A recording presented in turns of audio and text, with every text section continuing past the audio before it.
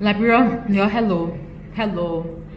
I'm coming with a heavy heart today because I have been following the attacks on the Honorable Supreme Court of the Republic of Liberia.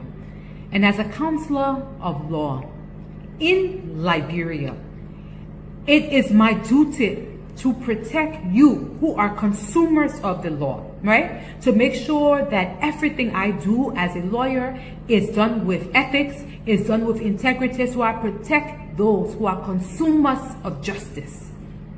Equally so, we who are lawyers are called to protect purveyors of the law, those who engage in the commodities of the law, including the Supreme Court.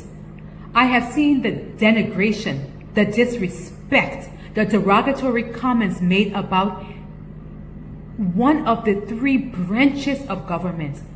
And we sit in this country and we don't say, "Wah!" We act like it is okay. Our society is declining more and more and more.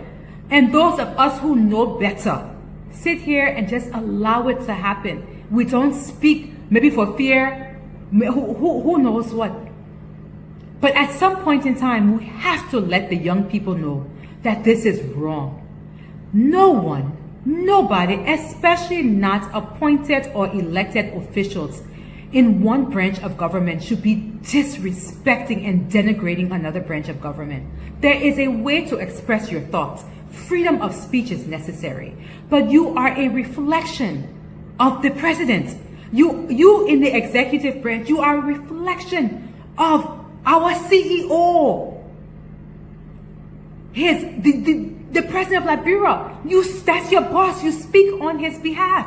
How are you making your president look in the region? I'm not talking about in Liberia, because people are monitoring us. How is an appointed official denigrating the Supreme Court of Liberia? You are making your boss man to look bad to his counterparts in the region. Stop it. And Liberians, stop going underneath their posts and liking it and encouraging it. The place where the post sitting, you're not sitting. You need to be worried about how you're paying tuition tomorrow. You need to be worried about which clinic you will take your child to when your child gets sick. Somebody not give you authority to go. You not put your hand on ratio. Do not go under nobody's Facebook post and be liking any disrespect to the Supreme Court. That Auntie Charlene telling you they want not Councillor Bromsky talking. Stay from the people in business, that be people business. What they're doing is wrong. I'm here to talk to the young people. Do better. Not everything is about your political party. Not everything needs to be political. The rule of law allows the Supreme Court to make determinations. I beg you, Papa. Let's live better in the country. And those of us who know better, let's try to teach the young people. You stay off Facebook. Do not go and post on anybody's post. Don't like it. Don't even go cause censor. Be quiet. Let them do the people talk. You're not inside you getting the gas slip. You're not getting the money they're getting. Stay out of their business. What they're doing is wrong. They're making the boss man to look bad. Yeah, thank you.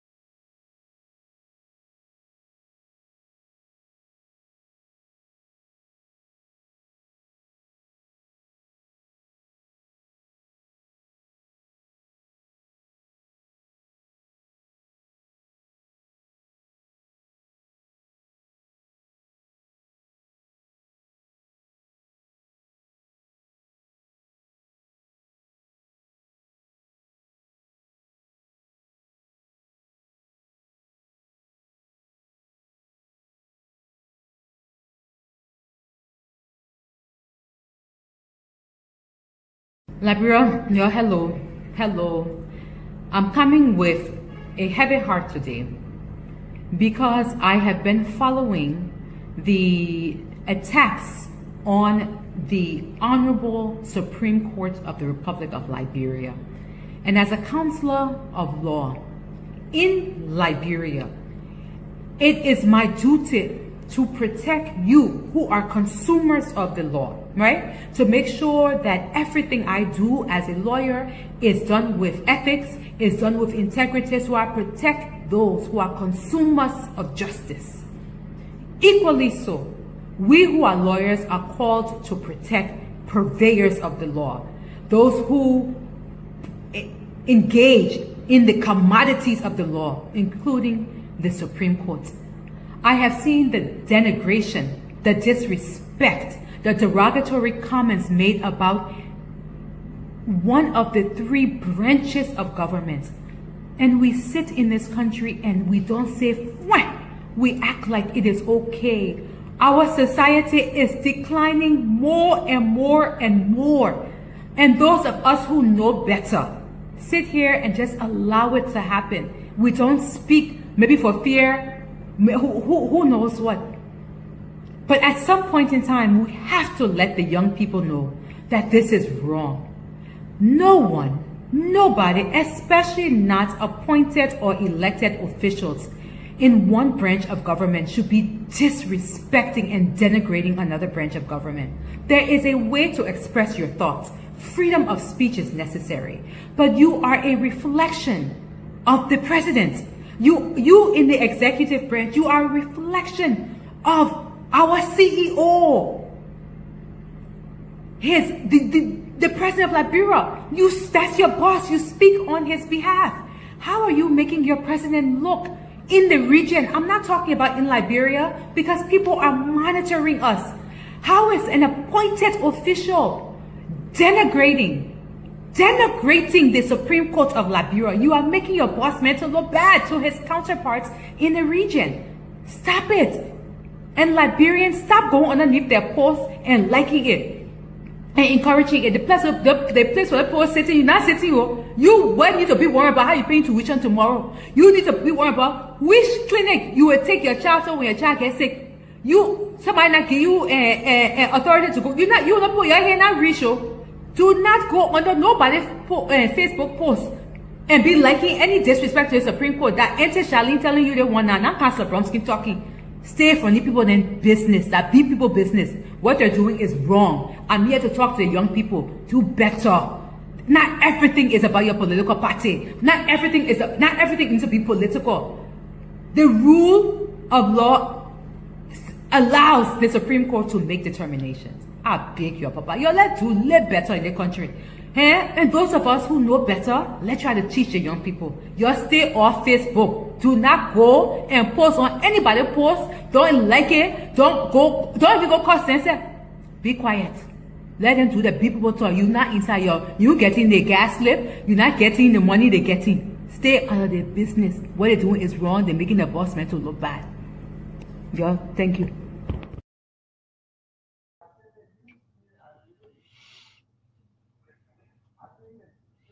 Tomalin, are you there? Okay. Yeah, let's go. Let's start. Let's go ahead, man. Let's go ahead. I just had to come and do it because today Friday, everybody. Let's go. Y'all move the stuff. Let's start the show. Let's get the show going. Yeah, it's already off already.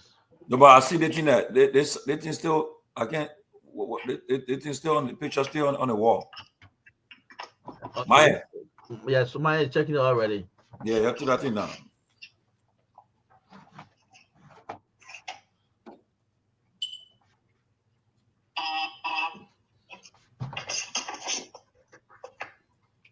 Yes. What's up, Ansu? How's the day? How's the day over there? Good. Everything here back home is good, and we. You getting feedback? The same story. You getting feedback? Is it okay now? Yeah, okay now. It's just the same story. That's all. This story going to last.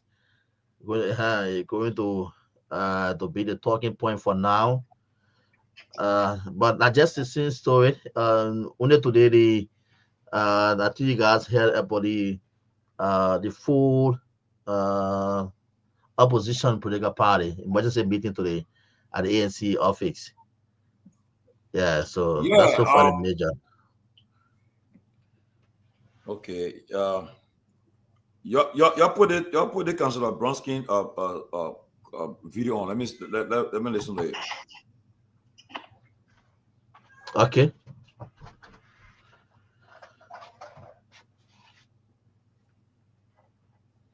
Well, everybody, again, welcome to the closing argument. Today is Friday, April 25th, 2020. Okay, they call me. Somebody calling me from President Baga calling me. Let me find out what he calling me for. Yeah, hold on.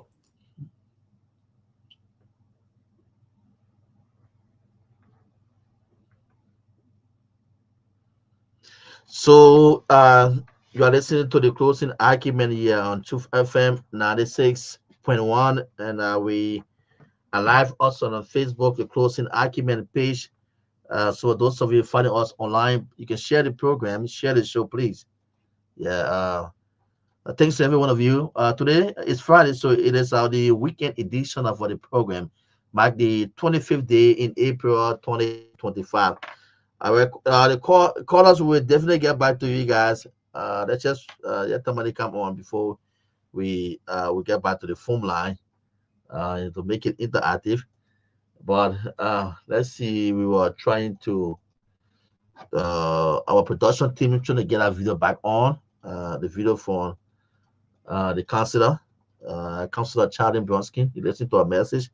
We're trying to get our video back so you can listen to her.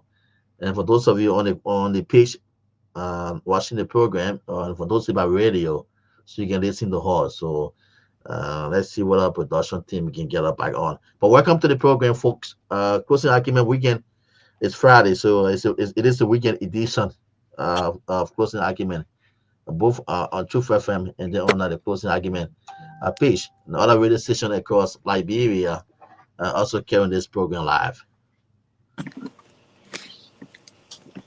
Well, Ahmed, good afternoon. Happy to see you. Yeah, but Ansu, I want to know what's the situation in Liberia today. I know I watched the meeting on health today. You can help today. I'm not thinking of the cow. The noise. Yeah. Okay. Yeah. Yeah. So far, I was just highlighting on. I said so far today was just the press conference, the emergency press conference for. I think President Baga calling me. Hold on. Me finally call me for. Hold on. Another call again.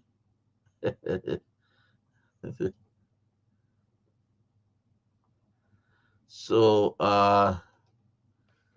welcome to the show. Those of you calling after the opening line, the guys are on already, so you can just hold on. When they finish with when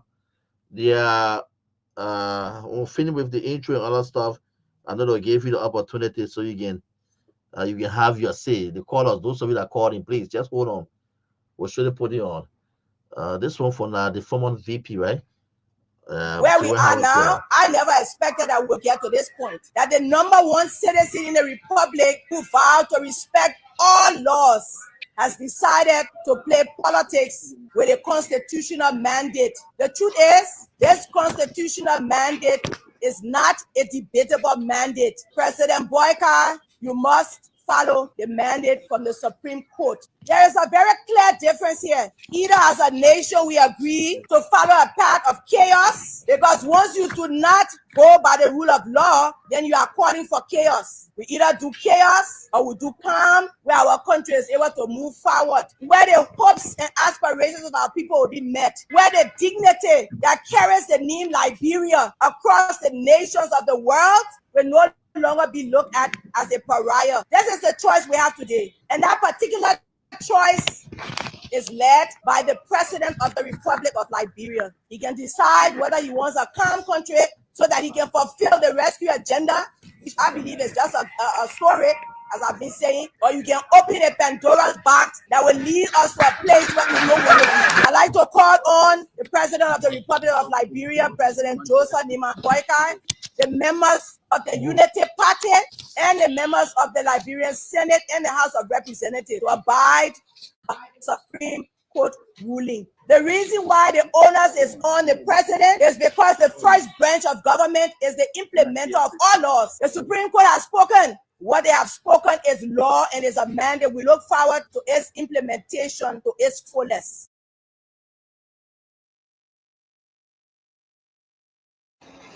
What troubles me is to hear a sitting vice president, Joseph Boakai, and his men to trying to tear our country apart. We are a post-conflict nation. Our peace is fragile. What we need to do is to reconcile and bring our people together. Not to separate us, not to divide us, not to destroy this country anymore. Joe used to be my friend. He too might have been a friend of Bromsky when I came home. What troubles me is to hear a sitting vice president, Joseph Boakai, and his men to trying to tear our country apart. We are a post-conflict nation. Our peace is fragile. What we need to do is to reconcile and bring our people together. Not to separate us, not to divide us, not to destroy this country anymore. Joe used to be my friend. He too might have been a friend of Bromsky when I came home.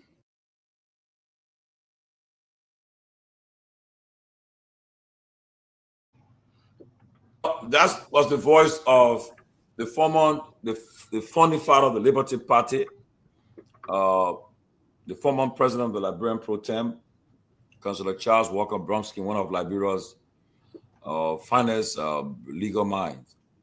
He was just talking about at the time, then Vice President, now President Boakai.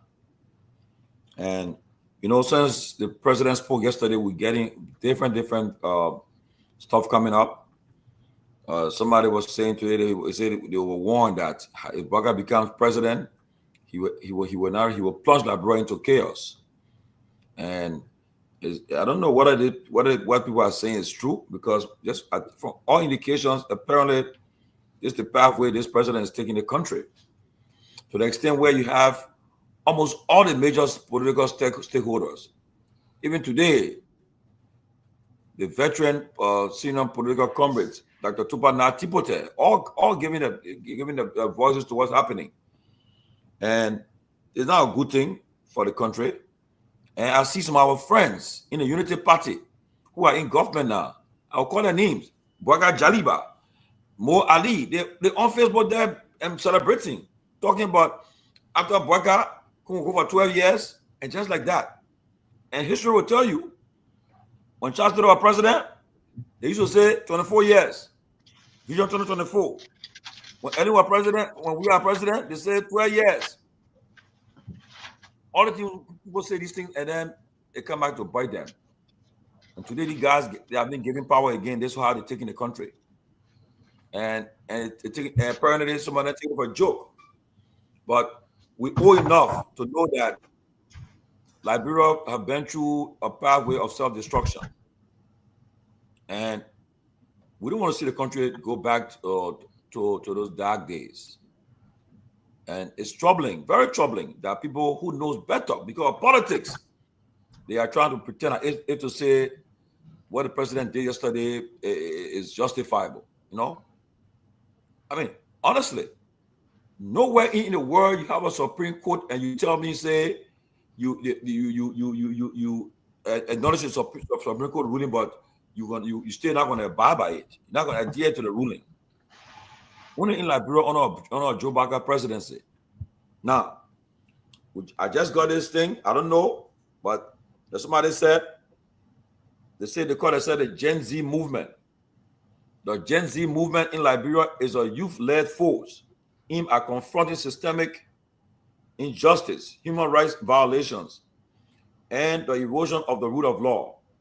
In the face of rising government inaction and President Boyka's refusal to fully honor a recent Supreme Court ruling, the movement seeks to unite Liberians, especially young people across all backgrounds, to speak truth to power. It stands as a bold response to growing political complacency, abuse of power, and a silencing of dissent, demanding accountability, transparency, and respect for constitutional order in Liberia. The Gen Z movement will always stand as an independent and non-partisan coalition rooted in the pursuit of justice, accountability, and the defense of democratic values. We are driven not by politics, but by principle of humanity, and will remain steadfast in giving voice to the voiceless and power to the people across Liberia. Now, they come up and say what they say. They call it. Now they're calling for the Boyka step down. Let me see what they say. Yeah, what they say. They say Boyka step something. Let me see. Boyka step down. Somebody saying here. Boyka step down. Now look, we got to be very careful because people take advantage of little opportunity and they're going to carry on the mischief. And Liberia is a fragile situation right now. You had a former ruling party that gave power with less than 20,000 votes difference. They gave power, and Boyka didn't receive a convincing governing mandate to govern the country. But yet and still, he was given an opportunity to become the president. What I would say, we're in our room. That night when president, we are conceded to him, and not to the happiness of his partisans, his party, but he did it. He said for peace and to keep the country stable. And then there been a lot of stuff been happening, but people have been just overlooking it. But today, the leader of STAN, he spoke. He made the most powerful statement today. Former CDC chairman Mobake Malu Jr. He said, "We're not asking President Boyka. If you get a Chairman Malu comment statement, you please play it for me." He said, "We're not asking President Boyka we're not asking him a favor. We're not appealing to him. We're telling him he must adhere to the Supreme Court ruling. And if he cannot do it, he's not going to go to work. We're gonna go to the house, and he's not going to go to work." So that's and with the support of the majority of the country behind such a statement, I think it's dangerous. It's trying times for Boyka to reconsider what he's doing to the country. And people who are advising him, and easier to talk, easier to make big mouth, easier to say these things. But when you get in talking on Facebook, let it come, let it do it. Y'all do the one.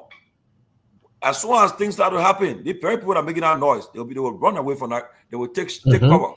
Take cover. You heard the motorcycle president said today, "We know where your children are attending school. We know where you're living. We know how many people in your homes. We know all of your homes there."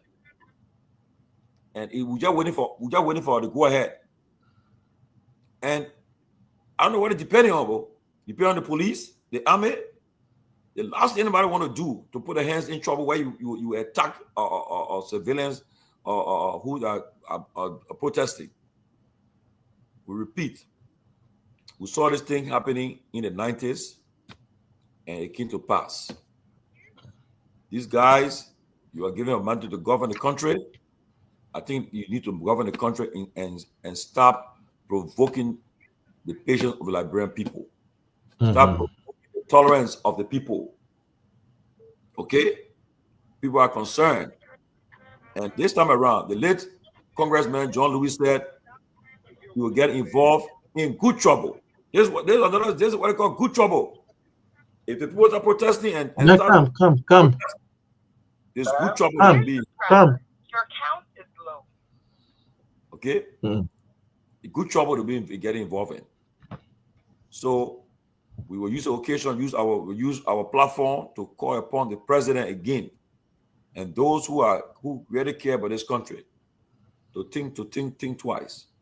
Councillor Gongloe wrote a very good piece this morning And he said, Boga, you still have a chance to redeem yourself. You still have a chance to save this country from going to chaos.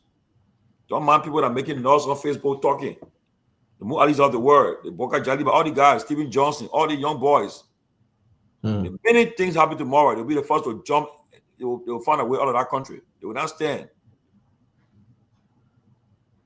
But in the meantime, they keep calling me. So take some calls. Okay, so mobile model statement, if we have it, that you can get it on while we open a line, so the guys can participate on 0776927472, 0776927472. Those of which are calling, you can now place in your call me live on the show right here. Good evening. Yes, sir. Okay, let's see, my brother. Okay, let me say congratulations for your platform. And I take a quick 5 point to make. My 5 point here, I really want to know if Liberia get an opposition in this country here. If we get an opposition party, number one. Number two, I want to know for the past 6 years, if Charlie Gunty was in this country. Number three, Liberia is the only country, as many people say, that the only country no one can people up from, no matter what kind of levy live outside, and you come back in your country that where you belong and you're supposed to do depending now on it to do. Number four, as a journalist, on any platform besides the platform here, you have to take things serious. One of the brother in the studio there, a full ranking, President Baka, that means, it will not look very serious what you're discussing there. But you know what but you know what the president calling the man? You want checking the man from don't know? What kind of man is now all the question you ask it, what do you call us that? Messi, you confirm what I true the president calling you. All right. I'm gonna tell you what the president tell me. They got it. Yeah. Hello. Yes, sir. Okay, I'm General Bawire of the Republic of Liberia. General Bawire. Put on loud. Yeah. Put on loud. Best general in Liberia, boy, Ben Sanvee. Okay, one of the best general in Liberia, boy, Ben Sanvee. Yes, because I thought Waka should do the best. And so I'm tired. I'm surely prepared now. No, nobody moving now, my man. Well, let the man talk. Let the man talk. Let the man talk. All right. So your plea warning. Okay. All right. Your warning strongly, yeah? He general what? Thank you, sir. He said General who again? General who? I'm General Bawire, Republic of Liberia. Liberia know me until I was a child soldier and I grew up in the war. General Bawire. So what Liberia know him? He fought for which side he fought in? AFL or which faction? I was a child soldier during the revolution. For who? For MPFL. Okay, MPFL. Yeah, we were the redeemed forces that went to Lofa 1991 to redeem the Loma and the Kisi. Okay, yeah, against the other group at the time. I spent 2.5 years there, and I came back to Fort of Banga. We repaired issue. We moved to Morovia, and henceforth our great leader became president. And after that, we were put down by Ellen Johnson rehabilitation program. Okay. So since then, I've been quiet in this country, but the way the country going, if he doesn't behave well, we'll redeem the nation from him. That one too strong. General Bawire 0776927472, 776927472. Yeah, Bawire say he tired. Okay, Bawire, hold your peace. Yeah, just hold on. Yeah, they put working behind. They're putting some things together. Walker will listen. Hello. Yes, sir. Please be audible, please. Yes, hello. Yes, sir. Go ahead. Oh, this is Isaac B. King Daniel calling from But it's not too low. Asu, I know what happened. They call low. Can you give it some volume? People right now, it is about us. Look, we have the power. We have the power to install, and we have the power to remove. Look, gentlemen, this thing is that's all of our constituency to recall or call our representatives there and ask them what they are up to. We can remove and we can replace them. We have the power. Simple mathematics. Why are you crying for oil around here? Let's come to ourselves. You don't. This have given a rule. The party is squeezed up. And these are making fun out of us in the house there. Let's record them. Have the power. We need only the people can record the send there and ask them what is going on. We have power to remove and to replace. Let's work on this. If the moment is there, his hair is tied. Let's loosen his hair. It's a simple mathematics. Okay. We should tell in this place, let's call our people to recall our representatives and ask them what they are up to. We remove them. We have the power. Okay. All right. Thanks for calling. 0776927472. The numbers to call on 776-927472. Call and have let's say participate on the closing argument tonight on 0776-927472. Add the numbers for you to call on. The next caller. Good evening. Please be audible, please. Go ahead. Mostly you are very low. You are supposed to straighten your voice, please. Calling you from Duason, please. Okay, go ahead. For me, I hardly call on the Cannabis Talk show. I always just listening. I'm a listener. But while government calling tonight, I just wanted to give a little piece of advice. But you will overlook it and you will take it for granted. But trust me, in today day, you should mark today day and mark the time, everything, and keep it. Why it's off? So let's listen to Stan mobile came model, right? Let's listen to mobile. It's on the screen already. Let's see what we can bring it on.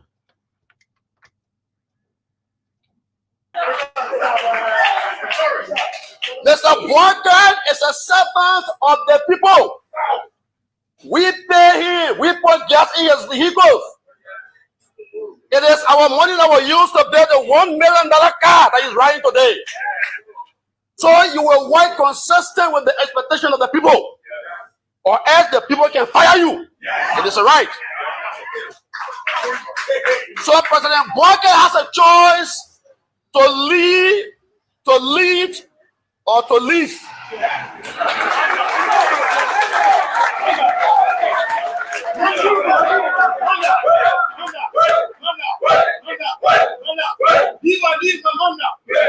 He can choose to lead, or he can choose to leave. It is his option. That is why, before I conclude, honorable organizers and presiding officers, long before his constitutional misbehavior, we are announced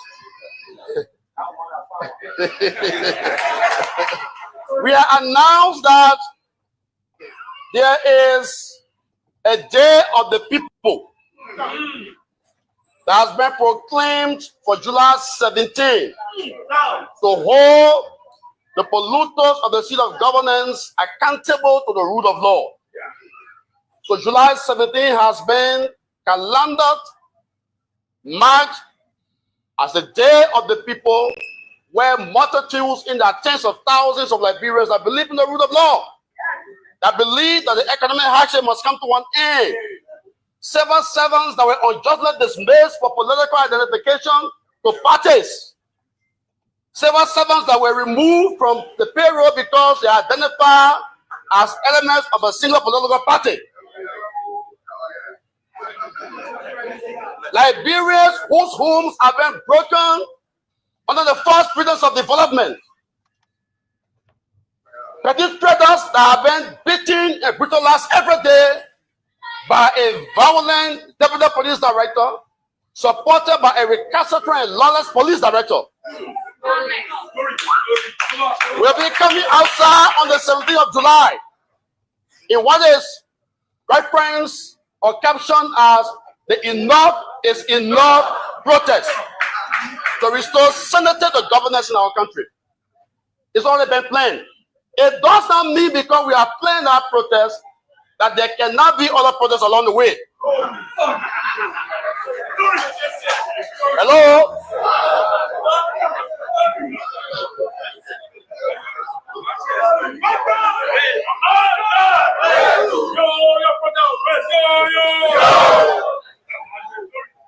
So I can't seize the floor for too long.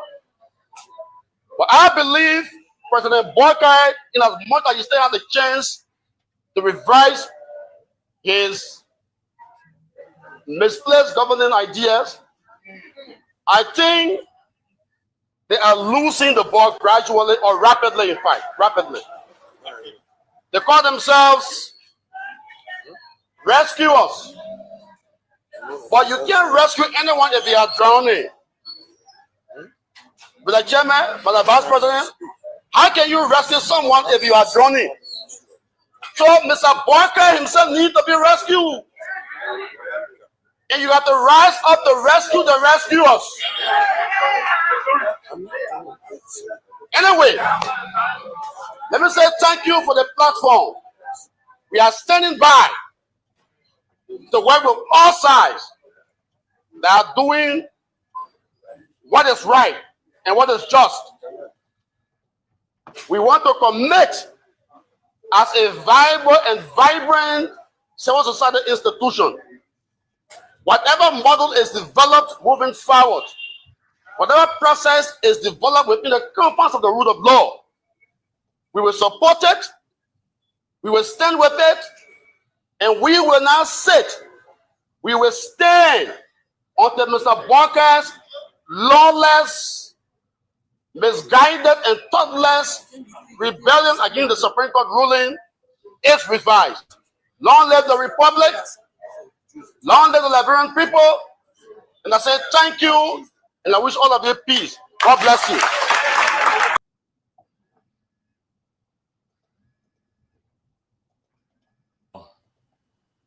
That's the voice of the former chairman of the former ruling CDC, and now the national chairman of STAN, is a civil society organization. I think is the largest in the country right now, I think. And Kehleboe Jr., calling it Doctor-y. Ahmed knows him more than anyone of us here. And he's someone who is a mobilizer. And trust me, and when he says he's going to do something, he's not playing. And right now, like he said, the July 17 rally already been planned, but now apparently they want to they're going to run it, they're going to file forward with it. And I'm hearing news information that the majority of black is saying they're going to file for re-argument at the court. It makes no sense. And the Supreme Court, I don't think they will even honor this. They would throw it away. The people issue the final ruling, and you freeze to honor it, and you want to file for re-argument. It's a joke. If they do it there, I'm not worried about it. The Supreme Court will not honor that. I just get information, but the reality is that Malu spoke very, very well, and he means what he's saying. Maybe Ahmed can tell more, because that's his close buddy. But Ahmed, you're confused. That noise. What is noise? I'm using an earpiece. Oh, but you think it will not work? It's a terrible feedback. Very, very terrible. Terrible. Let me get it. Yeah. Is it any better now? It's better, yeah. So, listen, Tomalin, initially when Malu had resigned from the CDC and thought that he wanted to go in civil society, along with many of us who worked in that direction, thought that, listen, if we will establish a civil society movement, it must be neutral, it must be objective, it must be one that will speak for the people of Liberia and not taking a partisan posture on anything. And so if you notice from the very beginning of Stan's own evolution, Malu supported most of the stand of the broadcast administration, particularly so when he said it was going to audit, prosecute people for corruption. On numerous occasions, Stan came out with releases that called for the prosecution and commended the administration at the time when he said, prosecute quote-unquote former officials of government who were involved in this. Malu, Stan supported those actions, and Stan commended even the government when they took decisions that were in the interest of the people. So I make that point to say that to see Stan coming up perhaps and prepared to work with any and every political party with regard to standing against the violation of rule, I'll tell you how serious and committed that process is, because that is a serious component of what stands for. And I tell you, no joke, over the last 24 hours, the momentum, the urge, the movement of people, not just in Montserrat County, between Grand Bassa, Bangibi, there has been too much urge, except that Bolo and State is trying to coordinate it and to a larger extent give the president an opportunity to redeem himself from this. But there is a growing tension. The people are tired. And I tell you, when STEM, it took a lot of discussion, a lot of conversation for STEM to finally agree to form part of the movement that include political party, because at this point, the conversation was, this is bigger than any and every individual. This is about the country. The fear is this: if you allow this particular incident to stand, my brother, what you have effectively done is to take Liberia more than 100 years backward. Because of course, every other government succeeding broadcast will just simply do the same thing. And what we have? Nothing. The only thing Liberians look up to, at least in the minimum, is that there can be redress and remedy through the code of law. So if that aspect, that institution is violated, is ignored, we're done. So we hope that the president will be able to immediately listen to the crowd of the people, listen to the wave of things, because it's coming from all sides, everywhere. Some people who have been silent, as you mentioned, Dr. Topan Tipote, those are voices of reasoning. Those are voices that when you see them speak, you want to reconsider. At the end of the day, and as he said in his statement, the country is bigger than any individual personal ambition. But then there's a contradiction when he operates the way he's operating at this point in time. You talk about negotiation. I would think the best path to negotiation is to first, as everybody has said, not only acknowledge, but accept the ruling of the Supreme Court.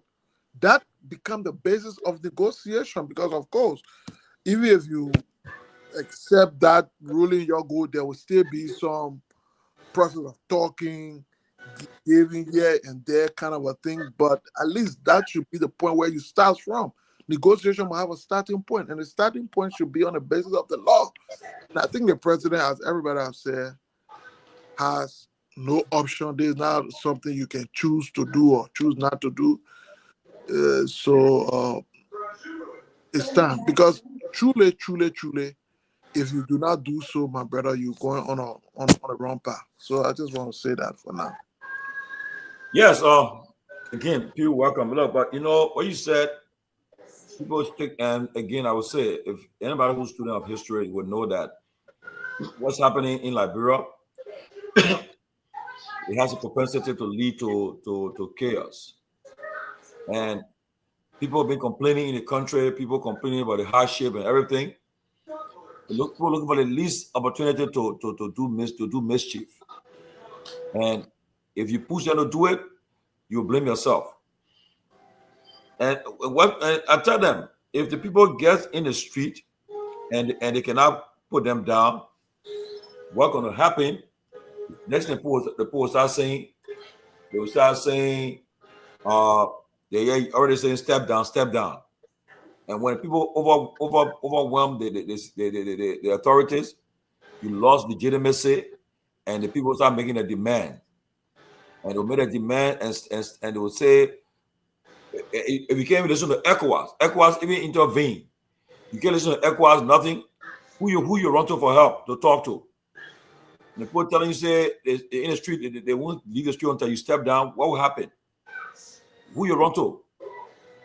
And next thing the people will say, well, you guys got to find a negotiated settlement. And so that's, and some of us, we pray for it not to reach to that point. But apparently, this president and his government, that's what it's heading to. Everybody talking to you, everybody advising you. I mean, there's no way you can violate, you can disrespect the Supreme Court and think people are going to sit down and let it happen. But let me hear from Pewee. Johnny, welcome. Johnny, you on the show, Johnny, or you still? No, I'm on the show. I'm on the show. Thank you. Okay, good. You're welcome. Okay. Yeah, thank you, Georgie. I think listen to the voices of different political leaders, civil society groups, it matters a lot in this process. I think, and other permanent citizens, the like of people and everybody, even the ordinary market women,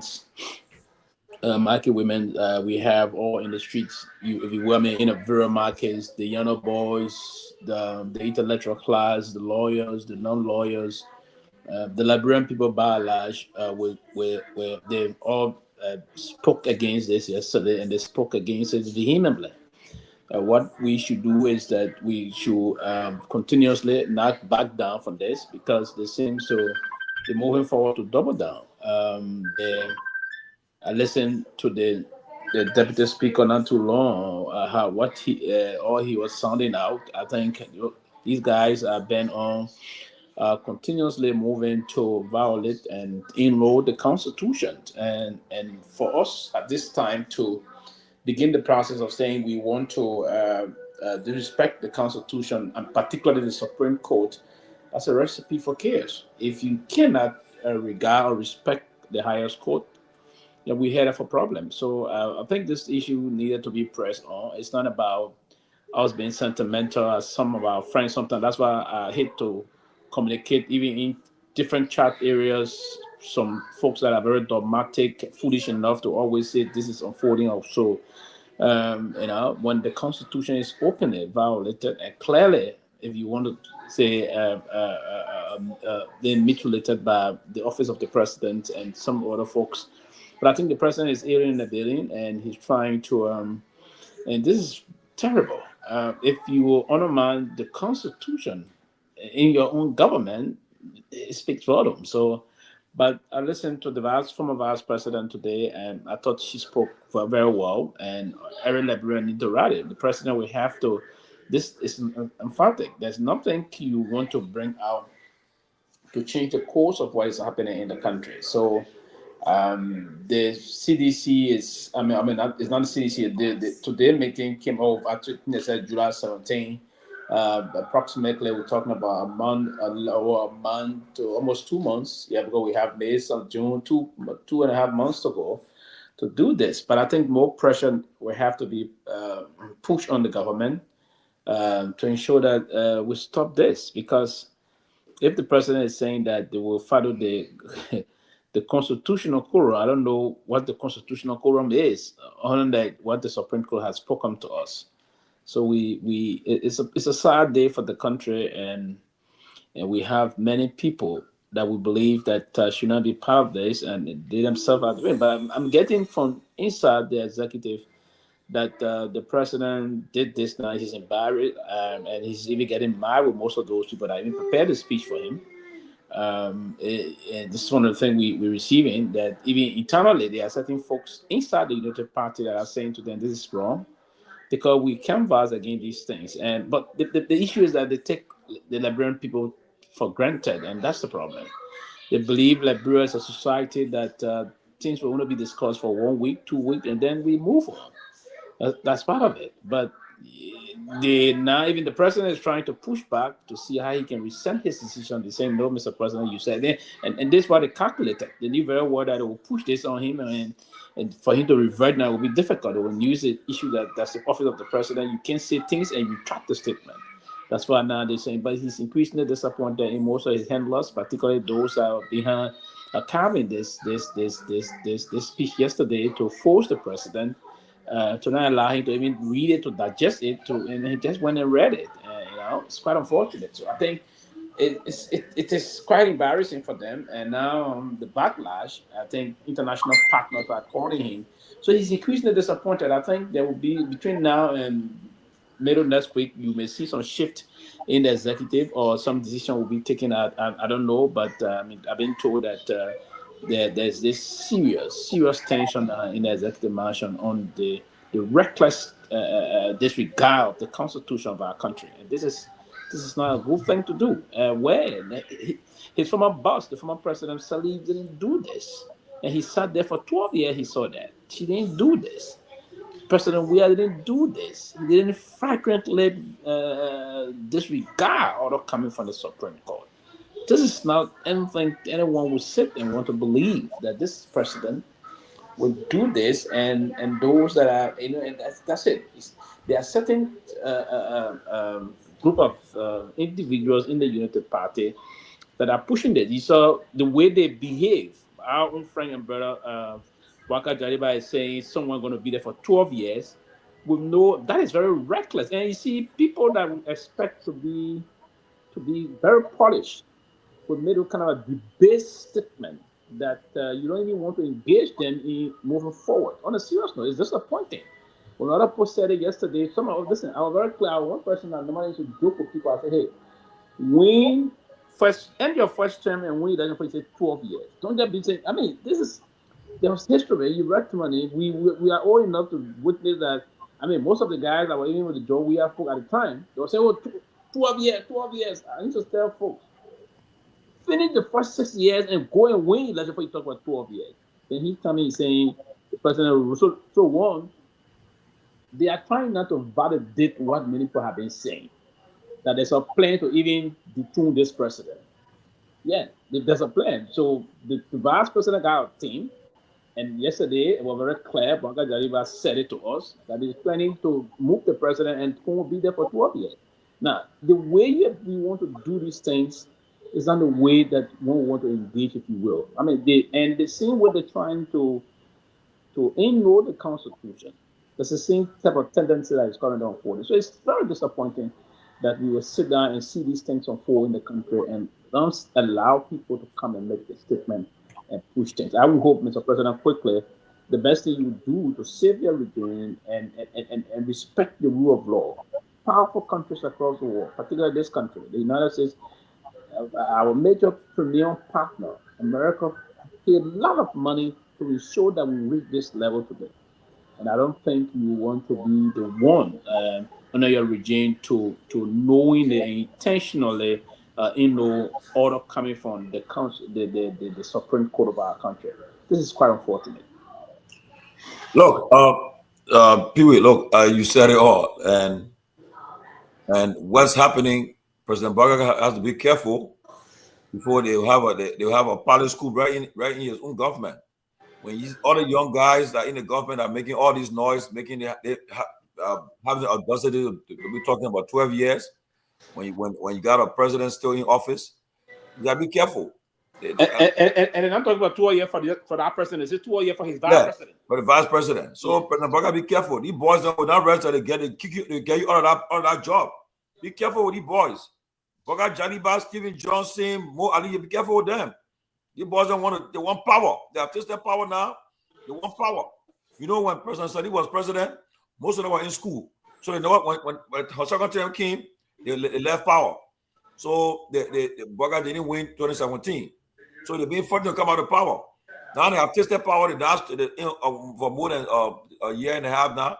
So they have gone to the head. Gone to the head.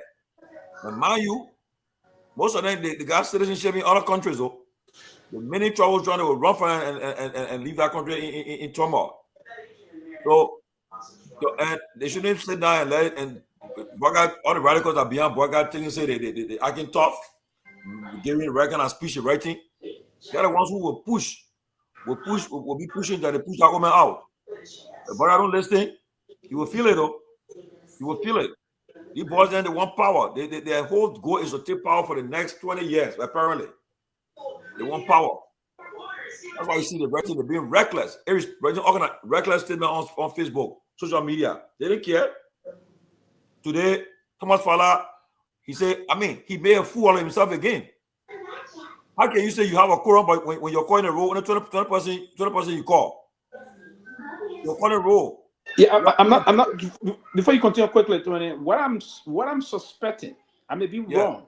Between now and the 13th of next month, Fonati Kofa will have the quorum. Now, the fact that they could have ruled in this way, most of those guys that are ideological, that are reasonable, they're going to see reason. There's no need for us to continue fighting here, and this is not going right. They're going to see most of the guys shifting out. So I'm convinced between now and the tech team, when we resume, I believe, and what Kofa will have to do and the CAM and the rule of law caucus, they will have to be more strategic now. And my belief is that if they engage in a more strategic way, and where they will strike the balance and extend olive branch, use some soft power. This is not the time to use hard power. To use some soft power, I believe you can continue. I believe they can get a quorum. Trust me. The fact that he said the roll call didn't reach the number today, right? No, they called. Myean, you got. I think I put that video in the chat room, Myean. You put it up. Yeah, go ahead from there. And mind you now, they had 20. He called a roll today or 20, and then Kofa got 29 strong, standing with him still 29. So, and how can you say you calling or you got a quorum? You got 20%. You calling. Toba Fala calling. You're doing the call. Okay. Hey, I hope the guy didn't put a video. You'll find that video. I put it up. I put it in the chat room. You'll find that video. Yes. Look, Pewee, these guys are joking. They are playing with fire. And so I told one of them to I told one lawmaker to I said, look, you know it's trouble in our country. If everything and collapse, you know what's gonna happen? You won't be lawmaker no more. You talk about going to a period where before election held, maybe not 3-4 year election held, before you will not even get that money to run for election again. Oh yeah. You play the video, let me see.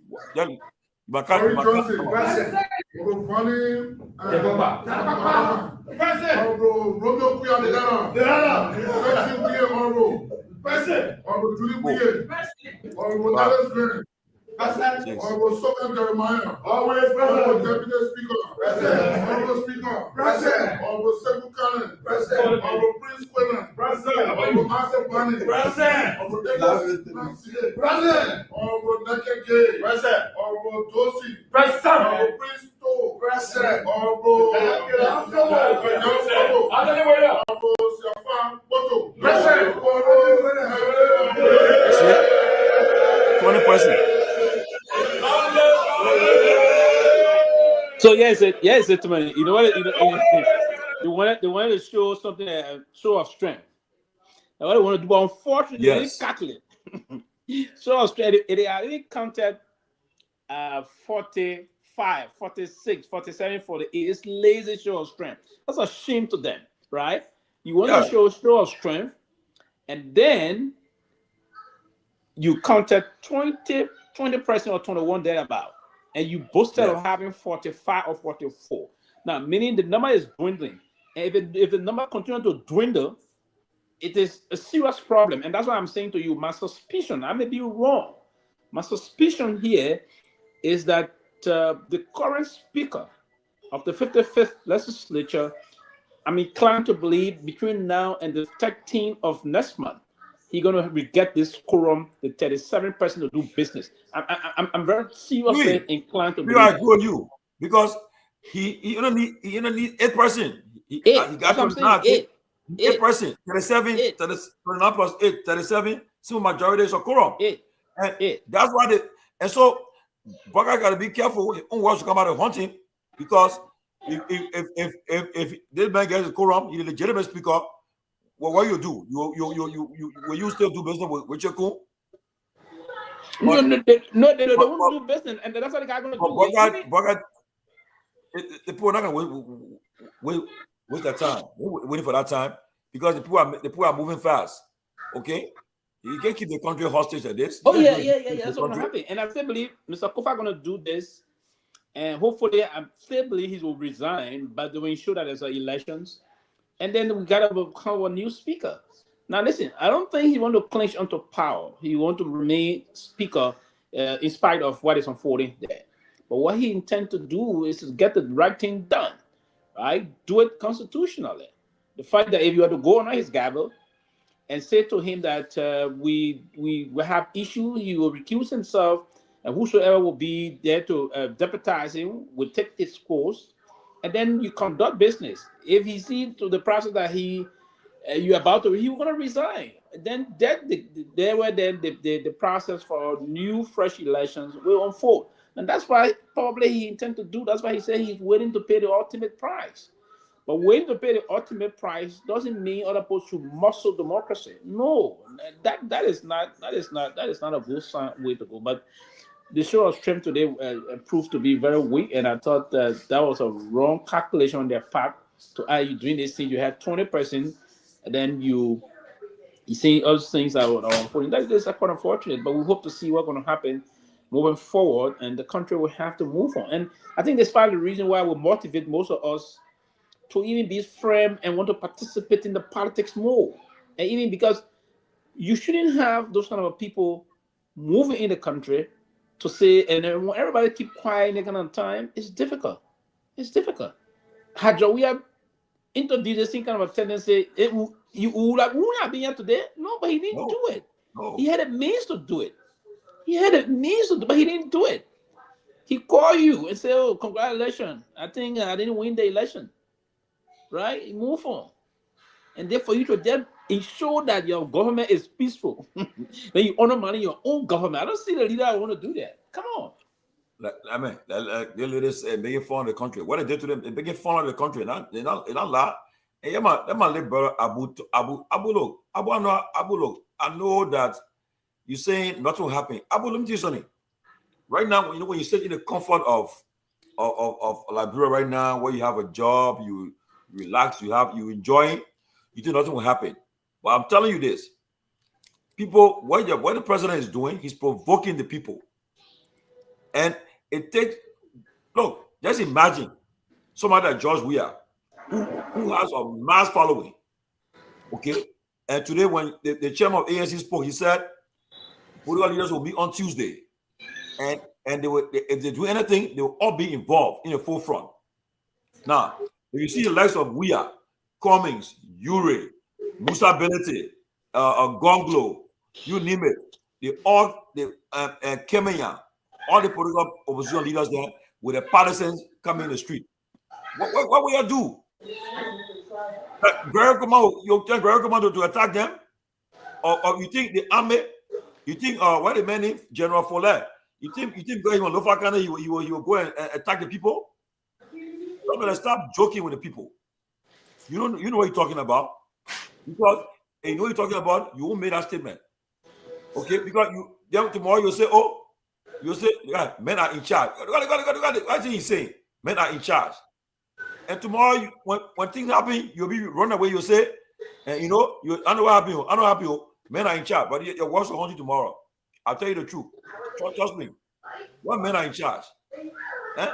You think Liberia? I mean, you hear people calling the show. All men say, General what? Where any? The man and their boys they've been saying that for a long time. When Taylor left, Most of them were disbanded. They were disbanded, put them down. General Bawire. General Bawire. Bawire. The body what thing? The first thing you organize a protest, they brought join me the group. You know, I've seen it's just like you in a glass house, and our culture can say then you want to show. Who's is that culture? Is who? Pewee. But you know, glass house you want to show stone. We'll be drinking beer on the table, and when anything happens, then the guy will say, "My man, yeah, man, we had a team, my man, we went and made big." Yeah, you in a glass house, you can be in a glass house. We wouldn't have to tell Peabody to ask stubborn. That's what we say tomorrow. Yeah, you can be in a glass house.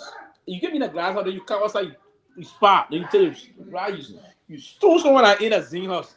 Seriously. Or in a mall house. In a mall house. I remember 1990 Pewee.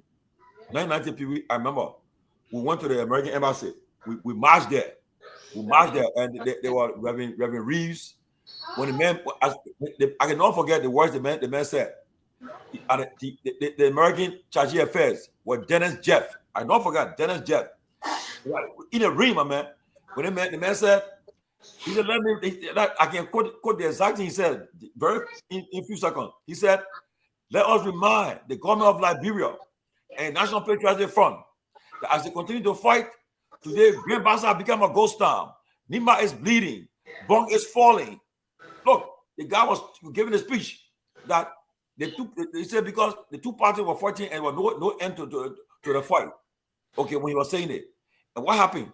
When we came from the embassy, what were marching to go back to the I think the Baptist church, one of the churches headquarters were going back there. Guess what happened? One group came from nowhere and jumped in one group and said, "Monkey count down today." Oh, when it's asking that thing, all hell broke loose. The people start firing. Things went all ahead. People jump the group and spoil our. That's why I say, be careful when you hear people say the marching. People can jump in that group. Oh yeah. Nobody want to do that. The history. And I want to know some mischievous. Okay. Well, they're not going. I was going in the individual Abu is about the rule of law. President Boga took an oath to defend, protect, and uphold the Constitution of Liberia. Not to come and say I acknowledge it, but then I'll do business with the Quran. He interpreted his own thing. President of all along, every friend all along. If you think that joke, that's what happened in the next few days. You guys will be calling and say, gentlemen, they put that the country going organ and wheel. First of all, Pewee, what people don't know, no investor will invest in Liberia right now. The first time someone kind of country, they put your name on Google. They check Liberia, they say, the newspaper headline go for the country. Yeah, because if you Google Liberia now, they're just saying, I say the country that is not respecting the Supreme Court. You see it? So tell me, all the trip you made last year, where I got MOUs. Even China will say, no, we get involved. We put our money in Liberia where trouble coming there. Turkey, all the people coming with MOUs. You think they'll put money in Liberia right now? No. When your bosses are telling you, say, we got money to pay you, at the time you start getting serious. You start writing on Facebook. You keep writing. More Ali saying that talking. That one, we were all around here hustling around. One day I saw in the Maggie house. One day, I was visiting Liberia time with a spoon. In the Maggie house, they call it darkness. That more Ali Ben. You see here? He said Supreme Court not. You see here? Yeah. He said Liberia Supreme Court notified majority block action. Them is unconstitutional. Okay. Well, you see people like Liberia, I reporting that thing and coming on those one in some cases. You see, yes, I think there's it. So it was better because you got thing in Front Page Africa and reporting all these things. And most of Front Page Africa, you see the rule of law, not.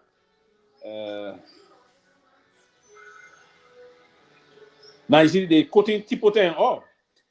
They say it's a rule of law, not rule of outlaw. See, quoting people that Tipote. You see in the on Israel. See you see.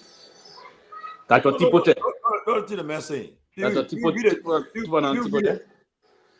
You see, it is unfortunate that my big brother Pewee is not reminding his French testimony about CDC disregard for the rule of law, honor, we are stewardship. So if CDC did it, so you be you say you're rescue the country, you're going to cheat the country. Actually, I mean, you just it makes sense. I mean, it made no sense.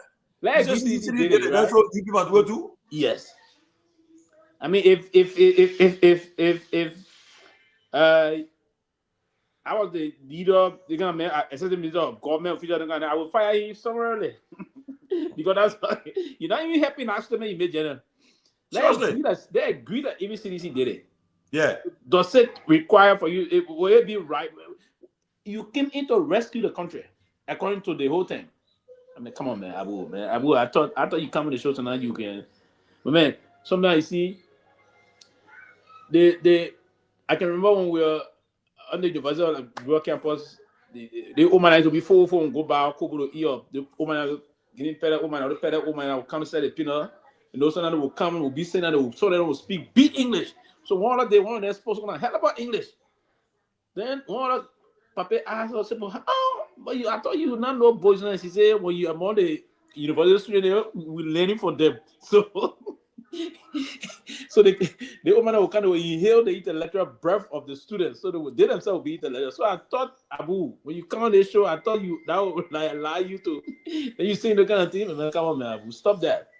Listen, Abu, it's not everything you have to respond to on a serious note. You part of us. We all share the same thought process in terms of coming on show. Though we may have a diverse view in terms of the politics. You see it? That was saying, the majority black, they go on the Supreme Court. They say, you say you have quorum, so the decision from the highest court in our land, which is the Supreme Court, was rejected by you. Now we are so-called now. So they say they're going to the Supreme Court too, the majority black. You see, look, but first of all, the Supreme Court will not honor it because if you can respect what we said, you can respect the Supreme Court listen to everybody. Well, I mean, listen to everybody, but people listen. Why they going to the Supreme Court for first? I want to say this. You say they're going for. They want argument. Majority bloc had run to the Supreme Court for re-argument. To re-hear the case? No, the court will dismiss that. The court is definitive. Article 65 and 66. Yeah. Let's go to 65, 66. Come on. 66 is every they are the final arbiter of, and I mean, I don't really know, but we'll wait for the Supreme Court to listen. I don't know if there will be a conference call for that, or they will just trash it all. So we want to what the justice in chambers, if the justice in chamber going to get dismiss it or going to take it to the full bench or whatsoever. But I don't think that's going to suffice. Listen, it's not possible, Chief Sylvester, for reopening for re-argument. No, the Supreme Court have rule on that matter. You can't go for a re-argument on that case. That you can't call for retrial. No, it is the court. If we're coming from any of those sacred court, that's the highest appellate court. The Supreme Court is the higher court, right? If we're coming from any of those trial court, and then you say, okay, you go back to the Supreme Court to hear that, or you file for retrial, the Supreme Court will look into it and instruct the court to go for retrial, right? Again, the lawyers will come and tell, but the reasoning here is the Supreme Court Article 66. And do you have the Constitution there with you? Can you go to Article 65 for that? Read for the benefit of the public, and I'll follow us quickly. 65 and 66. Let me see if I can get that quick. Article 65. Okay, let's go to Article 6.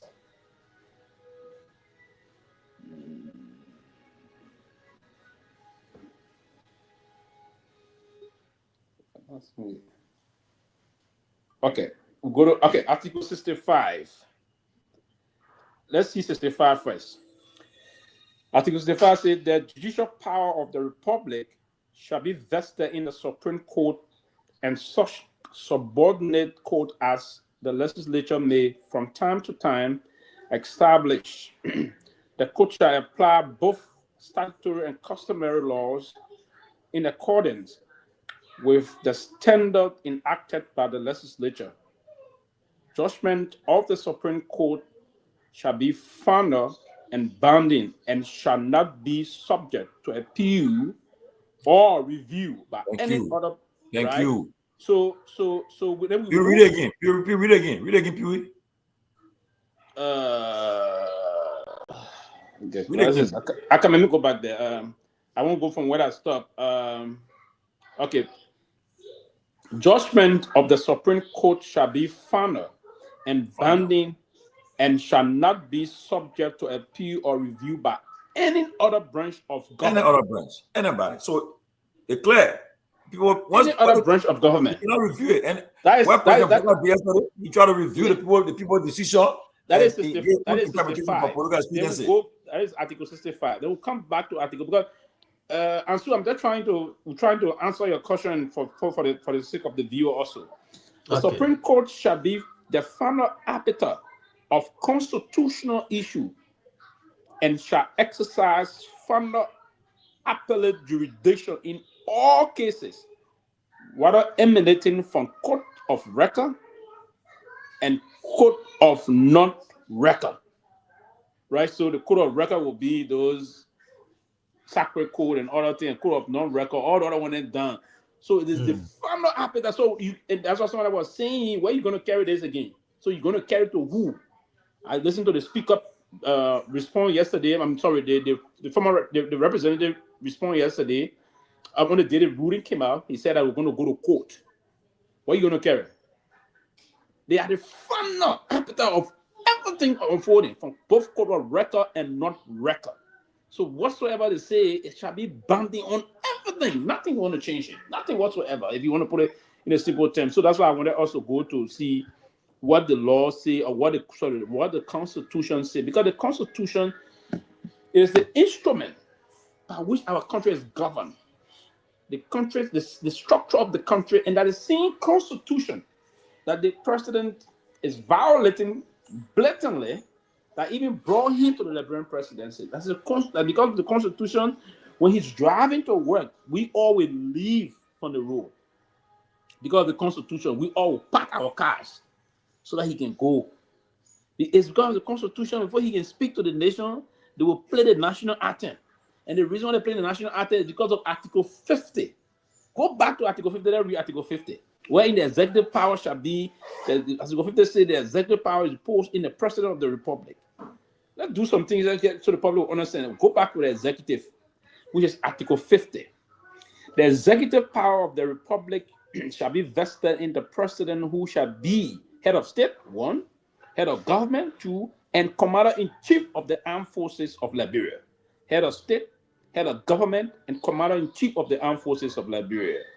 The President shall be elected by universal adult suffrage of registered voters in the Republic and shall hold office for a term of 6 years, commencing at noon on the 3rd working Monday in January of the year, immediately following the election.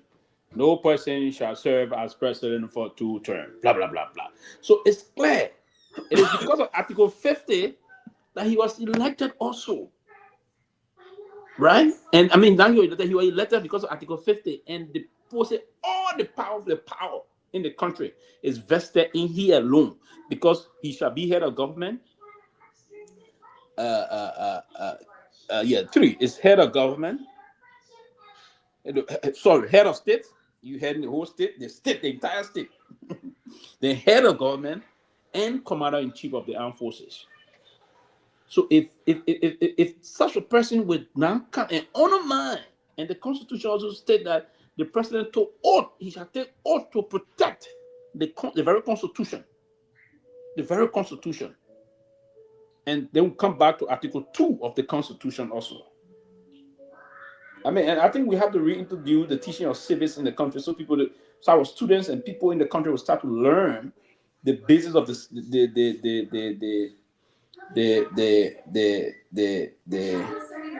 Constitution. That is under the structure of the states.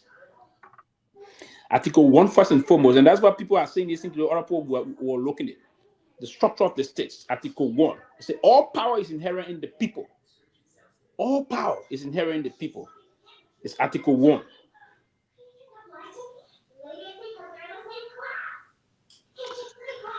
Okay. And So go ahead. yeah. So can we get back to the phone and pick up more calls, right? Yeah, take some calls. Yeah, take calls. Article Okay. 1. So for those of you who try calling, you can place in your call 9 to 0776 927472. So you can call and I'll definitely put you through 0776 927472. Are the numbers for you to call and be live tonight here in Liberia on the closing argument on 776 927472. So if you try calling, you call now so I can put you through on 0776. Please be audible, please. Please put screen in your voice. All right. Go ahead, you're live. Yes, sir. Please be audible.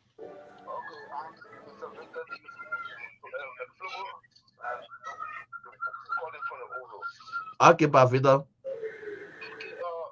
first and foremost thing I want to say that the entire episode it was orchestrated by our president because the moment he took authority from here to the Vatican, it was the very time the situation occurred.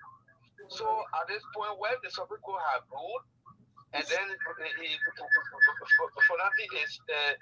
illegitimate, and he coming out to say that whosoever have quorum is the person that you're going to deal with.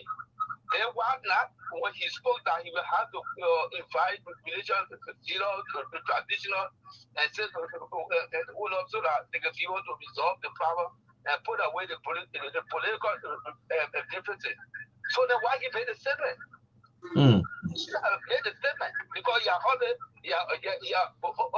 resolved the entire process by calling the religious leaders, the council of the churches, and the traditional leaders in order to resolve the issue. So there were in no way that he should have brought in a quorum. There was no way because he knew that when the problem is solved, they were going to do a quorum and they were going to do that proper business.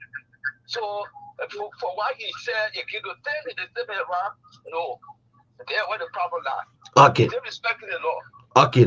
All right.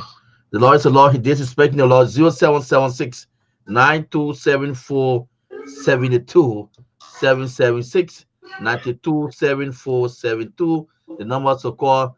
The next caller. Caller, are you there? Hey, can you please walk away from your noise? It's not good for me here though. 0776 927472. The number to call. You'll be live on the show. The next caller there on the line. Caller, are you there? Go ahead, you're live. Hello? How you doing, guys? Yes, sir. Hello, how you doing? Go ahead, yeah, you're live. Okay, yeah, Joseph. Joseph? Joseph, you calling from the US? Yeah. Okay, go ahead. So, you see, what Woman Walker is doing, it is not the advice of his employees or his appointee. This woman knows everything he is doing. And he's doing all on purpose. The first thing is this.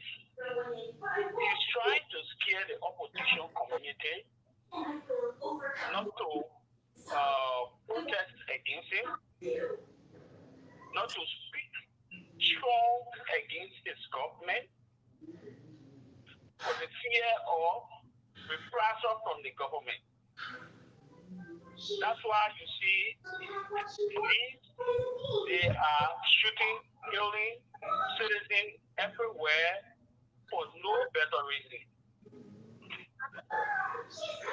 Woman Walker is not making mistake. He planned and he executing. And if we are not careful, he will plunge Liberia into crisis that it will become difficult to recover from.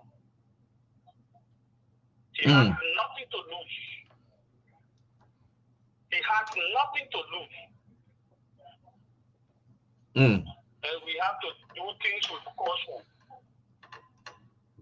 Thank you so much. Okay, all the way there from the US, you managed to get through this line.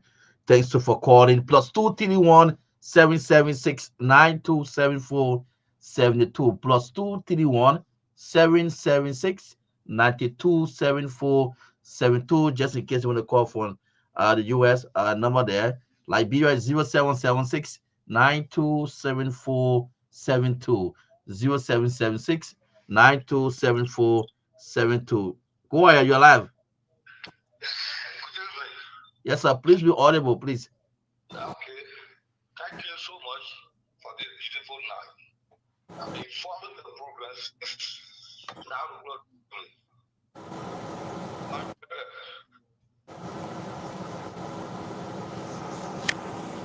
Are you there?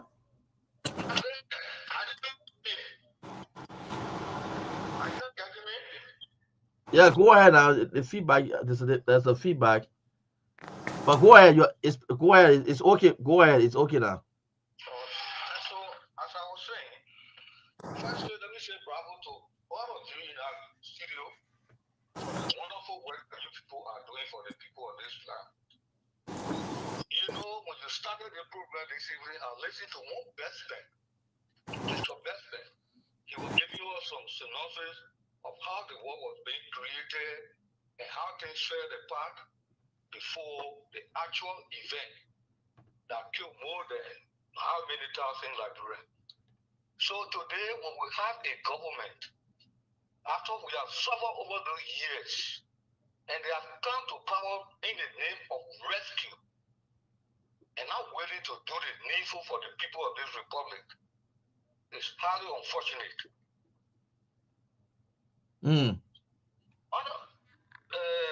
His Excellency, President Weka, with all of the experience, 45 years, 12 years as a vice president, would not be able to contain the political tension. He's not able to convince those people in our house the way Madam Sedi have managed for the 12 years, change speaker twice without noise. That woman has failed to follow suit. But it is so surprising. I got problem with people like Honorable Kofi Woods, who is a security advisor to the president. And what we are saying there has security implications. People are threatening to take onto the street when he now revised his statement made yesterday. What will happen? Helter scatter. Things will fall apart. The center will now hold. Where is the security experience for which they are taking the second question by the woman?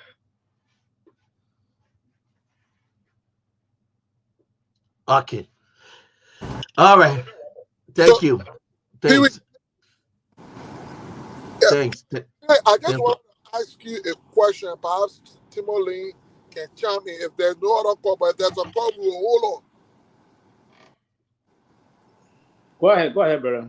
Yeah, so Pewee, I just wanted to know the both sides, Kofa, the speaker, in his response to the court's ruling, and Bwaka's response, there was something both of them said that a common thing. Both said or suggested or used the idea of negotiation. Kofa said it's team of reconciliation to negotiate a transition. Bwaka said negotiation. So my question is this form of negotiation a clever attempt to also bypass and the full implementation of the court's ruling, or do you think negotiation should be an option in this time? Are we setting another precedent to bypass the process, or if there will be negotiation, what methodology, what will be the basis, what route you think it should take, how it should go about if you were to advise in that direction? I think And yeah, we have to be mindful to not substitute negotiation to replace the rule of law process. And so my advice to this is that it's a great thing Mr. Kofa said, the speaker said, that he's willing to pay the ultimate price. But before paying the ultimate price, then we have to the rule of law, the rule order base will have to be followed. So, but that is that, hey, but for the rule order base to be followed, you inviting them, and that's what the Constitution says. The minority, we found means to invite to compare the majority to come to section. So it's part of that negotiation that will be going on, because the constitutions didn't clearly tell us how do we compare them. That is the means they're going to do. But some of the negotiation, and I thought if the president had just said that we're going to respect the decision coming from the court, but we're going to work to politically see some way, that would have been a way to escape from this issue.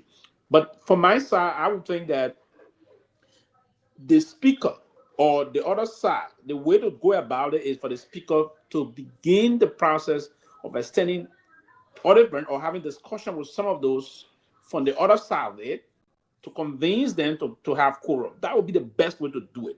Because if the state remain adamant that they don't want to, most of them that they don't want to come, you will have to find means to negotiate with some of those people and make it to understand it's about time to do the Liberia job. But I sense where you headed, we should not substitute this process about negotiation in the place of the rule of law. That would be something to do that would not be okay. But you can have conversation with them to compare them so that you can have the requisite quorum to do the Liberia business. But in keeping with the process that saying, oh, we'll negotiate behind the scene to know the rule of law or the constitutional mandate from the Supreme Court, that would be problematic, I think. So let me follow up with this. The court has ruled effectively nullifying Coon's speakership, or perhaps an assembly that will have Coon presiding. So let's say this: if and part of the way the House work is to provide oversight, invite private and public institutions or heads to provide report or investigation about the activity.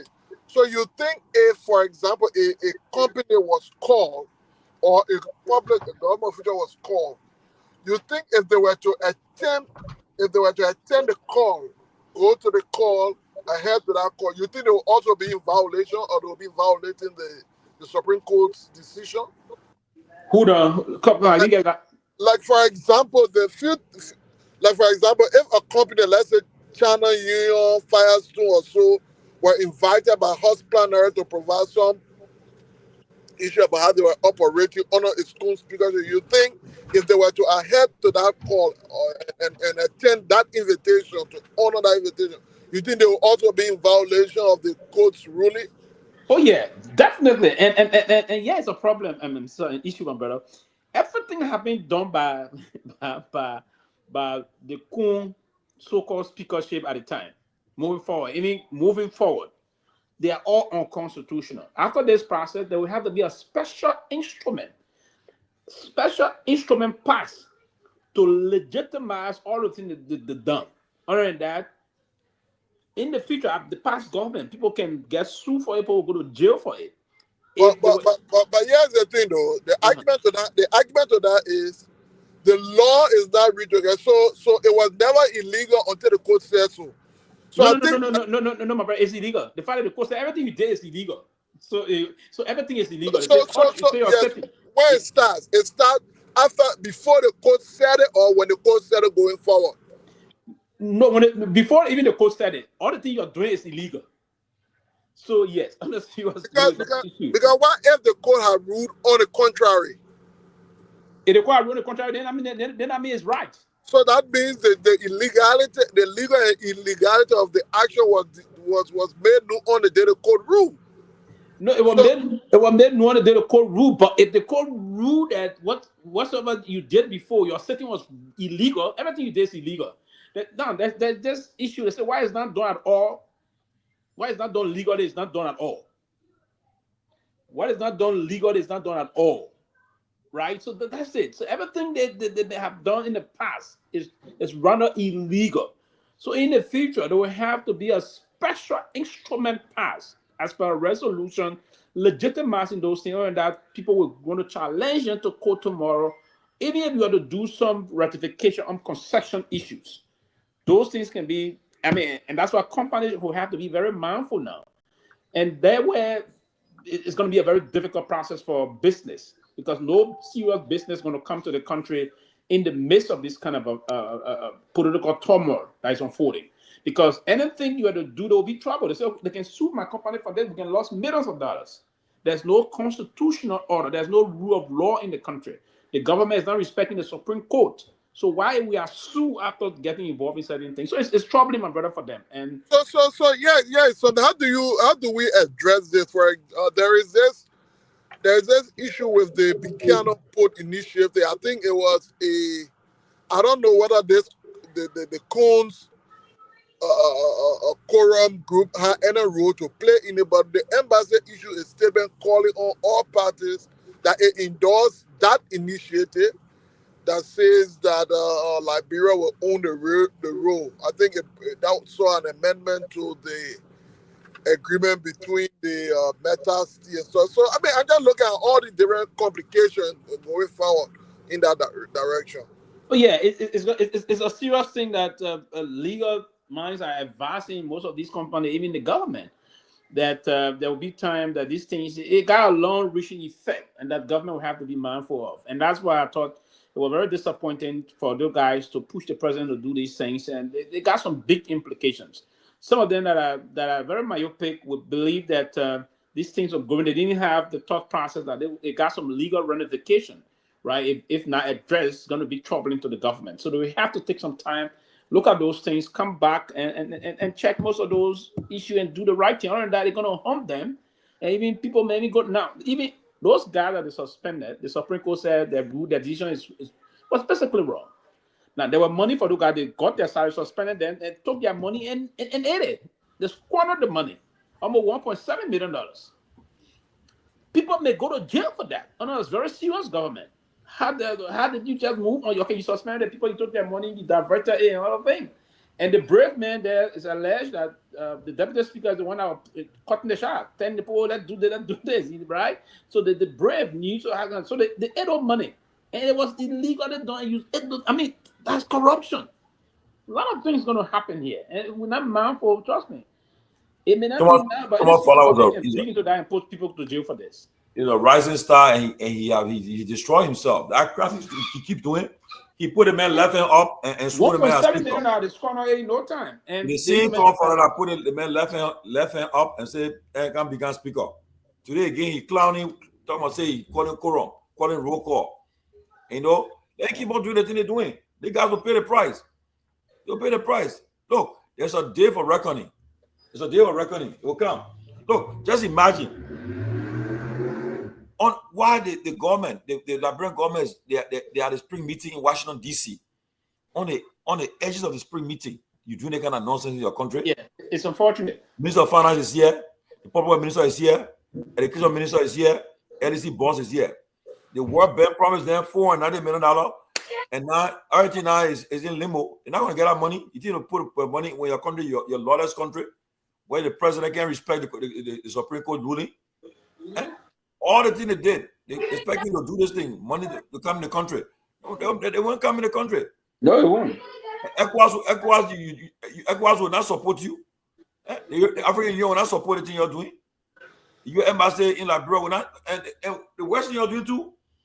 You got Trump in office now. Trump in care. He's just mentioning Africa. As far as concerned, he only focus on Israel, Ukraine, Russia, China, and entire business. He after took my Liberia said, our ambassador, since they confirm him, he been Washington D.C. for almost more than a month now. He can't meet Trump to get a lot of credence. We don't have an ambassador in America right now. My friends are acting the charge of affairs as a year. As is the deputy chief of mission right now at the embassy in Washington D.C. Send Hassan contact him here to present a lot of, and you know Trump not. And tell me what I know about Trump, he loves to sit down in office there. He can go get down, go do all that ceremony for you to go gain a lot of credence, to go do that all that. He will not was only a president can do it. Nobody else can do it for him. Only a president can do it. J.V. can do it. Margaret Rubin can do it. The president of a country, so they serve a letter of the ambassador, a letter of credence. So, like, bro, we don't have an ambassador yet. He'll be here for a long time. People will be seeing that yet. If I found John be teaching in America, why he waiting for a letter to get a letter of credence? Because Trump not going to invade the White House anytime soon.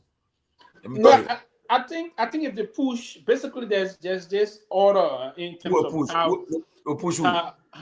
So what we have to do is I'm told he may almost 2 weeks now. From that direction, that's a normal diplomatic. It's a best practice. So yeah, but you go to the president. The president of America, I got to receive it. Not nobody else, but the president. Nobody else. The first thing is that you have to first and foremost. The fact that he's here, he will have to move into the State Department where he will register of the Secretary of State that he's here. That's probably the Bureau of African Affairs. Right? So then you present. So you first and foremost present your credential to that. The first phase. Then the Secretary of State will the State Department will receive it and do the arrangement on the day you're going to be presenting. For us, if you came to Liberia, what you do first and foremost, you pay a courtesy call on the foreign minister. You present copy of the credential to the foreign minister. When I see Margaret Rubin anytime soon, Margaret Rubin already control the time. So the foreign minister receive it and then set an arrangement as to the day you present the credentials. We don't have a normal government in power in America right now. So as I contact with Senate, he will stay there in Washington D.C. there. If I were him, find someone at job to be teaching. He will go through the whole family. He's going to go through. We do it. Look for that. He's going to go through and no. line. But Timberlake John, ambassador. So he may it's on your. He may go through. So you have to do it through the department. Then they will channel him. Ruby or Trump can stop in terms of diplomatic courtesy and return. I think they will just have to. You'll just see one day. You'll see quietly and because I tell you, according to my foreign policy, foreign affairs knowledge, I know. You got to get a letter of credence to the president of a country, nobody else. Listen, and what I said to you, it's going to happen. But he's going to go first and foremost and inform the State Department that he's in country. Yeah, they already know. I know about procedure. The woman, the Japanese Secretary of African Affairs, that woman busy. They want no, even that don't find time. He barely got to find time. Listen, they'll get your appointment, man. No, when it comes to that, that's your friend. I don't want to be political on that. I think, and I do understand diplomacy deeply. So I believe that that is not an issue. They will do it. One day you will just see the picture on Facebook that the government will do a release that he presented his credential to the president. When George Patton came, the same thing happened, right? He was there for some time. You are a normal government in power, Ibo. No. It was the same Trump or Patton presented his credential to, right? It was. I'm trying to busy. I'm trying to first time. Yeah, the president always busy. All the yeah, let us see the president right. When you go there to go and walk, to go and get that man all that ceremony to get. No. It's not all. They just get the line in front. You come, you enter and give the president. It's not all of them will give that kind of ceremony, right? You just come and five. There's a brief ceremony on that. It's not going to last for more than 1 hour. No, it's not. It's not even going to last for more than 30 minutes. Yeah, it's not lasting 30 minutes. You go to speak, you go that's something speaking time maybe, and the other will give you about 1 hour side maybe. The ambassador will speak, present to the president, speak for like 5 minutes. The president speak also. The toast, the both individual, the president would toast, the ambassador would toast the president toast finally, and then the time for picture after picture. The first thing. They already put a call on the embassy. Is it? They put a burner list. You put that ready yet? Is it Marco? Put a burner list. The information also is not true. The family denied that information. We cannot because of I'm looking at the website. We can't because of broadcast poor attitude which anything ill of and for our countrymen, brother. At the end of the day, Liberia need its ambassador here because there are many Liberians in the U.S. that need services from that embassy.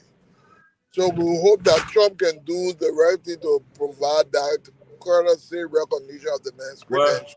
I'm going to Washington, D.C. next week. I want to see the ambassador. I'll see how we help Yeah, to push but it. listen, I would predict that between now and the end of this month, anytime before the end of next month, Ambassador Conte will submit his credentials. I'm very sure of that. It's best practice. It's diplomacy. My man. It's going to happen. You think I'm here for long? No, it's going to happen. Country should be represented, right? It's just part of it. I'm not a serious country, man. No.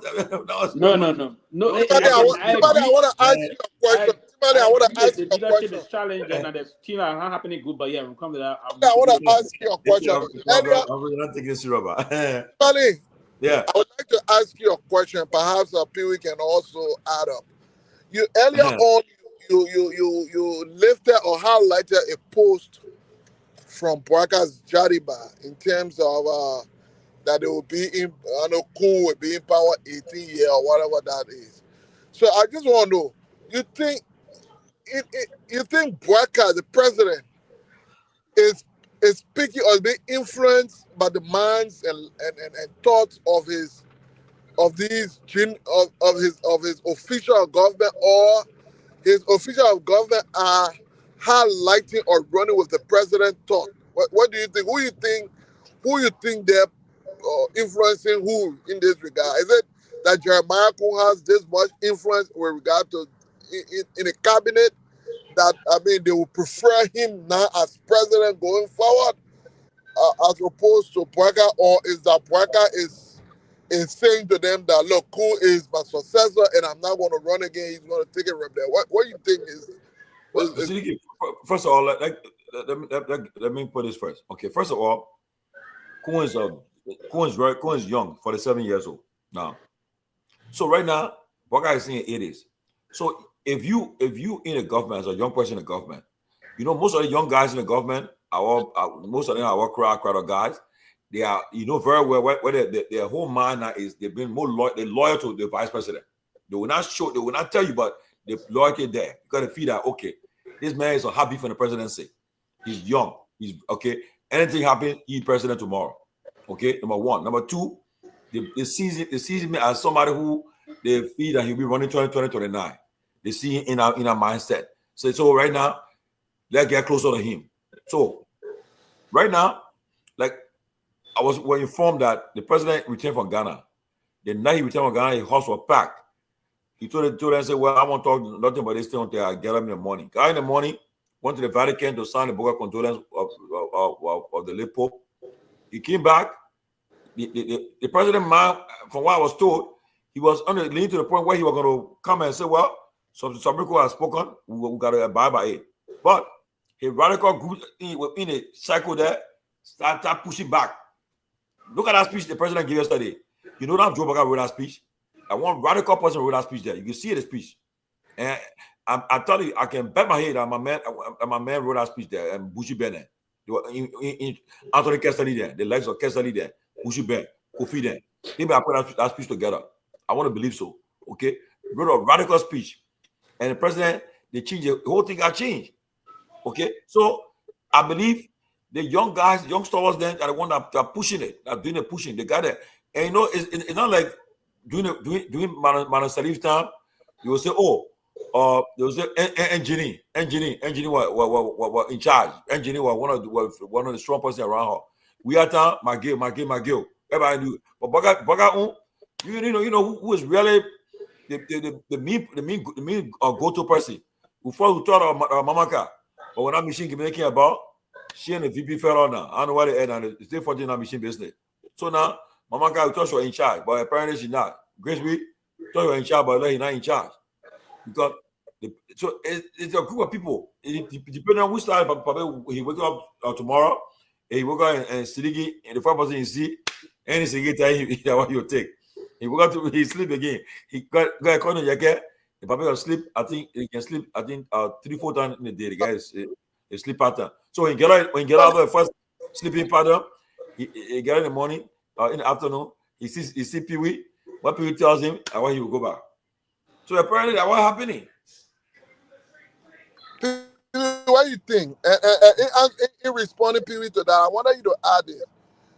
With the exception of Jeremiah perhaps being able to influence Nema Kande, do you think he has the national appeal as compared to Gostin Gafwan?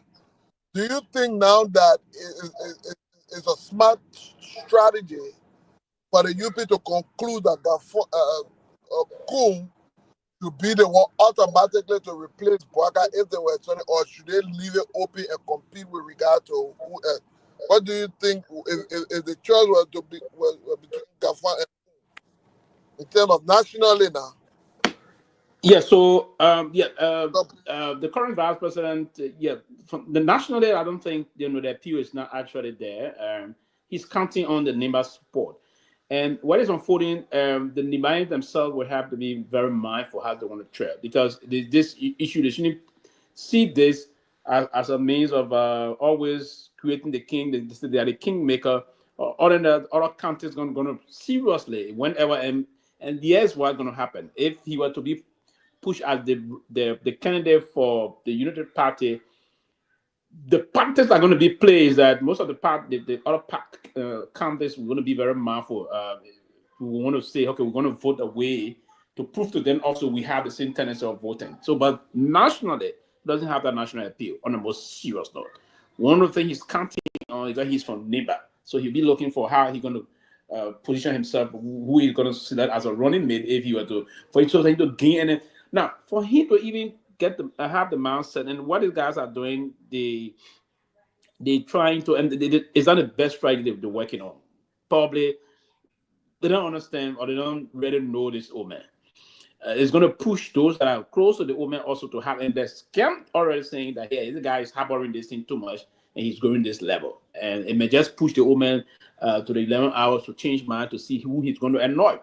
That's one. The old man has not even said he's not going to contest. There's this growing issue that old man is still contemplating contesting, and then he got certain people, probably in the cabinet ministers or some people in the SOEs that are having meetings. Sometimes they meet places, they say they do dry, they meet, they have drinks, and they're having discussion on pushing him. But he doesn't have the national appeal, and that's one of the major things. Now, were you to pull him against any serious political party of the CDC or any major political institution coming up, he doesn't have that appeal to withstand the tension. And more or less, if he were to portray himself, now the issue of Gav will have national appeal than he on a serious note. Gav, as intellectual coming from the student community, a lot of young people, but Gav has not managed to plan his way forward. God doesn't have a marching order, right? He doesn't want to connect with people, the young people that should be his base. He's not connecting with them. He have a different tendency in terms of the way he want to approach it. He's seriously harboring or nursing for the presidency, but his approach to it is it's not connected directly to those that he needed to connect with.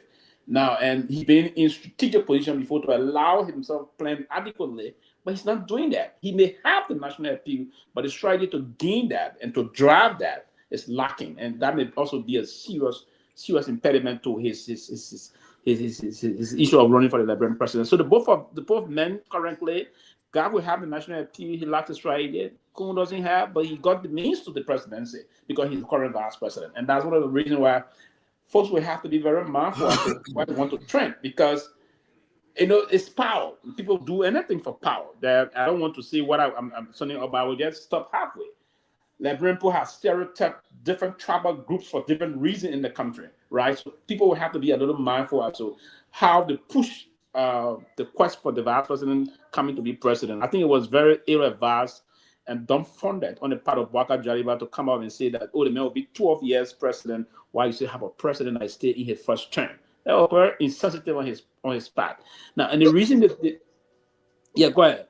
Yeah, so what does that say about cohesion, say about unity, say about focus? Because, I mean, just anywhere, I mean, with more than 4 years in his presidential term, when his officials of government are technically now identifying a potential replacement for him, we're all knowing what, I mean, of course, as you said, we're all knowing whether he would want to run, but even if he didn't want to run, there's a possibility he could not want Kum to be the one to replace him. It happened with Banaseli.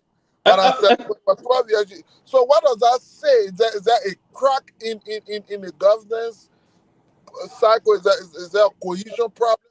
Is there anger? Something that will say, because I just imagine, for example, I just want to pick it back to CDC. Georgia 1 year, 2 years, and then you go low. And of course, they happy at some time. Because at some point in the CDC, everybody started everybody started forming a little group that who could replace we are, whether you are going to go for 12 years or what. But everybody started people started pushing people towards that end. The person will be. It brought some form of disunity, it created a problem, and it just redirected the government from its focus. So I think that's the same trend that is building here. I think that's the same trend. Let me inform you. This is what we're talking about. The majority of black kids, they filed the Supreme Court now. You see it? This is it. They filed the suing co-filed into the Supreme Court, going to the court again. So, but I think where is it? How they address that said? Can you read the heading? Let me see. Who versus who? What is saying? Can you zoom it? Yeah, zoom it. Let me see. Yeah. Okay.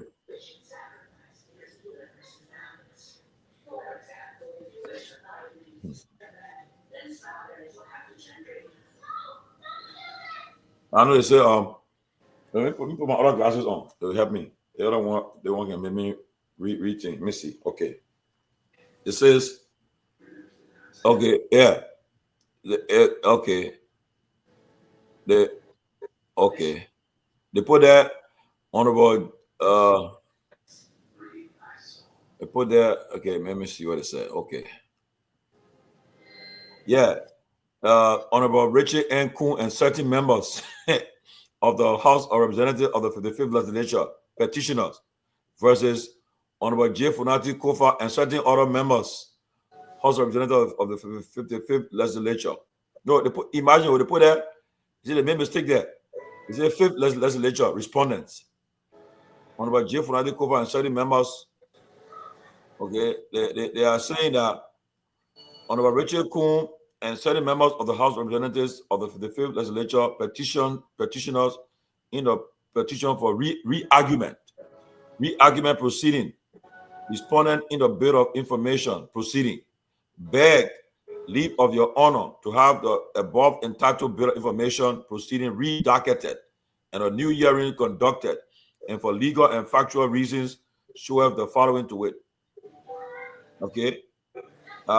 They provide that for a good cause shown the Supreme Court by petition, re-argument of a cause. No, in other words, what the guys are doing, they realize that this lady, the Chief Justice tenure expires in June. She'll be retiring in June. So in a manner, they call for redacketing. They believe that if they put a case forward now, so the next Chief Justice will come. Maybe they feel high influence over the Chief Justice and other justices, and think they can change it. But I don't know how far it will go. And maybe they won't, before that time comes, they won't rush. They put have a pending national crisis in front of them right now. The people are telling you they won't go in the streets or protest. That may result calling for the government to step down. And you told me, say you find petition on a case. Right? So,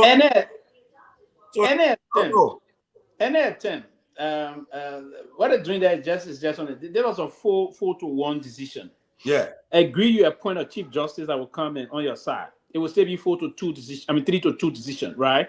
It's still going to go the same because all of these judges or any attempt, I don't think they're going to pressure any of them to say we're going to do this. But any attempt to do that, listen, what you believe can happen, you would just spark out some public uprising in the country. And I don't think it will be the best thing for them to do. They shouldn't do that. Now, the fact that they're asking for the re-argument is in, and that's the mindset, right? To say, okay, we're going to appoint the current Justice Minister that said a nonsense about the first issue as Chief Justice. Granted, he's appointed, he's confirmed, and he's going to go and kind of review it. It's not going to. They shouldn't even start to do that. It's not going to change anything.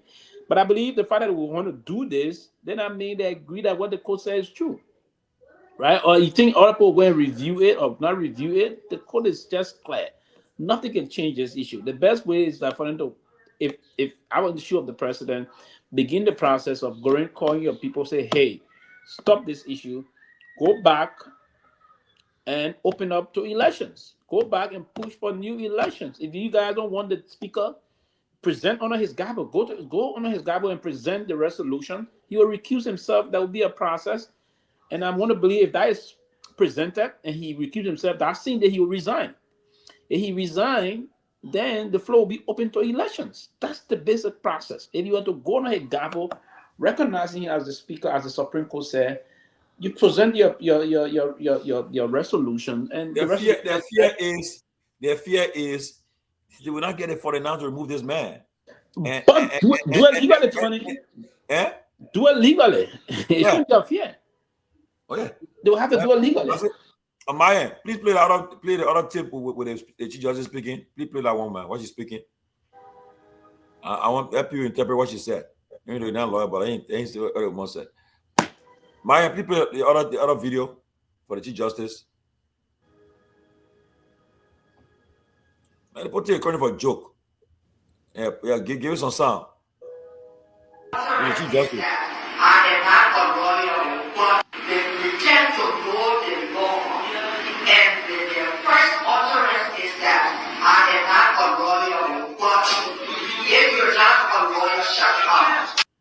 Utterance is that.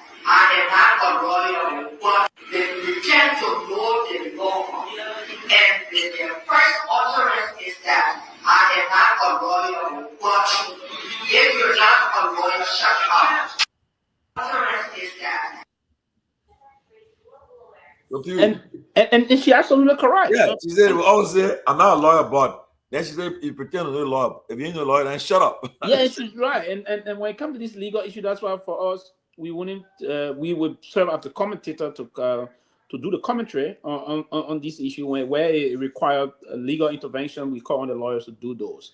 But she's correct. If you're not a lawyer, and we are all victims of that. We always say, no, I'm saying that, I'm not a lawyer. I'm not a lawyer, but then she wasn't shut up.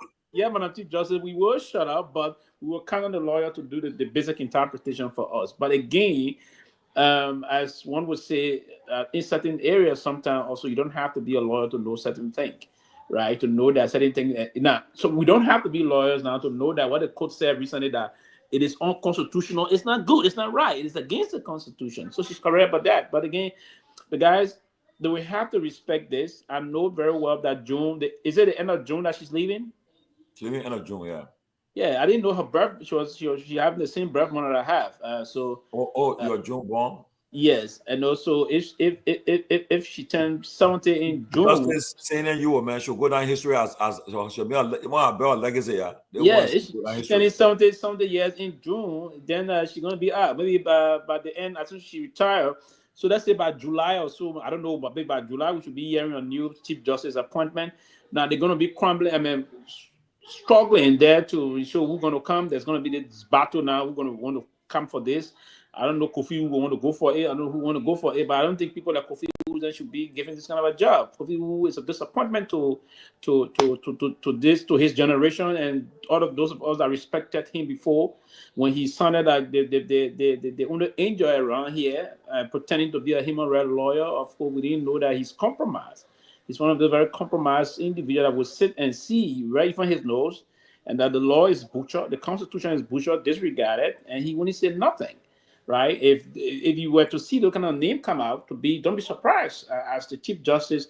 Probably is part of the reason why they're giving this kind of a issue up to the president. If you were to see the current Justice Minister's name also, that shouldn't surprise you. But again, what I'm baffled about is for them to knowingly, intentionally try to move to debase the law and do these things they are engaged with. It warrants some critical interventions from all walks of life from the country, both political, religious, and other traditional persuasion. But again, they will find ourselves. Your man was saying something about what they intend, I want to believe, trust me, before the elections, you're going to see who the president is going to, if he's not contesting, I'm sure he's going to be leaning towards people that we don't even expect. There's going to be a serious crack in in the United Party in terms of before 2029. The crack going to come out. You're going to see it. It's going to be very clear that the battle for the presidency going to continue. But again, they'll hope they wait and see what's going to happen. But I think it is just about time that we believe for now they're trying to violate the Constitution. And it's a very sad day that we push the old man to do this kind of a thing to his own administration. It's like damaging his legacy and other things. Though they will say Liberia is not a country of won't want to think of legacy, but it's important that history will judge him to be the president that believed to operate in democracy, but at the same time knowing it and violated the Constitution of our country, and that is not good. It's not good for someone that took oath to preserve, protect, and defend the Constitution. And that's why the Constitution itself says in Article 2, you preserve, protect, and then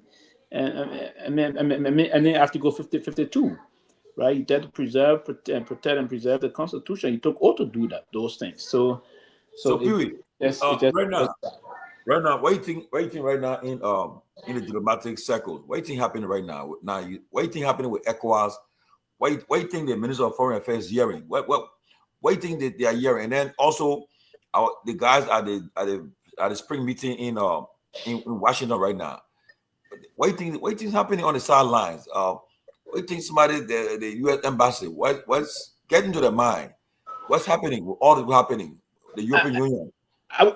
What I would think that now they're writing some a quiet letter or having some, there's those diplomatic channel communications moving out from, or having those diplomatic bilateral engagement, or some note verbal coming from each of those institutions to the Minister of Foreign Affairs, to the President.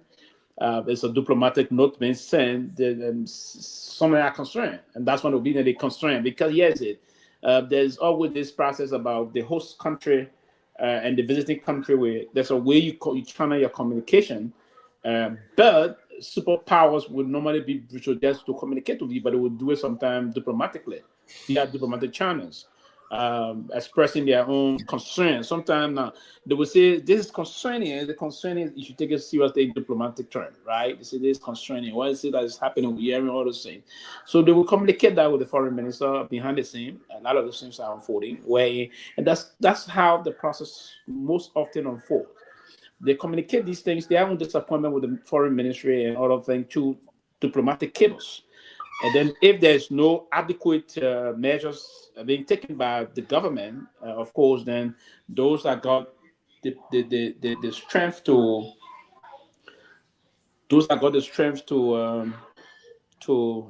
what I want to call to take actions, then appropriate action will be taken, and those actions will be taken. That's why sometimes you saw most of the things that happened before, and you will see sometimes sanctions coming or other issue, or with some certain funding that's supposed to be coming on. Say, okay, now we cannot give this for now. We will do this, we'll do that, and all of things. So a lot of things happen behind the scene, right? Countries respond in different way in terms of the way they don't take count. They are likely out of like the Chinese, when the thing happened, when we voted against the human rights record, what they did, they suspended all of the projects they were supposed to carry out in our country. And because it was a sign of protest, right? So other countries would say, okay, some sign of protest, they got the power to oppose sanctions. You saw sanctions coming on certain government officials and all of those things. So basically, you have the body will communicate this. There will be prior communication to the process, warning you, sending you signal of their dislike of what is unfolding. Now, for the United States of America, it will be very clear. They take very key, the United States of America and the European Union, they take very key on the basis of their support. Part of the criteria said there are different criterions that will be pushed forward. Part of it is the adherence to the rule of law. It's very paramount, right? So the adherence to the rule of law. Let me interrupt you. Anthony, welcome. Let me interrupt you quickly too before Thank you. Go to Anthony and answer your takes few more calls, right? But people quickly, people have been asking me. The Liberia is vying for the seat on the non-permanent seat on the Security Council. I know the Minister of Foreign Affairs being very busy traveling the region to get support. What's happening now? Do you have any impact on Liberia bid for the Security Council seat? Oh yeah, so it's part of the basic of you being on the Security Council's own. It's Security Council, so the international rule order base will have to be adhered to. You have to adhere. So that's part of the tendency. You cannot only be having a non-permanent seat on that council. Then yourself, the United Nations is up for it's the war order. It's part of the Committee of Nations, the war global order to maintain peace and security. So peace and security will have to be adhering to the rule of law. If a country cannot adhere to the rule of law, trust me, you're trying to undermine your position to have seat there. It's a very critical seat to be on. What it does is that it increases your democratic credentials. That's why it does. So by that, you're trying to undermine the effort, because the president himself was here trying to campaign for that last year when he came to the General Assembly. But we're going to be to the General Assembly in the next 4 months. Again, 4 months, we're going to be preparing for the General Assembly. Yeah. Yeah, so this is not a good sign for the country, because you cannot. Why you think the Chinese got mad with us? Because we voted against their human rights record. Not regarding the rule of law is also tantamount to the violation of human rights. It's the government is harming herself, and that is a potential blow to the government by the government. This is dangerous. They don't understand they're doing more harm to themselves. And if you went for this time around, you didn't get it, it's not a good sign for you. So if you can't do it at the United Nations, there's other organs of the UN that will push also to those kind of a line. The UN will not only speak, but its organs going to do. And part of the organs of the United Nations, different side of it will push to do a lot of things. They got different international. So it's not only going to be a bilateral blow, but from the multilateral aspect. So both multilaterally and bilaterally, there's going to be a problem for us. And we intend to not do that. And the intent of the country is to build a very good synergy with both multilateral and bilateral partners that we have. And if we cannot do that, if we punch ourselves in the head or bruise ourselves, we have no one to hold but the government of the time. And if they were to do that to the Liberian people, I think the people potentially will punish them come 2029. And that's the only punishment the Liberian people will have, to punish them and put them out of office. But this is not a good thing for themselves. And those that will talk, and that's why now there's this internal bickering and among themselves. There are certain groups that are saying currently, hey, we have to revisit our decision, or that this got the proclivity of doing damage to the country. How do we reverse that? That's the kind of where they are now. So there's this deeply troubling disagreement among themselves as to how do we muster the courage to reverse this decision that will put them back on a potential footing to get that seat or engage other parts. For instance, the MCC quickly. That's other thing. The MCC is looming. The MCC is already potentially nearing being closed or shut down. And these things are unfolding. If you have to get the last hit to get some money to do some project, the EDC project and other things, the money that the bosses here, the government is going to need money for more road connectivities and other things in the country. Potentially, you are set for almost $500 million. Now, and if this were to come and you get a punch and those kind of a supposed reverse, it's a serious blow that you can't do nothing. And without those kind of an intervention to the country, there's no much huge investment for partnership development in the country. You have to do much more. And to do that, you need to attract more investors. And to attract more investors, you need a stable economy, a stable society to bring more people to invest. If the country is not stable, if the society is volatile, it's having those kind of a line of volatility that may spark up conflict, no one going to put down in the society. And when no one put down in the society, the economy wouldn't grow. And the economy don't grow, people won't do employment. And when people don't do employment, the youth get angry. And when they are angry, that's a recipe for chaos in the country. So I thought this government will understand those different tactical engagement, and they will try to mirror them their way through that to cultivate a sense of negotiation with the people. Other than that, they headed for some problem. Well, Anthony, before you come in, I just got the whole petition. Let me just read it quickly. The first part of it quick. Just so this thing is serious though.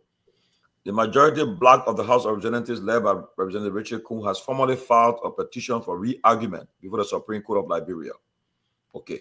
The petition filed Friday and endorsed by Councilors Albert Sims and Fannie G. Sherman seeks to overturn the court's April 23rd judgment, which declared that all legislative actions taken without Kofa presiding were unconstitutional. Kun, who has declared himself Speaker, had earlier rejected the court's ruling in a strongly worded statement. He described the decision as a flagrant violation of the separation of powers and accused the court of overstepping its bounds by interfering in internal legislative matters. In the petition Friday, the majority bloc argues that Speaker Kofa was lawfully removed through a resolution passed by over 2/3 of the House, in line with Article 49 of the Constitution and the House Standing Rules. The lawmaker claims that the Supreme Court overlooked crucial facts, including the lack of quorum on Kofa's side and the alleged obstruction that prevented them from using the main chambers, which forced them to meet in the joint chambers. The petition contends that the court wrongly focused on the venue of the session rather than the presence of a quorum and the illegality of their actions. They warned that the court's ruling could nullify significant legislative decisions, including the budget, which had earlier been praised by the judiciary for addressing funding needs. They got that funny.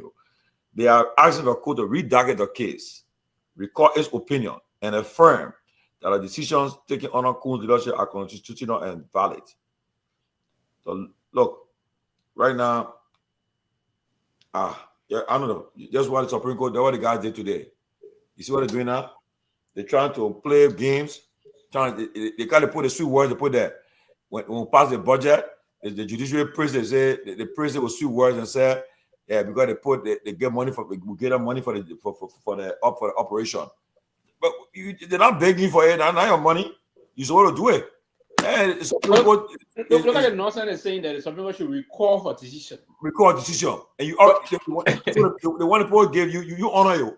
You say you issue a statement and attack the people.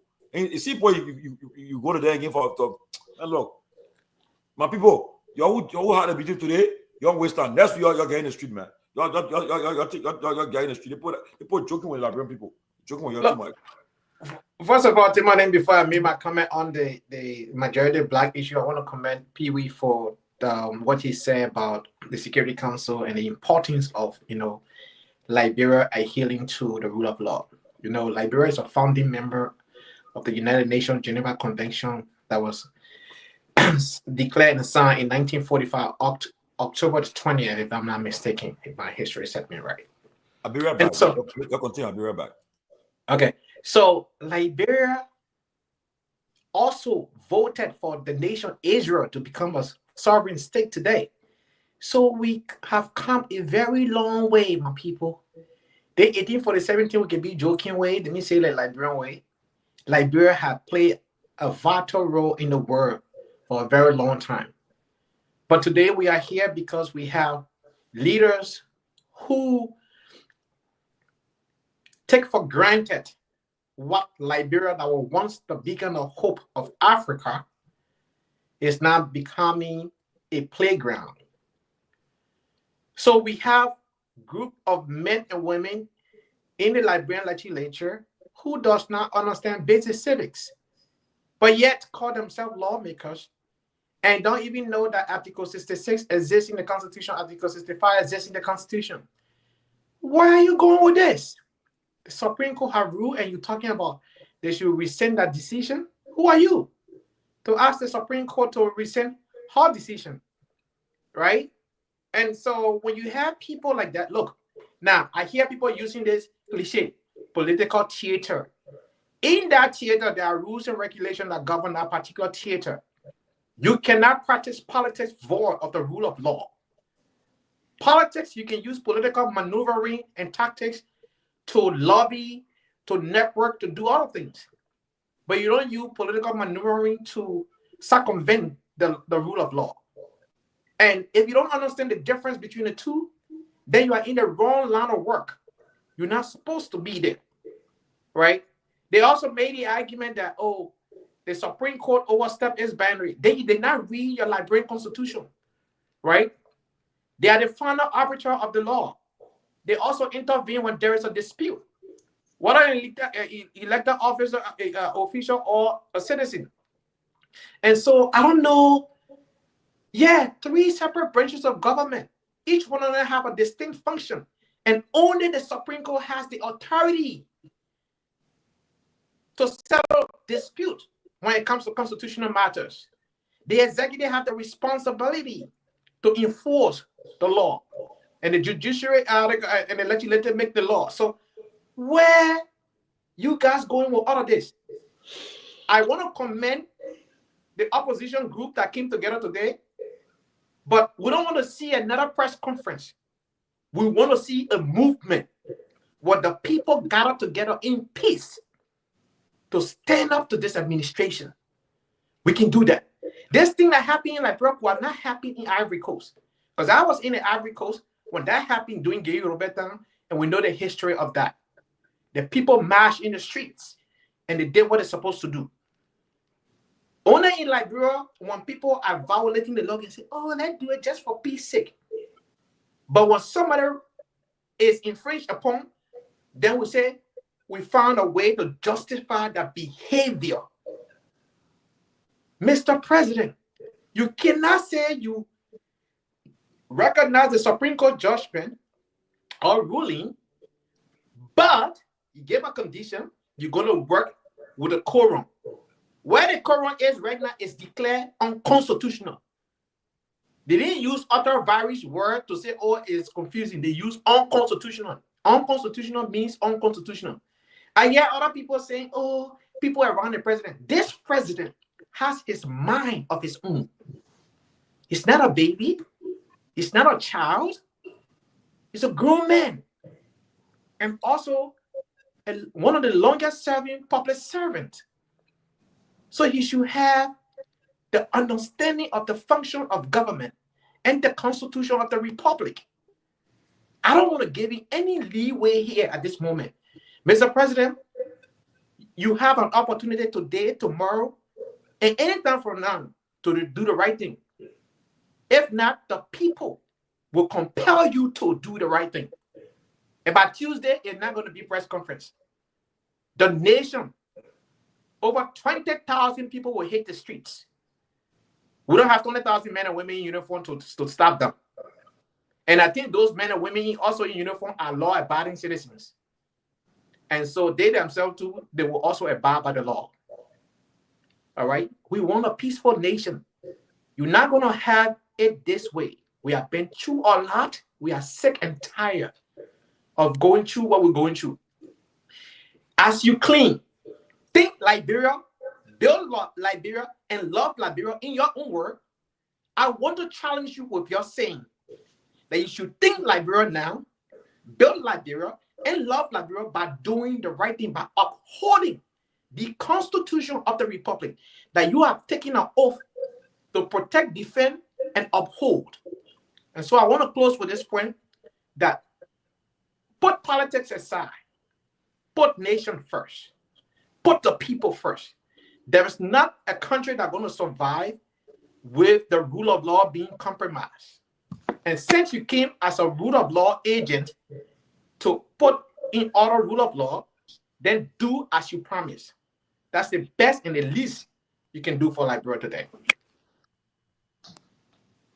Look, the reality is that, like you said, rightly said, the time for talking over, the time for writing statements and say using the words, we demand, we call on the president to do this, is all over. Because if they're serious about engaging this government, if they're serious about upholding our democracy, it's time for them to act. Okay? Time for them to act. So it's a waste of time because so on Tuesday, the last I heard today was Tuesday, the leaders of the leaders of the AMC, Mr. Cummings, the leader of the CDC, Mr. Weah, leader of the ALP, Mr. Ure, the CMC, Mr. Belete, and maybe Lainu, Moneyba, perhaps, or what the other party name? The other party, Myean party. Yeah, all the parties there. They will come. They expect them to meet on Tuesday and decide the course of action. After Tuesday, all Liberian people want to hear now. When are we assembling to start this protest, to call this government to order? So you see what they're doing right now? They're expecting the Liberian people They have the audacity to go and write, says fire and kill the Supreme Court, say they put machine a decision. And you cannot show it for enough people that voted to remove Kofa. You can't show it. Okay?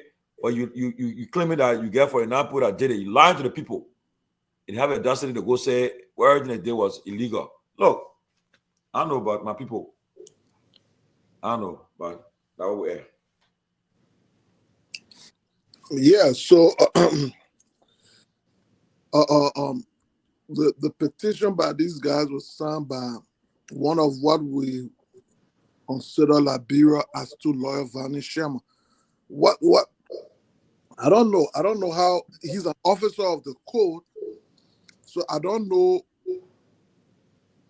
what advice he's giving in terms of his client first accepting and obeying the court and then providing, by again, legal or representation to seek the court in trying to turn this. So, I mean, where are we heading? What? So, the Chief Justice said, when you are not lawyers, don't talk legal matters. But don't you think the actions of some of our lawyers, behavior, it gives reason why everybody else now want to say something about the law? Because the court has ruled. Oftentimes we are told or we expect that of the officers of the court who include lawyers should be among the first group of people that will uphold without any doubt, without any ambiguity, the ruling of the Supreme Court. So today, when you see some of them through that filing you just read, is some of them leading the charge to pressure the court to review it. Is that not part of the reason why you open all of this Pandora box for people who are not lawyers, people who like to provide some opinion on the matter? So I think also the Chief Justice should be calling on lawyers who are officers of the court to be the first group of people that will show undoubtful, uncompromising respect for its opinion. What do you think, Pewee, in that regard? Oh yeah. So the process about the law, and that's why I tend to agree when she said that lawyers should really play a major role, and I think I've been saying lawyers since yesterday. That I read something from former Solicitor General and former presidential candidate, Councillor Kehleboe Gongloe. I think it was great, and I have read it almost 2-3 times today. And so we invite the input of other lawyers coming to see what is unfolding in the country. It's a troubling time that the country. I mean, this is a society, and the former vice president said something today that is very profound. Also, that we are a post-conflict country. A post-conflict country, we have to be the fragility of the society not be only emphasized. So you have to take into account the role, the history of the country also. So it's important that lawyers will come and speak out, and we all will come, non-lawyers, but particularly lawyers will come and help the rest of the population, particularly both the literate and the illiterate. You mean to Robbie Small, talking about non-lawyers. The Liberia National Bar Association, have they spoken since this whole thing started with the Supreme Court? Have we heard from them? I think so. I think the Bar Association spoke. I think so. They spoke the last time. I think I haven't read anything official. No, we're talking about since Wednesday. No, you're talking about since the ruling, the recent ruling. Since the recent ruling, I don't want to dismiss that if they did, but if they did, I haven't seen it. But somebody maybe just asked I've not heard anything from them. Somebody just asked me whether they have spoken, but it's concerning though. Yeah, they need to speak. I hope from the former president, but trust me, if they haven't done it, they will do hopefully on Monday, because the Bar Association is in line with what the court will do, particularly the Supreme Court will do. The Bar Association is very intertwined to they will always protect the rule of law in the country. They know the Supreme Court, and this level, if there have been some level of doubt in terms of public trust in the court, I think it was significantly increased from yesterday, from what last week or this week judgment or ruling, if you will, and they're going to move in that direction for now. If the court were to continue on that, then because that's the only way the country can be peaceful. Because if the court system is respected, then you see the country moving forward, and that's a serious recipe for peace. If the court is respected, if the court is undermined and not respected, what's going to happen is that this, and that's one of the reasons why at the time you saw the escalation of this mob violent thing, because people didn't, people reverted to the eye for an eye thing, a tick for tack thing, instead of reverting to the court, because people didn't believe in the justice system. And that's why, that's it. If people believe in the justice system, if the justice system is respected, trust me, if you see something happen, boom, people will say, oh yeah, wait, the government will take the court, the police will arrest, the person will go to court, and if they are guilty, they will be punished. But if that is not done, it's a problem. So I look forward to also hearing from the Bar Association, because that's the model organization of all lawyers in the country, those that are engaging with the others. They're a major party litigant to this issue about litigation in the country. They are the one that represent us, the non-lawyers, even represent their counterpart lawyers in a given situation, even if a lawyer is indicted or potentially headed to court. So these are things that we have to do. But all of the lawyers that I know that play the independent now or pro now, all of them that I've spoken to personally, they will always say, I listen to my own dear brother, Guar from District 11, and he says something, he says, the law is the law. Nothing can change the process, right? We listen to most of them, all of them, if you will, but we will really be pleased to hear from the Liberian Bar Association. I listened to the former president in his speech to the president. He was very clear. Councillor Gongloe was very clear about that, and we hope to hear other people. But it's unfortunate. I thought at this critical time, the current justice minister would have come out now and say, hey, what I did before, I'm sorry. And then they could have finally ruled. So I would tender my resignation for deceiving the Liberian people. I thought you would have done that. I talked to somebody today, right? The person talked to him today, and he argued with the person that he was against the president's speech. This is somebody he's very close to. The person said, "Why you sit down and let him?" I said the person, I said that man lying. I said he's lying. I said Justice Minister is lying. He did not argue with the president. He was not against that speech.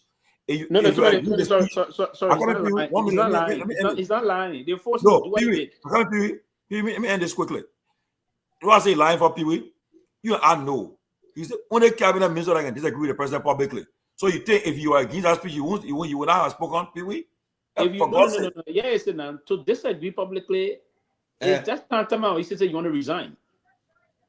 So the fact that he want to be on the job, so that's why he pretends, So to disagree publicly, it is tantamount to say you want to resign. And because, listen, they put him off for it, and when he allowed himself to be compromised by that. I thought, and he was doing very well. The same thing can happen to very learned and respected Liberian lawyers. If they take on certain political job, particularly to be the Attorney General, to do the Attorney General job, you have to be credible enough and independent to do it if you want to do that. But if you venture into those kind of a job, why do you think Councillor Gongloe didn't take the job when he was offered the job? Why do you think so? Because they believe at the time you're going to be compromised and we're going to stay your ground, then there's a problem. So sometimes they say, I don't want to get into that. So you have to know the type of leader that will offer the job to certain people to take. Because that certain leader will come and say, hey, come as my justice minister, I will allow you to disagree with me. Now, that's the term of that will move him. But they push him into this and he allowed himself to be caught up. Now he cannot support. I believe, yes, he disagreed with that speech yesterday.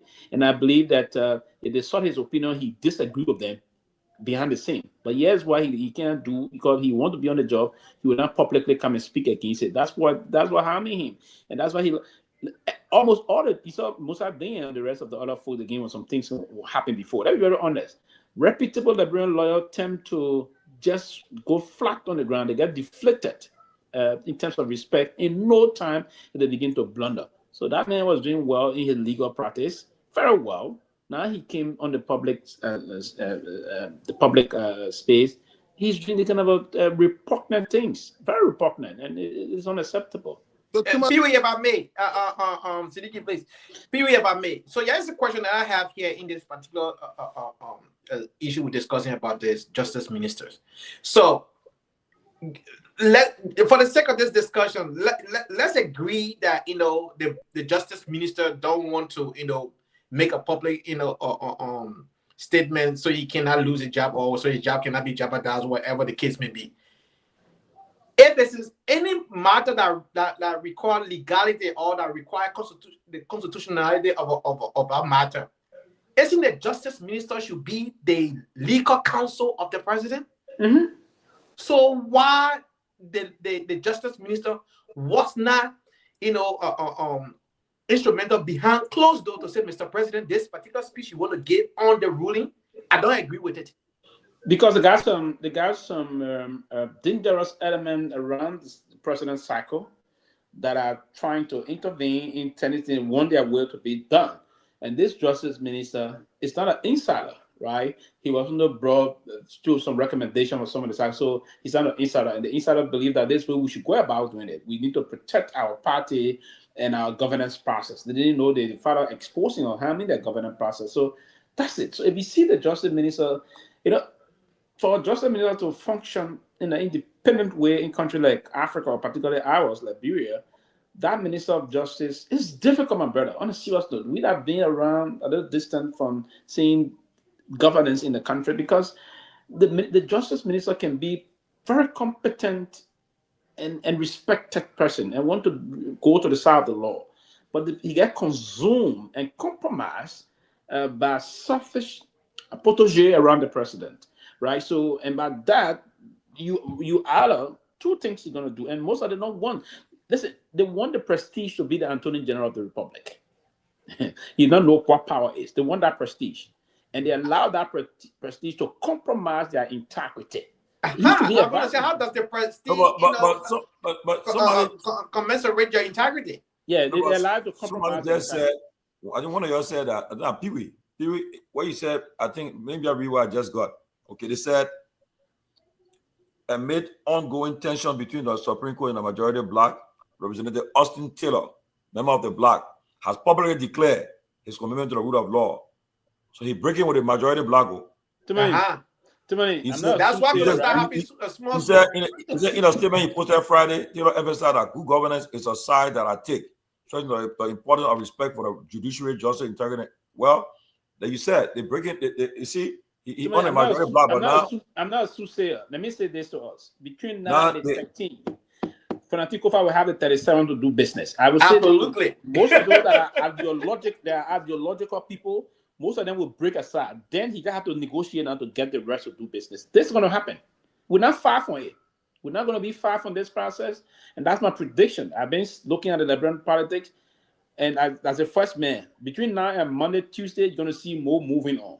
And that's going to continue. That pattern is going to continue until we get somewhere. And that place is going to be where he's going to have the number. Now, I'm not saying that he's going to stay on. I'm not sure. He's going to use this. And the best way he can do it, if everything is on course, he's going to find means to resign. He's going to resign where elections is in sight. As soon as the sight election process is on, then we go to elections. Look at a lot of capable people that can also be speaker and great people that can be speaker. But one thing I know, there's going to be fresh elections. One thing I know, Kun is not going to nowhere. Even if he contended with now you're going to come close. If he contended with big, they got great men in that place that can be speaker. I believe the guys from the Rule of Law Caucus always. I'm smelling this. I'm sensing it, and I'm told Stevie Wonder saw it coming. That probably potentially most of the men go for the speakership. But there's a lot of things coming up, right? And we have to wait and see it. But guys, what I'm suspecting is this though. I mean, you guys can weigh in. Do you think now the Pewee, I know you're not a soothsayer, but you said something, and what I'm getting text messages, right? These guys are afraid. Bugger have tied himself, right? Now, some members of the Black will more likely switch, will flip and attend a quorum and give Kofa a quorum. Now, Bweka, if that happens, Bweka, you already said you didn't a quorum now. So that means you will immediately withdraw all the benefits that you give to this guy, the security detail, everything from Richard Kuhn, and respect Kofa as speaker. Now, they rush into the Supreme Court quickly, thinking that they try. Oh, I know they are playing games with the people. Play games with the people. The Pewee said they're black with crack, and I think they're cracking already. So then, do we think you think is Bwaga's own way of getting himself off the president, knowing that there is a possibility that Kofa can govern now the requisite quorum, and so when he starts to deal with Kofa on that basis, it means he wouldn't be there, perhaps betraying the guys with whom he has set up all along? No, my brother, I think it's a bad decision on their part, on his part as president. The best thing he should have done to this issue was to come in and acknowledge Supreme Court ruling. As president, fellow citizens, today is a major day. We've promised to adhere to the rule of law and maintain, preserve, and protect the constitution of this country. Finish. My government, we hereby respect and acknowledge the ruling from the Supreme Court. If you listen keenly, when the way they started the process, when the information minister, that had notes from the information minister, was the best way for the to have continued. And the president just came and said, I acknowledge this, but we would do the thing. The speaker said it. He said he was going to be the ultimate, but he's going to extend olive branch to the representative Kun and meet the deputy speaker. Yep. That's what he should have said. He said he will encourage them. You reference Article 3 of the Constitution also. Through the process of the separation of power, all of them will work to make sure my government is functional and the work of the people will continue. That should have been short thing. You close on, you move, then you take the telephone. That's the engagement process. You take the telephone, reach out to other people. So how can we do this thing? We need to fix this. You call Kun, you call them. What can we do? Everybody will tell you, Mr. President, other people say, okay, no, give me, we don't go. Okay, it's the best way that we have elections. You call the other people, say, hey, the best thing to do, we need to protect this country. We need to have election. The court, I have worked with you before, but the court has said something. We have to respect the court. Article 66, 65, very clear. So what we will do, we will draw every security, call the Minister of Justice. Minister of Justice instruct the police. The first and foremost thing, two persons the president is speaking to is speaking to the Minister of Justice and your EPF boss. The EPF boss will withdraw all the EPS forces that are there. The Minister of Justice will instruct the police to withdraw the police escort, and then you revert to status quo. You both go and sit down on the man, y'all get the numbers, y'all present the man, recuse himself. If they make him recuse, that make that sense, he'll resign. You'll have fresh election. That's all you should have done. But you know, I think like Bwaga, I think that word he used in his speech, quorum, that one messing up. It messed everything up. Messing up. He should not use that word quorum in his speech yesterday. That was screwing, that was messing up. Two things messed his speech up yesterday. The first place he said is the situation is unresolved. No, yes, resolved. He said that. Yep. Unresolved. It's resolved. The Supreme Court resolved it. It's he said the situation is unresolved. The Councillor Gongloe said today in his reaction, one thing I took from it, he said in 2000, following the U.S. Supreme Court's ruling in an electoral dispute, former Vice President Guar conceded gracefully and said, and I quote, now the U.S. Supreme Court has spoken. Let there be no doubt. While I strongly disagree with the court's decision, I respect it. Yes. Unquote. I remember that speech. I can tell you, right, how Bwaga done the right thing yesterday, and if we're doing scientific polling, he put him go up. People who don't, people want to say yes. People from all sides would have, but the woman went down and just plunge himself down. But you will imagine the process about us all engaging these things as going forward. The best way to handle this kind of a constitutional problem, national as a leader, that's the best thing to do, because the Constitution is by the same process that you got elected, and the same process today we call you Mr. President. That's the same process why you're the head for all of us. That process is not issued for you to overlook and throw in the waters. Because if you throw in the water, what it does is undermine your legitimacy as the president. So I don't know who did that. That's the biggest of all time mistake on the part of the head of state of the country. You have to be the person to respect the laws of our country. Is very important. And do you think the vice president was ever consulted, considering the interview he had on closing argument and his definite position that he would respect the court and the president's own statement? You think there were any coordination, consultation between his office and that of the president with regard to how the government respond? I think so. Other than this is a unanimous decision from them. But here's what I'm saying: the answer from the vice president about the closing argument here in Philadelphia The vice president thought we were going their way. That's the reason why he answered the way he answered Mandela. He thought we were going their way, right? He thought it was definitely going their way. So he said, okay, yeah, we're here to end something up. But again, politically, and it was good if there had been no important interview that will match this outcome, that you match this and see the results from it. It was that caution that was posed to the vice president and the way he responded to it. So can he come up 4 or 5 years later and say, well, I indicated to the president I would respect the law, but he's the president, and evidence of my position I stayed there long before including. Can he find an He will only do that if they flock in the next elections. Then the frustration of that anger, meaning it was part of aspect the result of that the flocking. Then he will get angry and start saying some of those things. For now, he's not going to say it. He will only say I agree with Pewee. He will only say if they flock in 2029 elections, and that flocking was a consequence of their actions of undermining the constitution of our country. Then he will not come out to start saying some of those things. For now, the honeymoon is still on. He's looking for having a very good relationship between he and the president. He believes that he may be anointed by this president. Sadly, I don't think that's going to be the case, but he's trying to, he garnering himself, pushing himself, nursing for that powerful office, and he believed that would be the way to do it. But this will embarrass him in the future, either plus or so. So now, if during the next campaign he were to come out and say, and that would be a way to do it, then I mean the president is listening, and that's the question you add that is very important. Who the president going to annoy?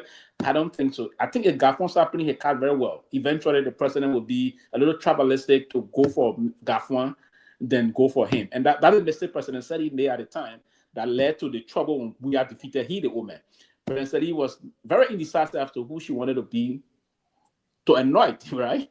There was there was this issue about Amara Connect. There was the issue about gossip with Garguah, but she said no, she didn't have interest in seeing who she was. There was the issue about Bwaka. The only thing she said But Amara was her son. So why she annoyed Amara? That was a mistake. She didn't know none of them. So she was being mindful at the time to not bring this division among themselves. But again, that harmed them all during the election. Okay. Another question too. Why is Amara silent? Amara, why he's silent since the Supreme Court get a ruling and then the president spoke? Because somebody reminded me today that he one of those who call on the president, call on Yakuba to resign. So that Amara is silent. I want to believe. I can't speak for him. I respect him a lot. Amara is one individual that played a major role in promoting other young people, including myself, to have opportunity at a time to set up with different universities across even here in this country to come to school. So we respect his role he played in the country. But here's what I would think that's unfolded. And I want to play, and that's why I push this disclaimer first and foremost. I got a very good relationship with him and the rest of that. But let me say, one of the reasons I believe Amara is quiet and I believe he's going to speak out is that he's waiting because the Liberian Senate took a decision as institution. So I think collectively they're going to come. Though he voted against that, I know he voted. He was not present when that happened. Yeah, I mean he was absent anyway. He was absent here in the U.S.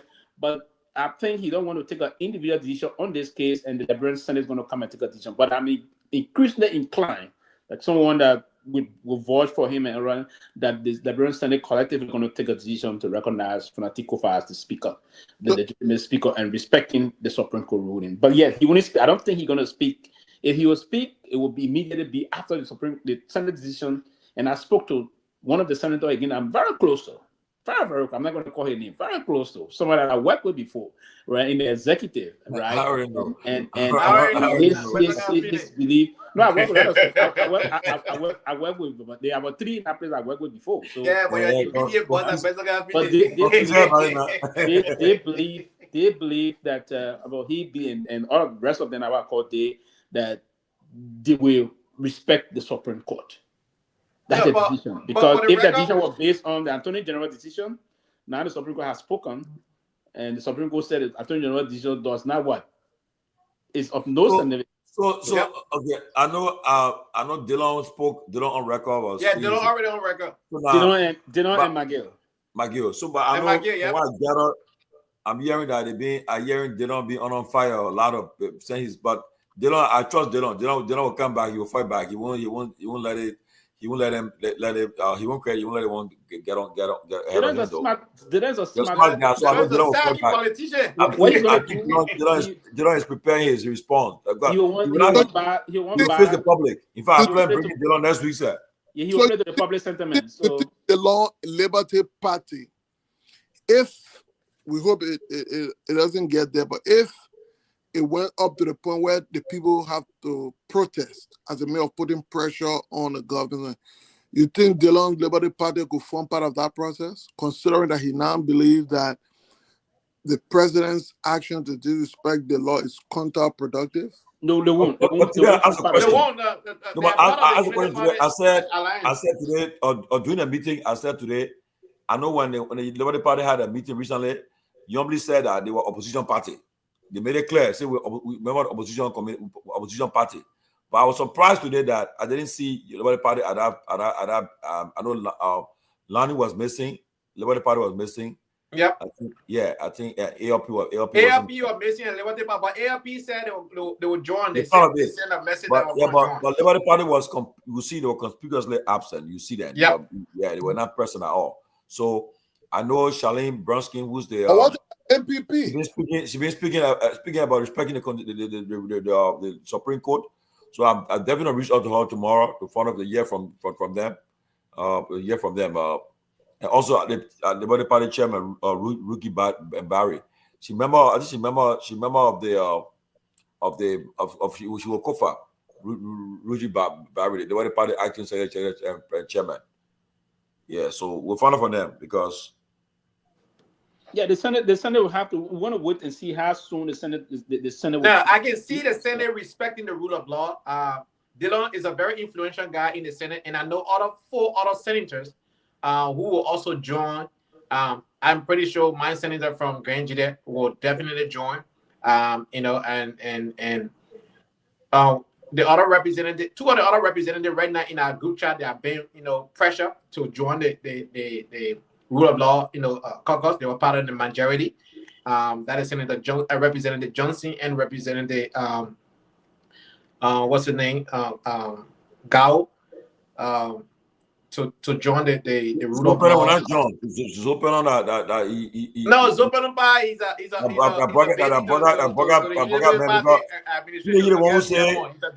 drive on the so easy and come by in 2 hours. Yeah, in 3 hours.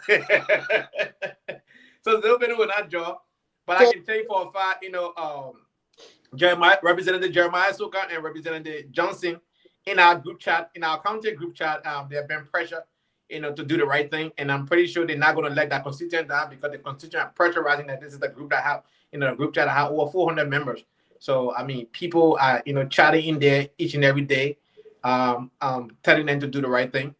Even when they were part of the majority, Black people told them to get out of that block, and that reason was, they were not, part of committee and things of that nature. Many of these guys want to be in committee room, it's not because of the Liberian people, it's because they want to be on committee, so because it's in the committee room, things happen, and they want to be part of the things that can be happening there, so, and Fanatico already extended, other brands say, if you think you're not on committee, you want to be on committee, we can make adjustment to other committee. We have 2 or 3 person, serving on 3 other committee leadership. We can, balance the power in those committee rooms. That's not a big deal. But he said those things, and still this guy was not, they were not trying to come around. But I can tell you, like Pewee said, these people will be coming one by one, and hopefully we will have 37, and business of the Liberian people will be done. We're gonna move to have it, but again, another situation. No, sometimes we on the show, we have people that can oftentimes be overly erratic or intentionally want to not comprehend things, and people say, I make a disclaimer here, but there are certain people from certain quarter we don't understand. The process that I say is not that I say the issue of Anwar that he will speak to certain issues, and I know he's gonna speak to that. When I say people play a role, and the role they play set a country, set a standard by which young people got connected and other things, other people got connected on behalf of the country, it was a very great thing. We didn't say or try to defend them or personally mention those people's names. But a lot of people got comprehension problem. They are already emotional to put their thought to things that they don't understand. But again, and that's a difficult problem that we are faced with. We have to move ourselves from the tendency of saying, when we're saying things, when people are not comprehending it, they should come back, we'll take time to explain to them. But people should detach the emotional process instead of coming out to say things that we all understand. It. My point to this process is clear, that leaders of our time, And the reason why some are very calm enough to make this disclaimer before we do those things, because we bold, we're not sentimental, right? And that's why I say I believe AMK will come and make comments. He was here in the US at the time on family concern when that thing came out. And if the Liberian Senate is a part of the institution, and this little politics is not about who is right or who is wrong in some cases. It's about lobbying, it's about conferring with your colleagues. They will take decision here, they take decision there, but sometimes the numbers, it's a number game in the legislature.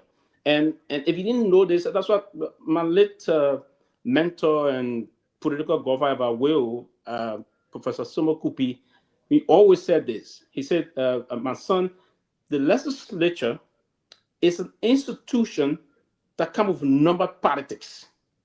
And more or less, we don't have the kind of a way our legislature operate, basically in terms of institutional-based political party legislature. No, it wouldn't go that way, right? So the legislature will have the control process on the way the number, if Gay, my own brother Ahmed, too many, we all got one side, we move towards that side and take decision. And when that decision come out, even if I didn't support it, I will have part of the institution. That's one of the reasons. So I'm not here to defend or harming other things or doing this or other. I'm clear in terms of how we intend to go about it. So moving forward on that, the legislature or the thing that is bothering the country today is just for the country moving forward. And I believe sufficiently that we will have to understand the basis of the way we want things to move on. And that will be part of we all collectively moving towards respecting the Constitution and putting the Constitution in place to force on along with that. That's the basic process that we have to do. And how do we go about it? How do we sustain it? How is those things going to come together collectively? It's going to be a big game for the country to move on. But again, we're not in power now. We don't have the way to do it. We only serve as commentators. And sometimes the way we commentate things will go a long way in trying to determine how the country is going to move forward. But I think the rule of law should be protected. The rule of law should be defended. And we are on the side of the law, despite our relationship with folks, or relationship with political institutions. We sometimes we see the reality and stand with the side of the law. And that's what some of us stand with today.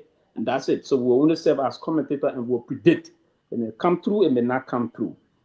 The will of the people will just force on. Pewee, I've advanced that. I mean, before the Supreme Court ruling, on this show, we were talking about Kofa's approach. How does he consolidate? Because it has been one of the major reasons why we are also here. As much as Waraka's own mindset towards his speakership has not been the most favorable and honor mind stuff, but I think consolidating and maintaining power been one of the. So I have said that, look, you don't need to go in with a radical agenda. I think he set a very firm approach when he talked about reconciliation and president. And so I think part of that would mean those lawmakers who supported him for long must now also allow him to lead. You know, I don't think we need to create any fear within, not even with the staff. You don't need to go in with any try to enforce it, because I think gradually, as you have the power, gradually authority will set in, because there's nothing nobody will do once the power comes, but it will take a period. So I think the guys, I know each of them want to now go back on the different committees. Each of them want to function immediately. But I think they should allow Kofa to lead the process. The reconciliation will allow him to consolidate power, which include convincing, without even talking to those if presidents need to form a quorum, or even talking to them. I think the posture, the way they conduct themselves, the way he sent the olive burn, not just in the words, but also in deeds, and those deeds will be reflected also in the people who support him, can easily, as you say, convince those guys. Like right now, somebody just because they were still on the rule of law. So once the guy knows, look, there will be no retribution, there will be no this, we can all go back and work. I think it makes it easier. So I think what approach you think Speaker Kofa now to ensure that he's able to consolidate, that he's able now to get the 8 or more members to form a quorum to start to lead and perhaps unite the House? What approach? How to? So he started it on Wednesday afternoon in Monrovia. So, and the rest of it now will be done via closed door. News, telephonic conversation, engaging those guys, saying to them, hey, they intend. I understand most of the things. He will even reassure most of them that I'm not going to stay on. I'm not going to stay. I want you to be on the side of the law. I want you to believe that this is what we're going to do. And that's what basically he's doing up behind the scene. He reassured most of them that, hey, I'm going to go. You guys. So, let me hold you there. So now, one of the other contending issues, and then the other guys that spoke over, they were heads of committee. Do they bear patience? Kofa resign, have a new election, and that speaker, the new speaker, be the one now to review the issue of committee, or as Kofa gets back as speaker, he goes back with the same team immediately? How do you think that you approach that? Yeah, but you can change that. The fact that the Supreme Court said Kofa is a legitimate speaker, all of those, remember, all of those, on most of those committees are statutory committees, right? So the statutory committee will have to go along. So he's speaker. So all of the committee until he can reshuffle. Now, the speaker, according to their rule, the speaker got the right to reshuffle committees, right? They voted. In the Liberian Senate, they will have to vote and for them, statutory committees now will be appointed by the speaker. They changed their rules. So all of those, that's it for say, our man is the chairman on rule, order, and administration for Kofa, Mervyn Cole, right? We have Destin Sibo, the chairman on Ways, Means, Finance, and the budget. The same will have to go across. So all of those guys will still be in. Immediately, if Kofa resumed, when he got the number to conduct business as a quorum, right? The 37, all the people will be there. Let's say, for instance, those guys came out and said, okay, now I want to come and sit on the gavel and joined and presented, and they got the number, they presented the issue to remove a resolution to remove him. He recused himself. And then the deputy speaker would preside and conduct. If they got the numbers to get him up, the 49, they boot him out. Then they will set a date for a new election. But let's agree that they didn't come at all. And he managed to resume business with the 37 and negotiate behind the scene, and then sit and have this issue. With the 37 now, as per the ruling from the Supreme Court, he's very legitimate, and all he and the guys going to move on and do business. Now, what the majority black did that the Supreme Court referred to as unconstitutional, his camp now can have that Garguah. That's essentially they will not want to do that. Can have that authority now to rather give them the time to appear or start to suspend. And any suspension or expulsion that will be done under his Garguah will be legitimate and constitutional. Yeah. So, but, yes. Another contending issue will be those guys that were suspended, according to Tomalin, the total amount that were, taken around 1.7 million. It is believed, according to Tomalin, that money has been used by those guys illegally. How do you get that refund? Do you go and put that money back in the budget, or do you prosecute people if they cannot give account of the money that for which those guys? Because the finance ministry said they disbursed the entire funding to the legislature. As to how that money was not managed, used was as the director of him. So assuming they get back in, realize that the money is no more available, it can be found. How do they address that? Well, but 1 minute quick, right? But to that question, last weekend, right? Because I can confirm that last weekend, President Bwaka in last week, he tried his best. I don't know what he was trying to do, but he met with the speaker. He asked the man to resign all. That would make a draft. He asked the man to resign. Then the issue was raised. So the man said, but that was for the Supreme Court.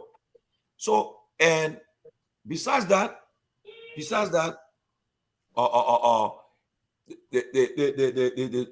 speaker, the so-called majority black asked for, they wanted to meet with the other black.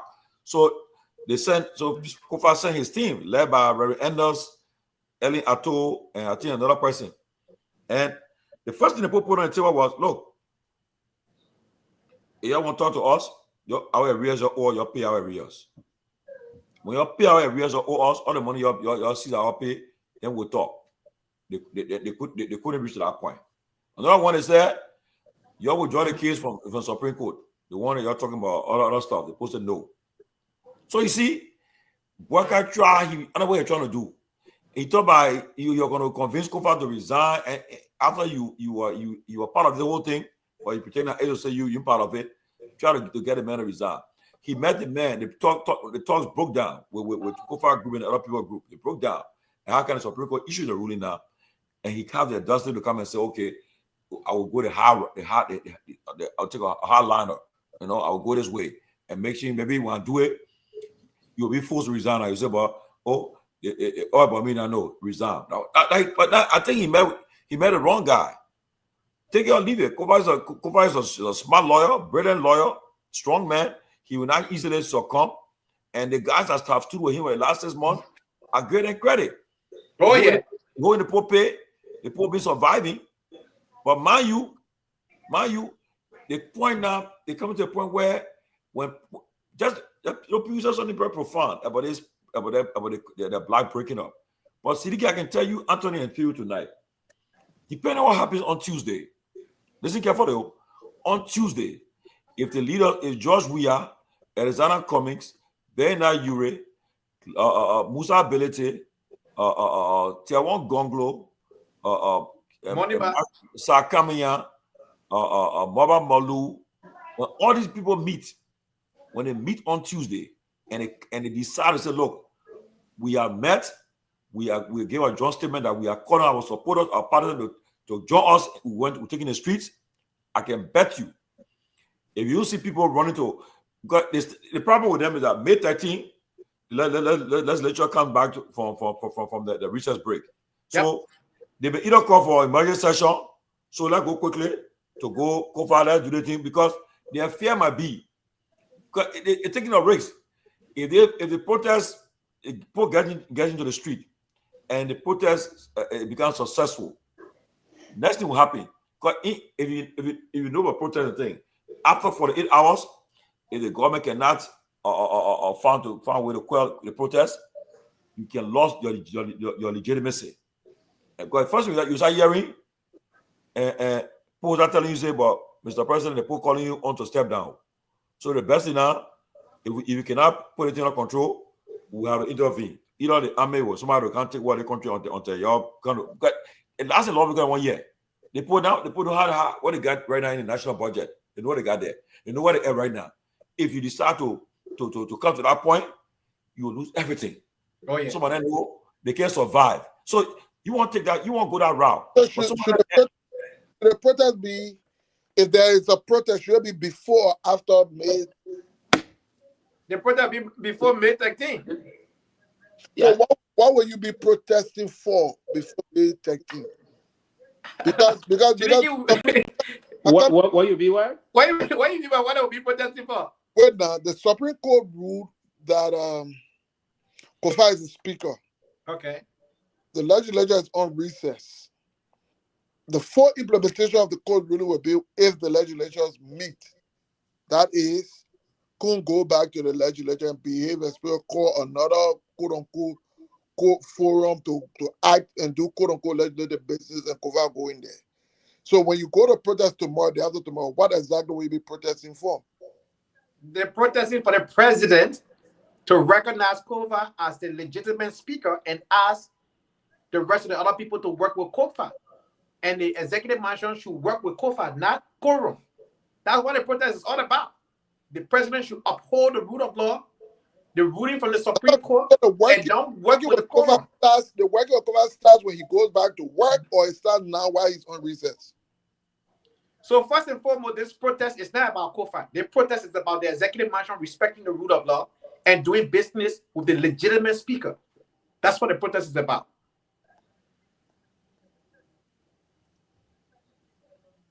Can you hear? Yeah, I'm hearing you. Pewee, what you say, I'm saying, my question is this. What?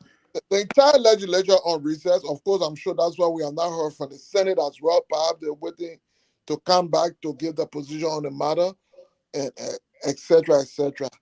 Negotiations are going on. Mm-hmm. The speaker goes back to work on the 13th of May, at which time it is expected that he will enjoy the immediate account of being speaker that includes the police and everything else. He goes on the first day to work and stuff like that. So there is this call for protest.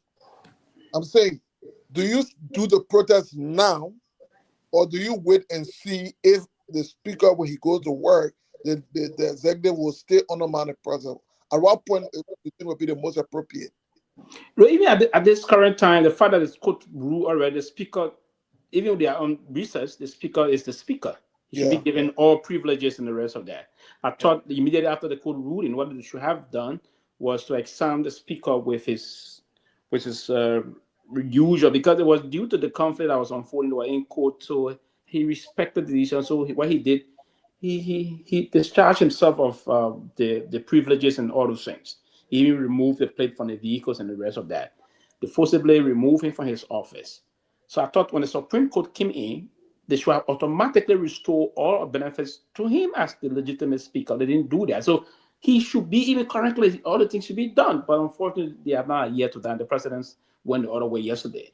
So the protest is basically about adhering to the Supreme Court orders.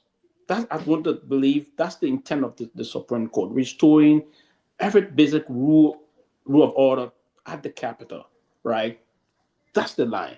How can we juxtapose the way they want to go about it? That's going to be a difficult issue for we the ordinary people. We the ordinary people, I mean, the government that should be inclined to do the right thing is themselves shooting out in the lights to not do the most appropriate thing. So it's troubling, my brother. But again, and if they're going to be done before the 13th because they're on recess, or how they're going to go about it, but the actions now is intended for it to be done now, because the intent of the Supreme Court is that what you've been doing in the past is all illegal, and what you're currently doing is illegal. So do the right thing, and to do the right thing is to do the legal thing. So when you do the legal thing, then you fix everything. But they don't want to do that. So what is going to happen is that we're going to move through the system and ensure that this is going to happen. So pressure is going to be put to bear by the citizenry, who of course got as per the Constitution, Article 1, the powers inherent in us, the people, and the people are going to exercise that right thereof. So it is the right the people needed to exercise, and how to go about it is going to be two different spheres of life. Some of the approach going to be, are we going to do it immediately? Is it going to be a surgical plan kind of a protest? If it's a surgical plan kind of a protest, how are we going to map the COP did with the Weah administration? It was planned, well orchestrated, but they did it through the means of different political parties. And those different political parties also that have been referred to as, join the COP, and they move on. And it was launched that day. It brought the country to a standstill. How are they going to do that? Is the government going to capitulate before that time? We don't know what the government will do by reversing the president's decision or so and saying this. But I believe with what the president did today, and inside what's unfolding from the international side, from our side, and all those things, there's pressure being brought to bear as to what's going to happen, and what the Honorable Senate is going to do also to revert her other decision as to recognizing the representative. And also, so during a weird government, I think something happened during that protest that's unusual. The police was very civil.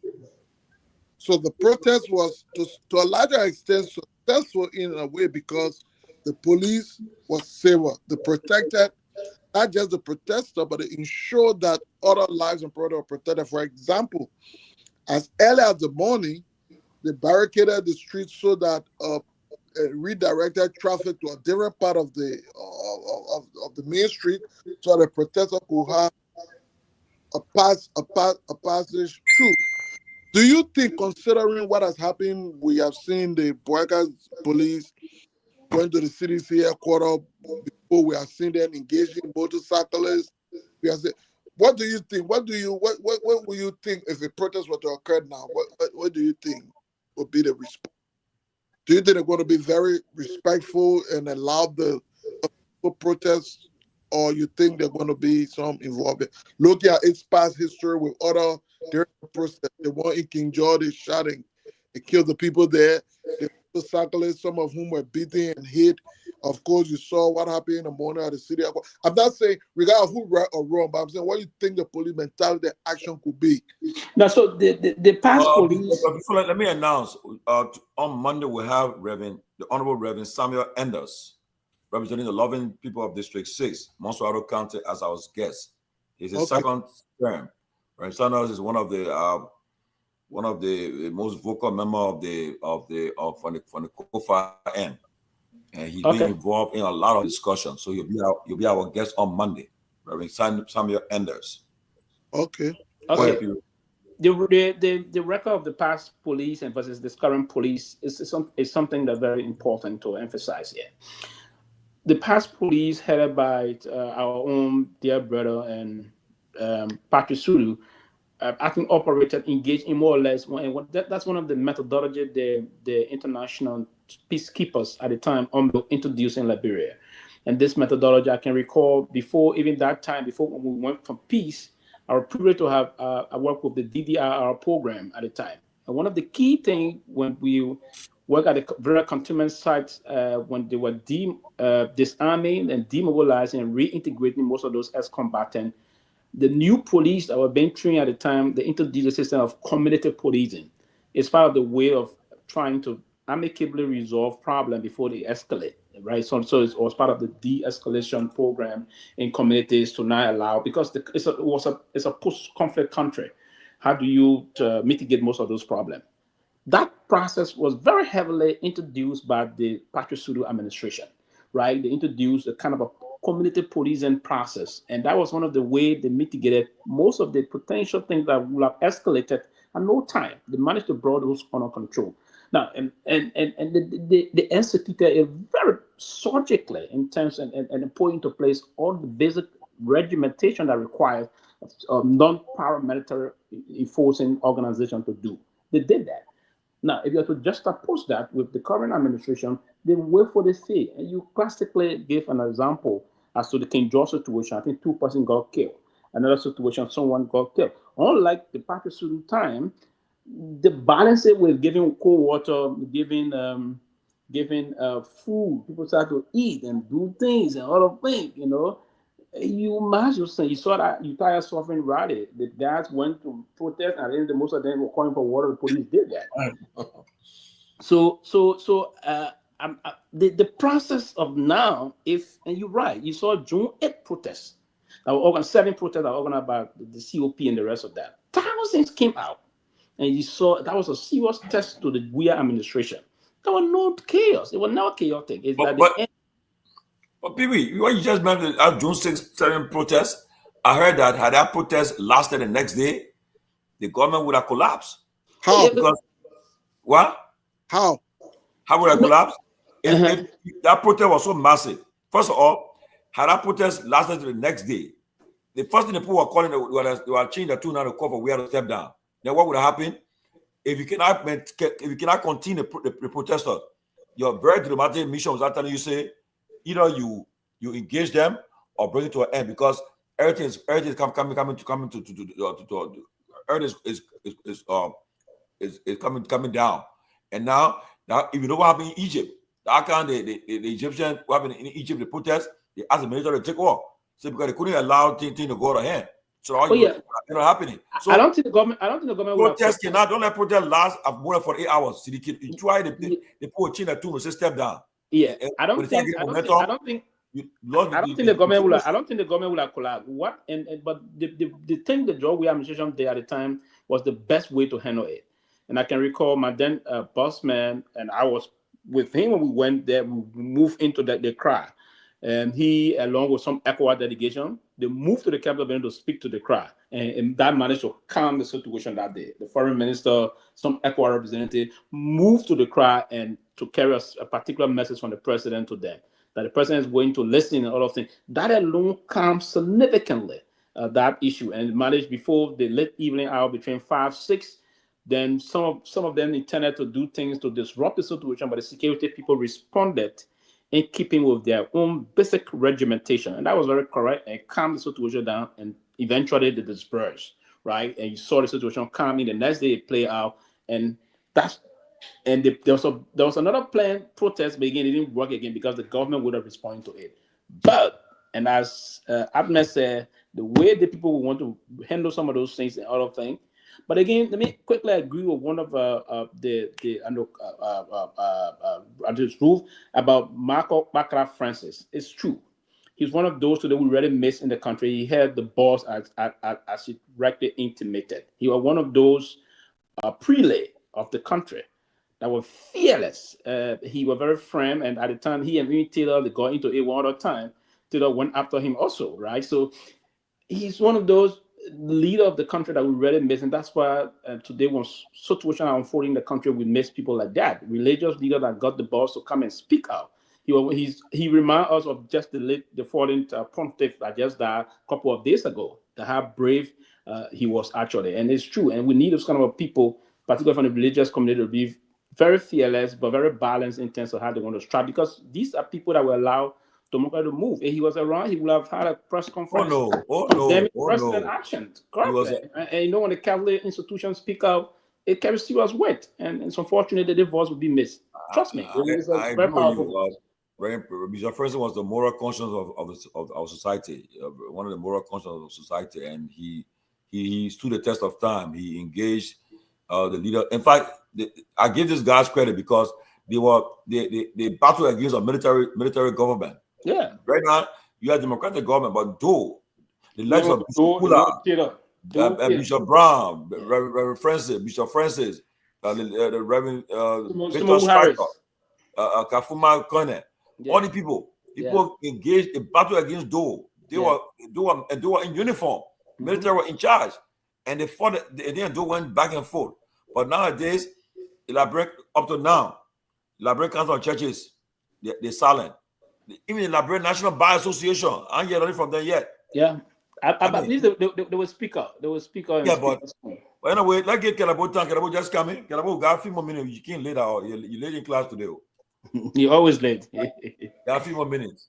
And Kehleboe, why before you come in, we hear all kind of story about the election. Maybe for another time, but we hearing all of the things that happen. The thing I'm hearing, I'm happy to say was something I'm hearing about the people that are working for Madam Gongloe. Where some of them are, I don't know, but it coming up. But let's share with us your few thoughts before we leave from here, man. Well, I will speak on a demonstration. For lack of time, I'm sorry I can't let. I want to play tennis. I want to exercise a little bit, and I just come in because I have a game tomorrow against another team from the state of New Jersey. Actually from South Jersey. We have a tennis match tomorrow. At Ash in Philadelphia. So I have to go practice myself and other stuff this evening to get ready for my game. So are you a tennis player? Oh yeah. Yeah. I'm a very good tennis player. I hope just look at my name, you see my USC ranking, USC. Okay, that's good. Yeah. But you play table tennis too? Oh no, I haven't. I mean, table tennis look like baby stuff to me. I don't like. Yeah, it's just I want to and President we can play. Is this yeah, just and sometimes it's tiring before you know the ball's out. I love, So, but here's what I would say, guys. Liberia has a very interesting history. If I look at, I read social media, I read different posting people are talking about. That I just read a post that someone say President Bouaka has from now to Monday to recognize Fulanti Kofa. Bouaka does not have the authority to recognize Fulanti Kofa. It is not his place to recognize Fulanti Kofa. The Supreme Court has opined that Fulanti Kofa remains the Speaker of the land, of the government, of the Republic. That he is the third person in command of the state. And that's it. We don't need Bouaka opinion. We don't need Jeremiah opinion. We don't need any other person opinion. Not even we are opinion. We don't need anybody opinion. Supreme Court opinion is, in this case, supreme and final. That's how our constitutional republic was structured, or it is structured. So we have to follow it. But, you know, the thing about demonstration, which I'm a little bit not anxious for that, is that the history of past demonstrations, stating as far back as 2012, you know, I would say the post-war history of demonstration in Liberia is not anything to encourage me to be excited about demonstration, because scavengers, better driven folks have always used such occasion to enrich themselves, to line their pockets. When we were involved in demonstration in the 80s, we meant it for the good of the nation, not even somebody bringing. In fact, people knew our position, so they will not come. The government official will not come with money. I remember in that demonstration in the 90s against the Civil War, calling for the government to step down. We used to have the meeting, the Liberia National Student Union, and all the civil society group, along with the churches, the Council of Liberia Council of Churches. We used to meet at the Liberia Annual Conference Center in Bishop Kula Conference Room, right there on 12th Street. And I was living 12th Street. I used to be there with the late Germina Floman. I sat in the meeting many times. Though people did not come to say, oh, yeah, money or do, they were negotiating with the Council of Churches if this demonstration could be called off, because the military was ready to move in.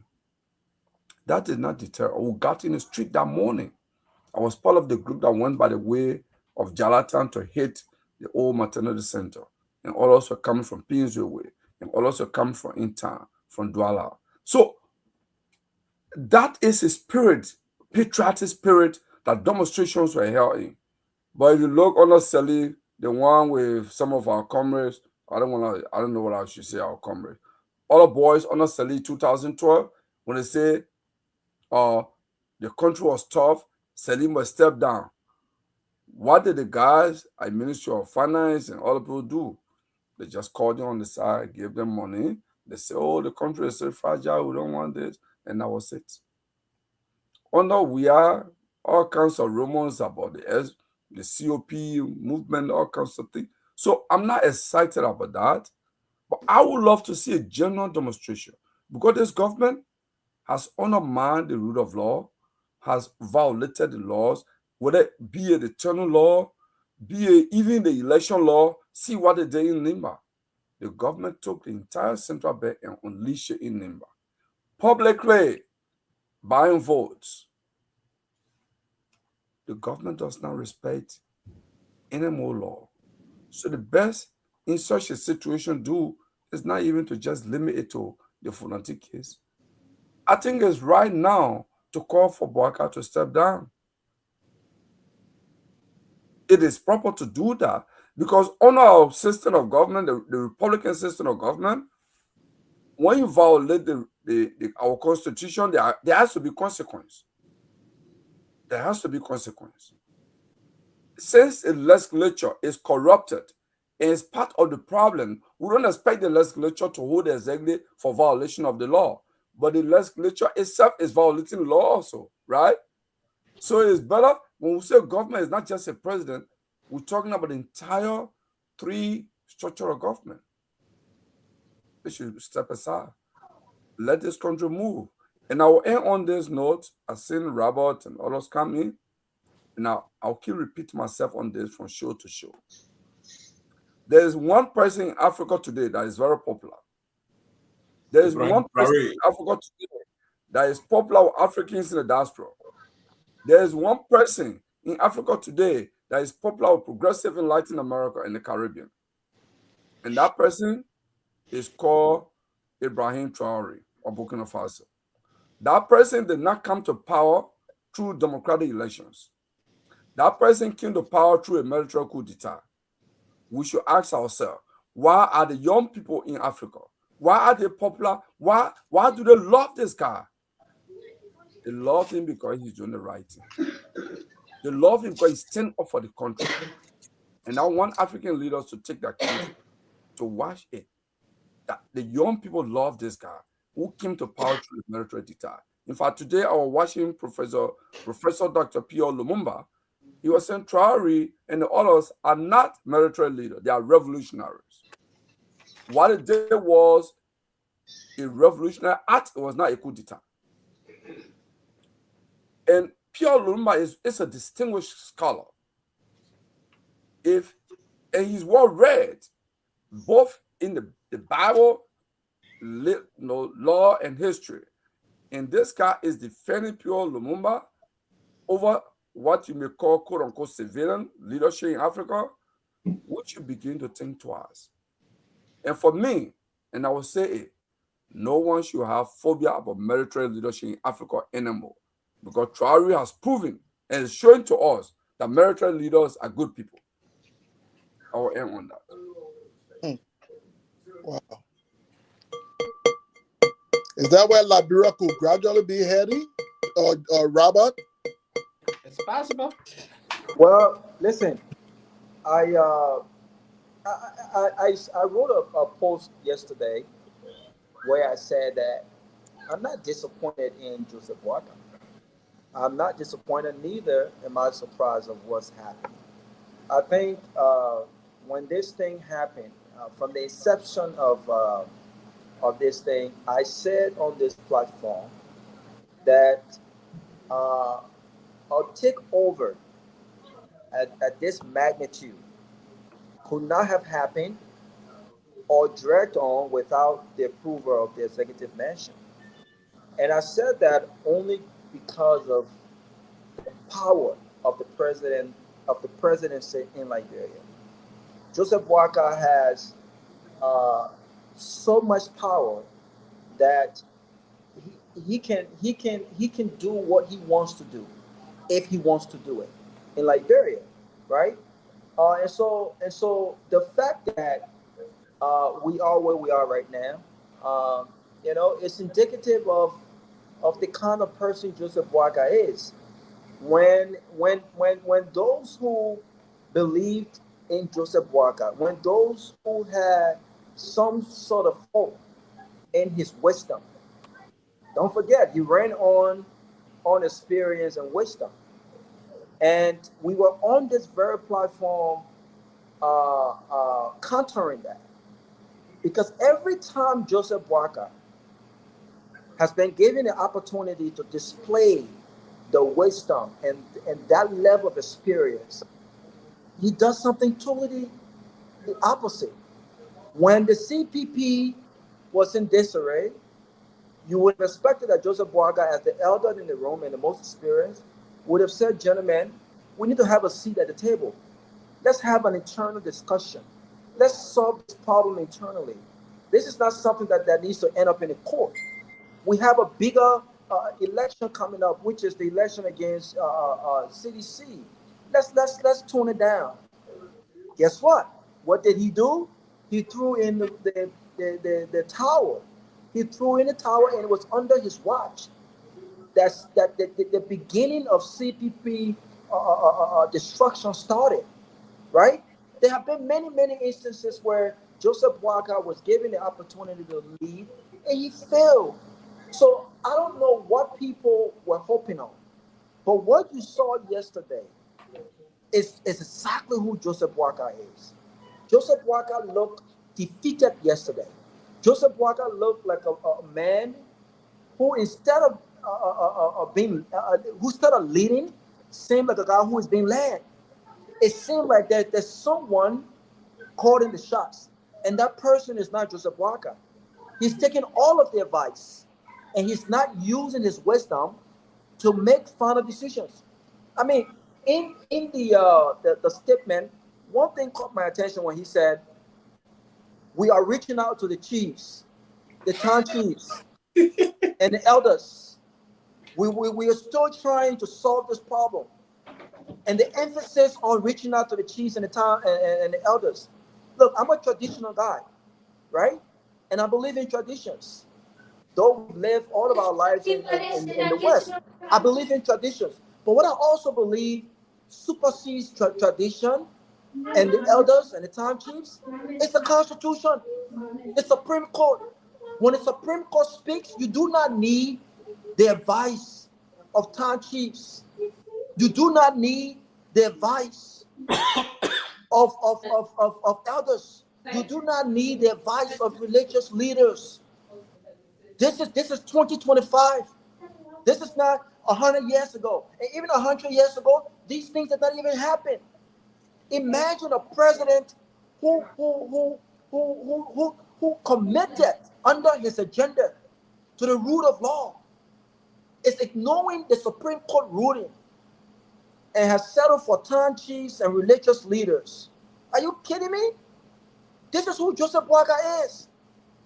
Every time he was given a chance to lead, to show some leadership, to show all of these experiences that he talked about, to show the wisdom, he has failed. He has failed. So I did not expect anything other than what I saw yesterday. This government is defiance. And we've seen what has happened. I think we need to be very clear. We need to be peaceful as our country. As Liberians, given what we have endured, we must always preach the message of peace. But make no mistake, Sylvester, make no mistakes. Peace is in the hand of this government. This government responsibility, and I think a lot of times we don't give George Weah credit. And when we speak like this, people say, "Oh, well, these guys they have a soft spot for CDC." No, but you can talk all you want to talk. He didn't have the kind of experience Joseph Boakai had. Probably not the education Joseph Boakai had. But peace was maintained. It was the government responsibility, and we saw that through the biggest protest in Liberia, June 7th. The government understood their responsibility first to maintain peace in Liberia. And they responded. They may not have responded like the way everyone else wanted to, but they were not defiant. Joseph Boakai is being defiant against the rule of law. And the people, number two, has the power to stop what's happening. The people elected Joseph Boakai. He didn't elect himself. He's been paid by the Liberian people. He's not being, he doesn't, this is a man who was once living on loans a few months ago. The people elected, the power is within the hands of the people.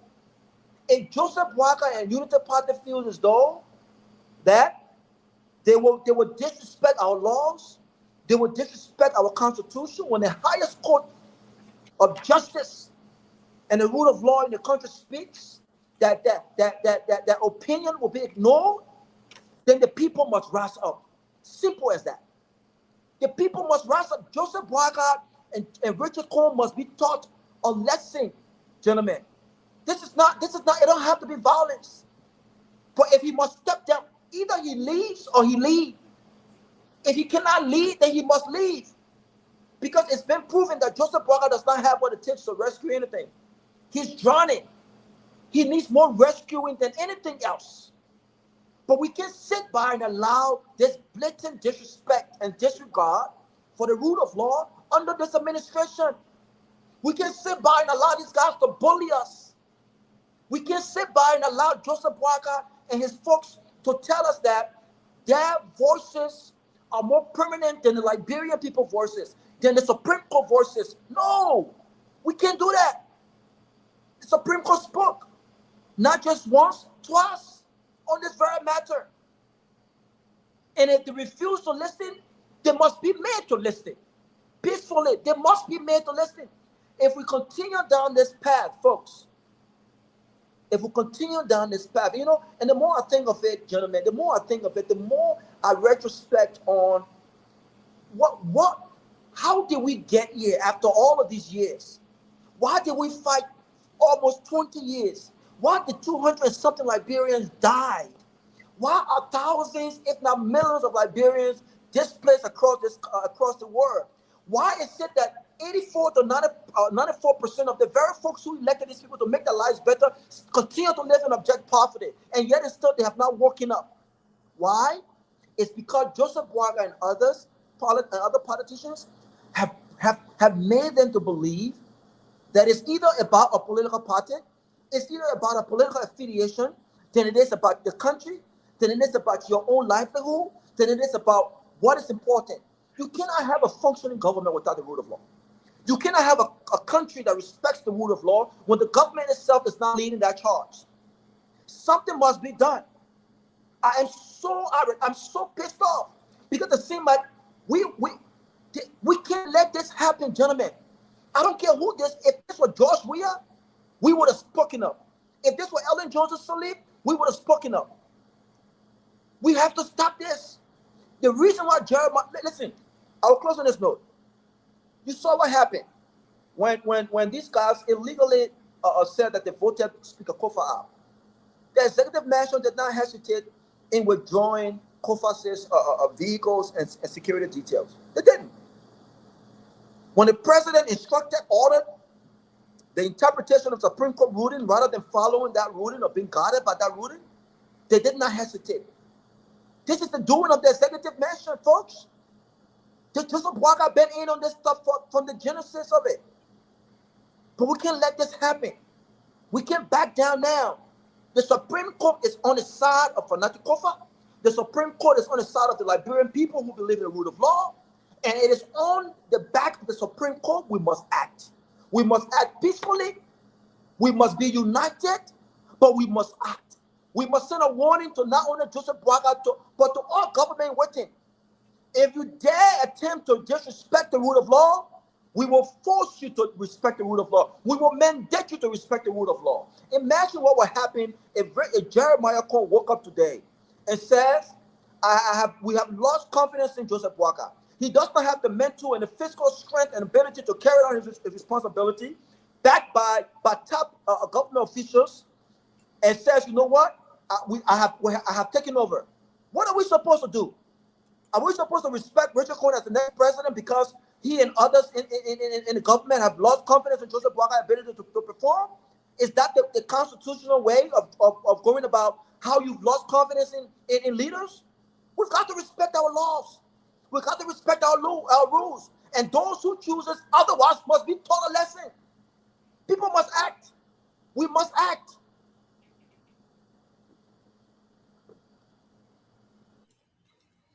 Well, as you all know, that the majority of blacks they go to the Supreme Court. I mean, you say you rejecting the people. You say the people you rejected the decision, but you run into them again. Say they should reconsider what the ruling. I don't know about guys. I don't know. Right now, as things stand, on Tuesday, we'll be hearing from President Weah, Musa Belete, Alexander Cummings. And Tomalin, not to cut you off, I want to send a message to President Weah. And I know he's listening. If he's not listening, I will ask that, and thank God he has one of his officials here. President Weah has always exhibited peace. And peace is the way forward, gentlemen. But you know, sometimes there are some people in our body politics or in general who think that diplomacy or intellectualism or logic is a sign of weakness. In our society, the loudest are always seen as the strongest. And when you're not tough, when people, back they used to use this word, bounce grumble. Sometimes you got to bounce grumble, Sylvester, peacefully. Because you see, that's how you get rid of bullies. When people see you as the softest target, they'll go at you, they'll poke you. Sometimes you've got to show people peacefully, I'm not to be played with. I'm not the one. Don't play with me. Don't play with me. Don't play with my family. Don't play with my livelihood. Don't play with me. Sometimes we have to bounce grumble. And I know the president has done everything in his will to maintain the peace, and he must continue down that path. But he must also send a message to Joseph Boaga and others that my peaceful tendency is not a sign of weakness. He must do that, and he must do that very strongly. The international community must listen what's happening. If anything happened in Liberia, Joseph Boaga and his government will be held responsible. You cannot talk about the definition of constitutional quorum without making sense of the constitutional speaker. The speaker has to preside over a constitutional quorum. And so George Weah, whatever he says come Wednesday, must be strong. Must be peaceful, but must be strong. Let me ask you this, Robert. Robert, I want to come in here. Let me ask this question so in your response you can answer it. So if there was a protest today, Liberia will go infame. Not necessarily because the protesters want to be violent, but because the police have proven that it lacks the ability to be a national police. It has become partisan police. Its trial record over the past 2 years have proven that. So, do you think as an option in being strong, former states persons, including the former presidents, Salif and Weah, of course, and other political leaders and prominent people, do you think they should seek audience with the current president to provide him counsel and advise him as one of the first option or approach in pushing him towards doing what is right? Or they should just go along with the current trend of protests? What do you think in that? I will go first on this. I just want to react to what Robert said earlier. You know, there's this argument that Liberians always make about Liberia has been a peaceful nation. I always disagree with that. Liberia has never been a peaceful nation from its inception. For 177 years and counting, Liberia has never been a peaceful nation. It has been a peaceful nation for predator leaders, for the system that is designed to subjugate the poor people, the majority of our people, to keep them at the periphery of society. It has been peaceful for them because it has protected their wealth, it has protected their family, it has protected their possession, their everything, right?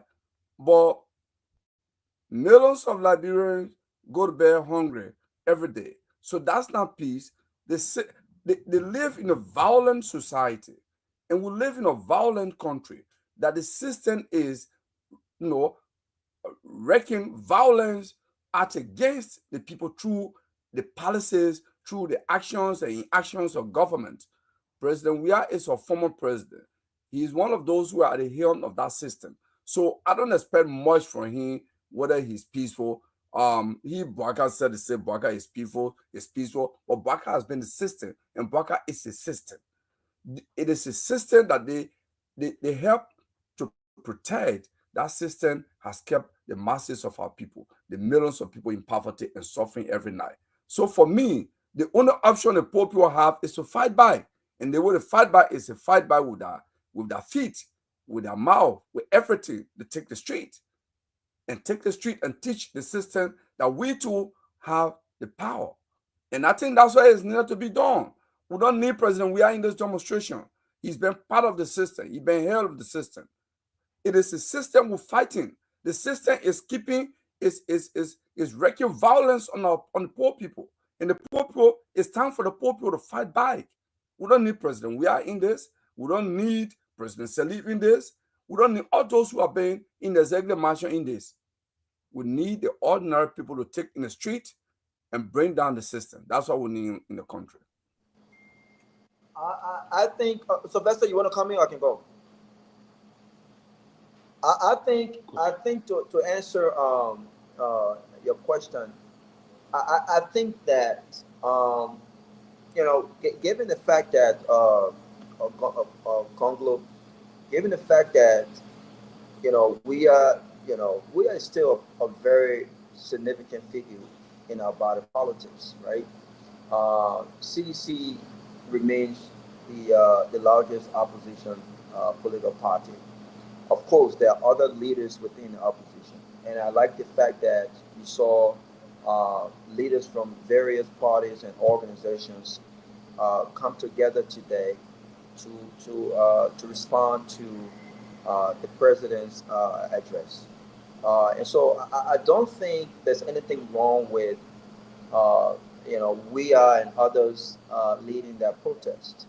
Now, also, on the flip side, to your argument, you can say they don't have to be the face of the protest, but they can support the protest. But again, I would rather see George Weah and others in the streets. And here is the thing: this is not a political protest. This is not a political protest because, again, there are those who support this government who don't necessarily agree with that disrespect for the rule of law. There are those who support Joseph Boakai and still supports Joseph Boakai, who frown on the fact that he's not following through on his commitment to the rule of law. And I'm sure that they too can be part of that protest. I don't think there should be a political protest. I don't think there should be a CDC, ANC, CMC, or opposition protest. This should be a protest by and on behalf of the Liberian people who believe in the rule of law. Everyone, regardless of their political affiliation, have got to believe in the rule of law. If there's no rule, if there's no guidelines, if there's no structure in anywhere, I don't understand. I don't understand how a society functions. How organized, even in our homes, there are rules. There are things that I have to do. There are things that the wifey has to do. There are things that kids have to do. Each of us have a responsibility, and there are processes relative to how we go about doing these things. And so the country has got to follow suit. So I don't think there should be necessarily a political protest. I think this protest should be about doing the right thing. And the right thing is respecting the rule of law, respecting the Supreme Court. So if George Weah were to go in the streets and join protesters, he's protesting because he's for the rule of law. If Ellen Johnson Sirleaf were to join the protest, she's protesting because she's for the rule of law. If anyone else who supports this government were to join in the streets and be a part of the protest, they're doing so because they support the rule of law, not necessarily because they support the opposition party. This has never been about Fanatic Kofa and his record. This has been about why are we not following the process with regards to removing the speaker, with regards to due process, with regard to constitutionality. Why are we not following the process? This is what this is about. So I don't see no reason why they shouldn't be a part of it. The second part of that question, Ahmed, is I don't think Joseph Boakai is willing to listen. I don't think that Joseph Boakai can listen to. There is no bigger advice than advice from the Supreme Court. If anyone were confused about how do we proceed moving forward, I think the Supreme Court was very explicit. I don't understand how Joseph Boakai does not grasp what the Supreme Court has said. If he cannot respect the advice, the legal advice of those chief justices, then who advice is he going to? There's nothing George Weah can possibly tell Joseph Boakai. Remember, Joseph Boakai has not reached out to George Weah. He has not asked for a meeting. So I don't think that he's willing to meet with anything that is logical at this point. I think they've decided that they will continue down this unconstitutional path. They decided that they will continue to disrespect the rule of law, and nothing will happen. So no, I think they should go about this without a second audience from the executive mansion. The executive mansion have been given enough audience. They've been given enough advice. They've been given enough to guard that decision. Gongloe. I don't understand anything else that's logical other than the Supreme Court saying these guys are unconstitutional and that fanatical remains the Speaker of the 55th Legislature. There is no other advice to follow other than, listen, let's do that. I would have respected Joseph Boakai had he said, we acknowledge the Supreme Court ruling, and we will be guarded by the Supreme Court ruling while we seek advice from other leaders in the country. That's not what he said. That's not what he said. You see, Robert, I think you missed my argument. My argument is when masses, any event in the country, at the moment, the Liberian economy is in the toilet.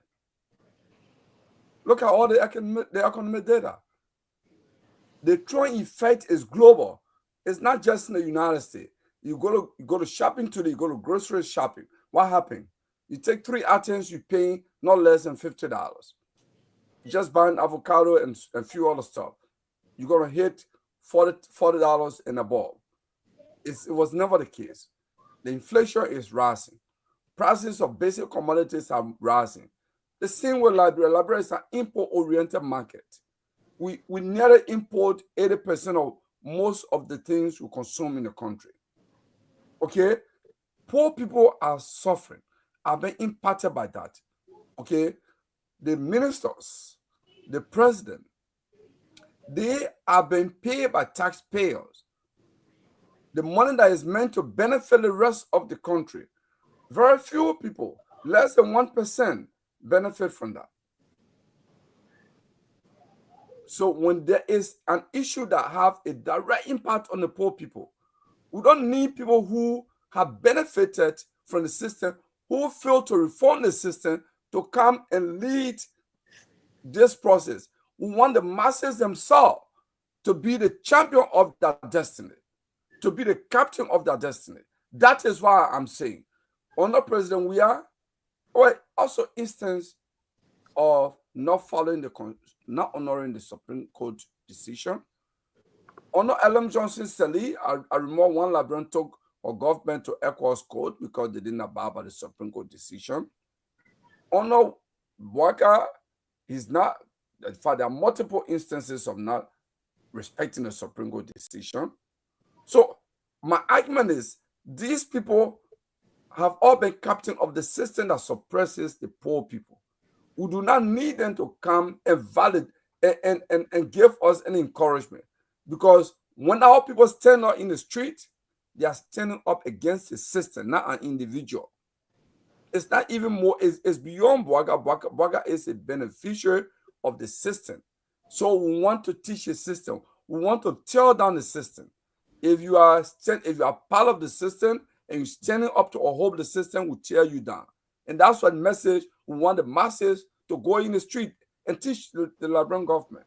That system continues to subjugate our people, continues to make the millions of our people to live on the periphery of society, to live in utter poverty in a very wealthy country. We want to break down the system, and that's my argument. So we don't need President Weah, we don't need President Sirleaf. We need the masses to take the street. They can buckle down with the police. Because if you bring President Weah, former President Weah or Sirleaf, you politicize it unnecessary. We don't want the people's movement to be for people to begin to see in light of CDC versus Unity Party. Because CDC and Unity Party are the two most corrupt political parties in the country. Listen, again, Kehleboe, I mean, both arguments can be the case. My interest is, I want some actions. I want some actions led by the people, because power is inherited in the people, right? And again, I would not care whether or not this protest has been led by a particular group or a particular political party. And like I said, I don't think this is about a political party against the other. I think this is about Liberian people who support the rule of law against those who have been defiant against the rule of law. It's just simple as that, right? Listen, and I think we can make the argument in instances where previous government did not respect Supreme Court ruling, right? But I don't think, and I can't remember in any case where it was as worse as this. Let's be very clear. I don't remember in any case it was worse like this, right? And not even in the case of the former Chief Cabana, not in his case. I don't think it was this bad, right? I think that, and I don't think it was this blatant, where you see an executive branch of government who have led overthrown, unconstitutional overthrow of a speaker, and have doubled down even when the highest court in the country have spoken. I won't even compare this with what happened during the Ellen Johnson-led administration. At the end of the day, I think it's time that we act. I think it's time that we speak up. I think it's time that we show our leaders that they swear under the Constitution, to protect the Constitution, to uphold the Constitution, and we will hold them at that standard. We will hold them at that standard. If others are being held at the same standard, they must be held at that standard even worse. And so I want some action. I want some protest. Hey, by the way, Ellen Johnson-Sirleaf is a Liberian citizen. President George Weah is a Liberian citizen. I think Liberians will make a choice as to come during the election, as to which government, given their past history, truly respects the rule of law. I think that's the political side of it. But when it comes to holding this government, who have shown this level of disrespect and disregard to the rule of law, I think all Liberians should be on board. Whether it's George Weah, Ellen Johnson-Sirleaf, civil society, I think all Liberians who respect the rule of law should come on board. But again, I don't think that these guys should seek audience from the executive mansion. If they have disrespected and disregarded the Supreme Court ruling, I don't know what else, more substantive than that they will listen to as a guide to move forward. I think we must act. This government, look, listen, this government has not surprised me at all. We said it. We argued that Unity Party, if you did not like CDC, if you thought George Weah was corrupt, if you thought that George Weah did not care for the people, whatever you thought, we said that Unity Party was not the alternative. I spent days arguing with my brothers. I got some really good friends in the Unity Party. I got some great mutual relationship in the Unity Party. They know exactly where I stand, and I argue on principle that if the message is about change, if the message is about change, real change, you cannot replace CDC with Unity Party. We said these things. They had other options in the election. You had ANC, Alice Cummings. You had Dr. Clarence Manuba. You had other people. You had other choices. They made this choice, and everything that we talked about, have come to pass. So this is time we act. We act. If this government must lead, they must lead, and they must lead right now. If they refuse to lead, they must leave. Simple as that. But yeah. that's the point.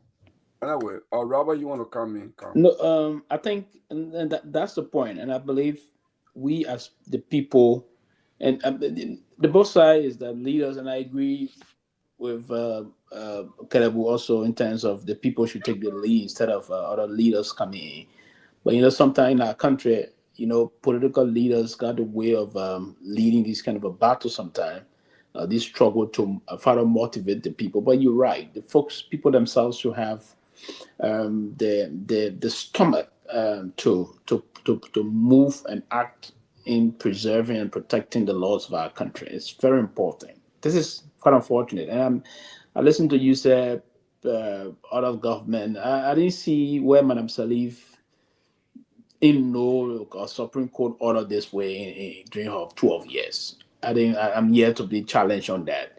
I didn't see that, right? For Madam Sirleaf to openly challenge or ignore anything from the Supreme Court this way. It didn't reach this magnitude, if you will. I hope to be reminded on one.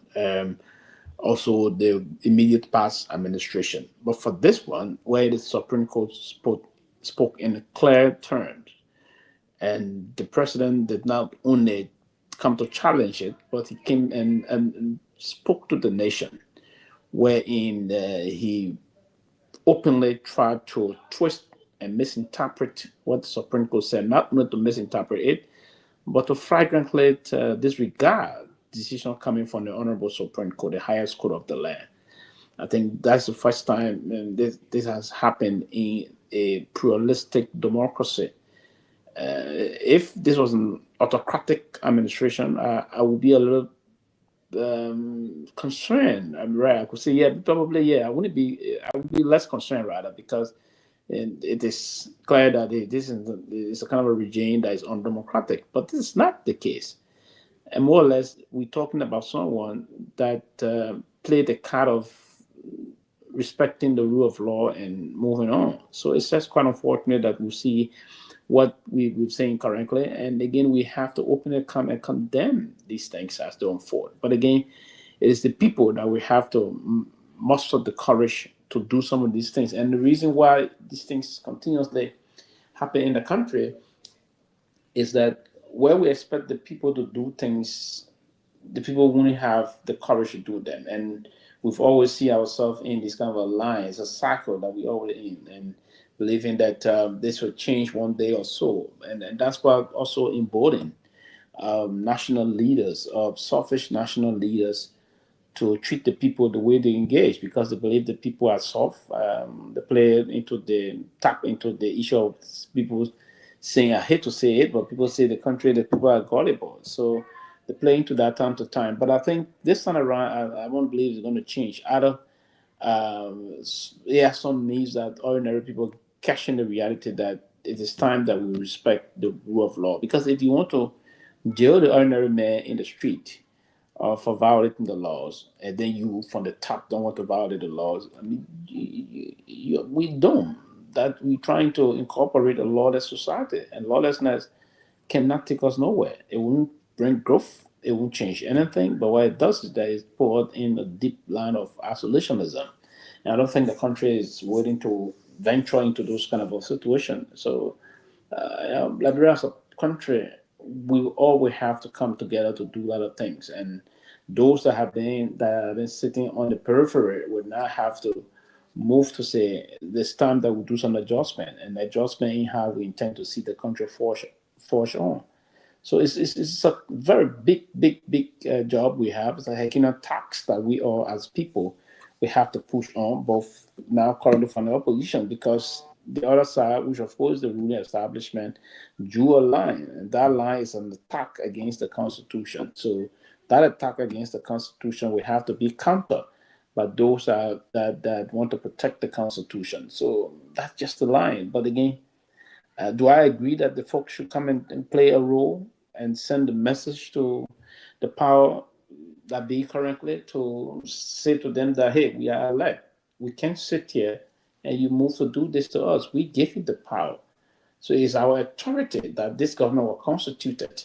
So we have to come and speak to you to rescind or revert decision that you took that we believe that is counterproductive towards our survival. And in that sense, meaning we don't have a guarantee process that we're moving on for productivity and other things. We should be talking about economic viability, how we can enhance the economy of our country. And that's one of the reasons why the country is so based the way it is. Because, I mean, it's a difficult thing sometimes. And we get so sentimental in wanting to do this and wanting to do, and that's why sometimes some of these things will come. People we expect to be that pretend to be reasonable and that we want to believe somehow that we know that they got limitation, but we still want to consider them, would be the one that will do some things that they fear people out. So sometimes again, there are certain people, so you don't just go along with them. They say some things, you see it, you just let them be, because these are half-baked people that it's a difficult thing we find ourselves in. And again, and when we want to, now we do things personally, and for me, I would say that we do things not because we want to see things happen the way. And other people believe the best way to do it is to do it in the way they want things to be done, to please them. It's not the way. For me, it should be done from the national perspective, from the balanced perspective. And the heart of me, I always look at things. Even if it will cost that someone will have to say this about you, if you know it's the fight, do it. And that's what I thought the president would have done. Do the right thing. And it's not all the time you're going to please everybody. Sometimes you say some things, some people will think that you compromise. But do the right thing, or you want to please certain people. No, don't do things to please people. And so, I mean, just Kehleboe and Rabo, this is a serious thing the country is faced with currently. And beyond what the country is faced with, we all individually, we have our different individualistic line. And those kind of alignments, sometimes we restructure our alignment. But again, one thing, the common denominator here we have is to structure the balance and push and project the image of the country. Because if you said that, think Liberia bring Liberia and project Liberia. It's the way we should do it, and we'll do it. If the mantra of our intent is the people, we have to always do some of those things. But the people themselves, we have to realize that there are different means and sacrifices people will have to push to carry the country moving forward. It's a very difficult cause. It is. Robert, I think my core argument tonight, I get the point you and Robert making this point. My core argument is, look, we are in a very pathetic situation, a very sad country. Most time, in the developed countries, at least not for now in the United States, because the United States government is violating the law. But most time, the expectation is government is getting ordinary citizens to respect the law. In the case in Liberia, it is the masses that are trying to force the government to respect the law. So there's a switch in role here. The masses are abiding by the rule, by the law, and those that man the system, who are making the system, are refusing to respect the law. That's why the masses must lead the process. Because under previous government, the violation of the laws also occurred. So this is not just about the fact the Funati Kofa case stands out because that's the most recent. But look at many civil servants that this government has taken them from job because they were either supporting the previous government. Okay, so we have to look at that. It's not just something that just happened under this government. It has happened under previous government. It has happened under government maybe 20 years ago. The system, we need to dismantle the system. If it means bringing down the government, so be it. But the masses need to dismantle the system. And that's my core argument. And I understand that, but I think that, and I understand, and it's a fine argument, and I don't object to that. But I think that my opinion is that the best way you dismantle a troubling system like this again is the power is inherited by the people. It's only the people that have the power to say, you know what, enough is enough, and we're sick and tired of being sick and tired, right? That's solely with them to decide, right? Now they can also decide what does that look like. What does being sick and tired looks like?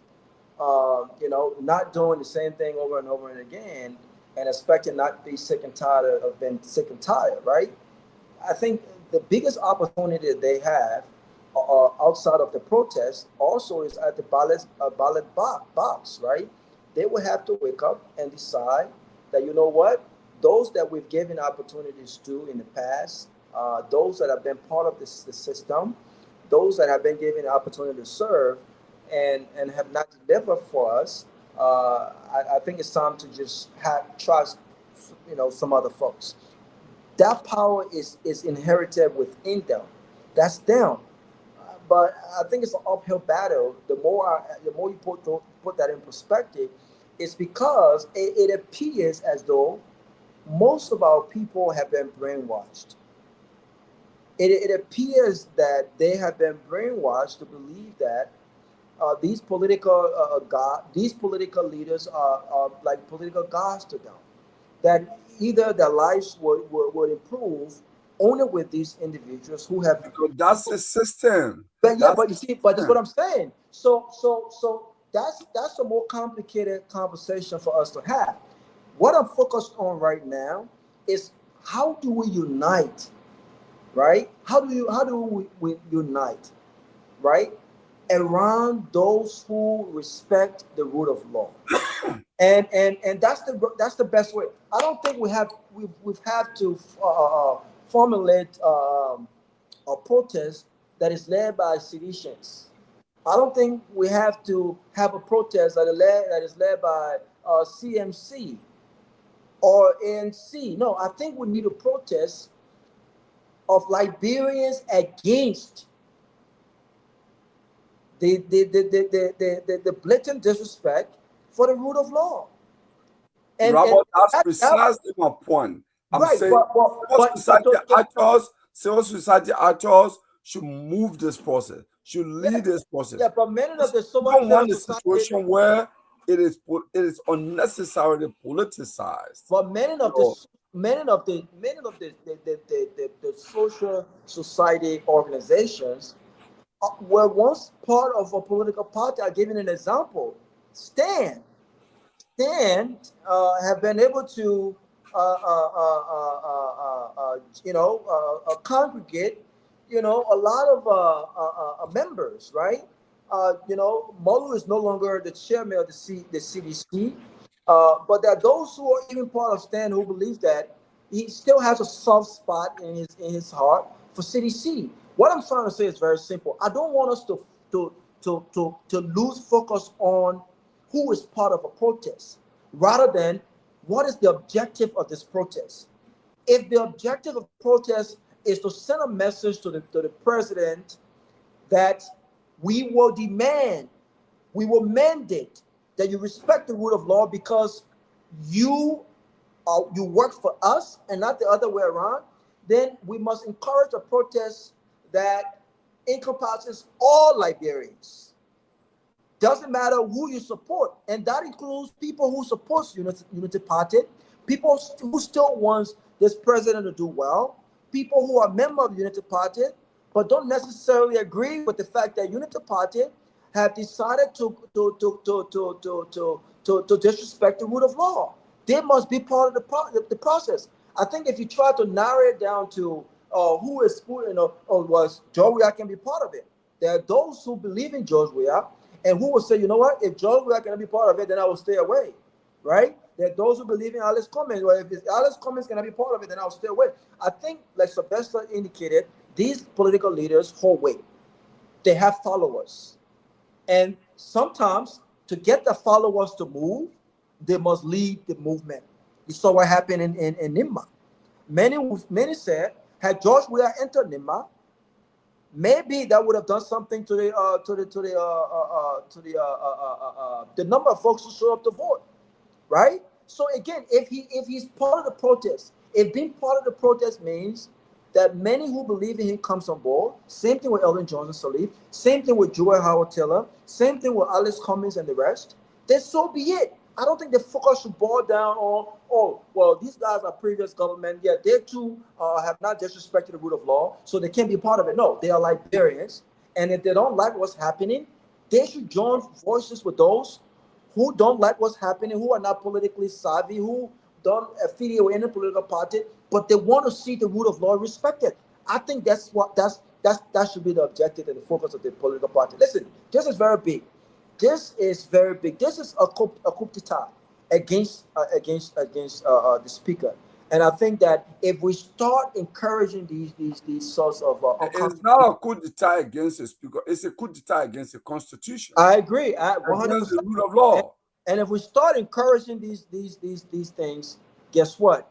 The president could be next. The Senate pro tem could be next. I mean, who's next? Anyone could be next. Yeah, that's an attempt to overthrow the Constitution.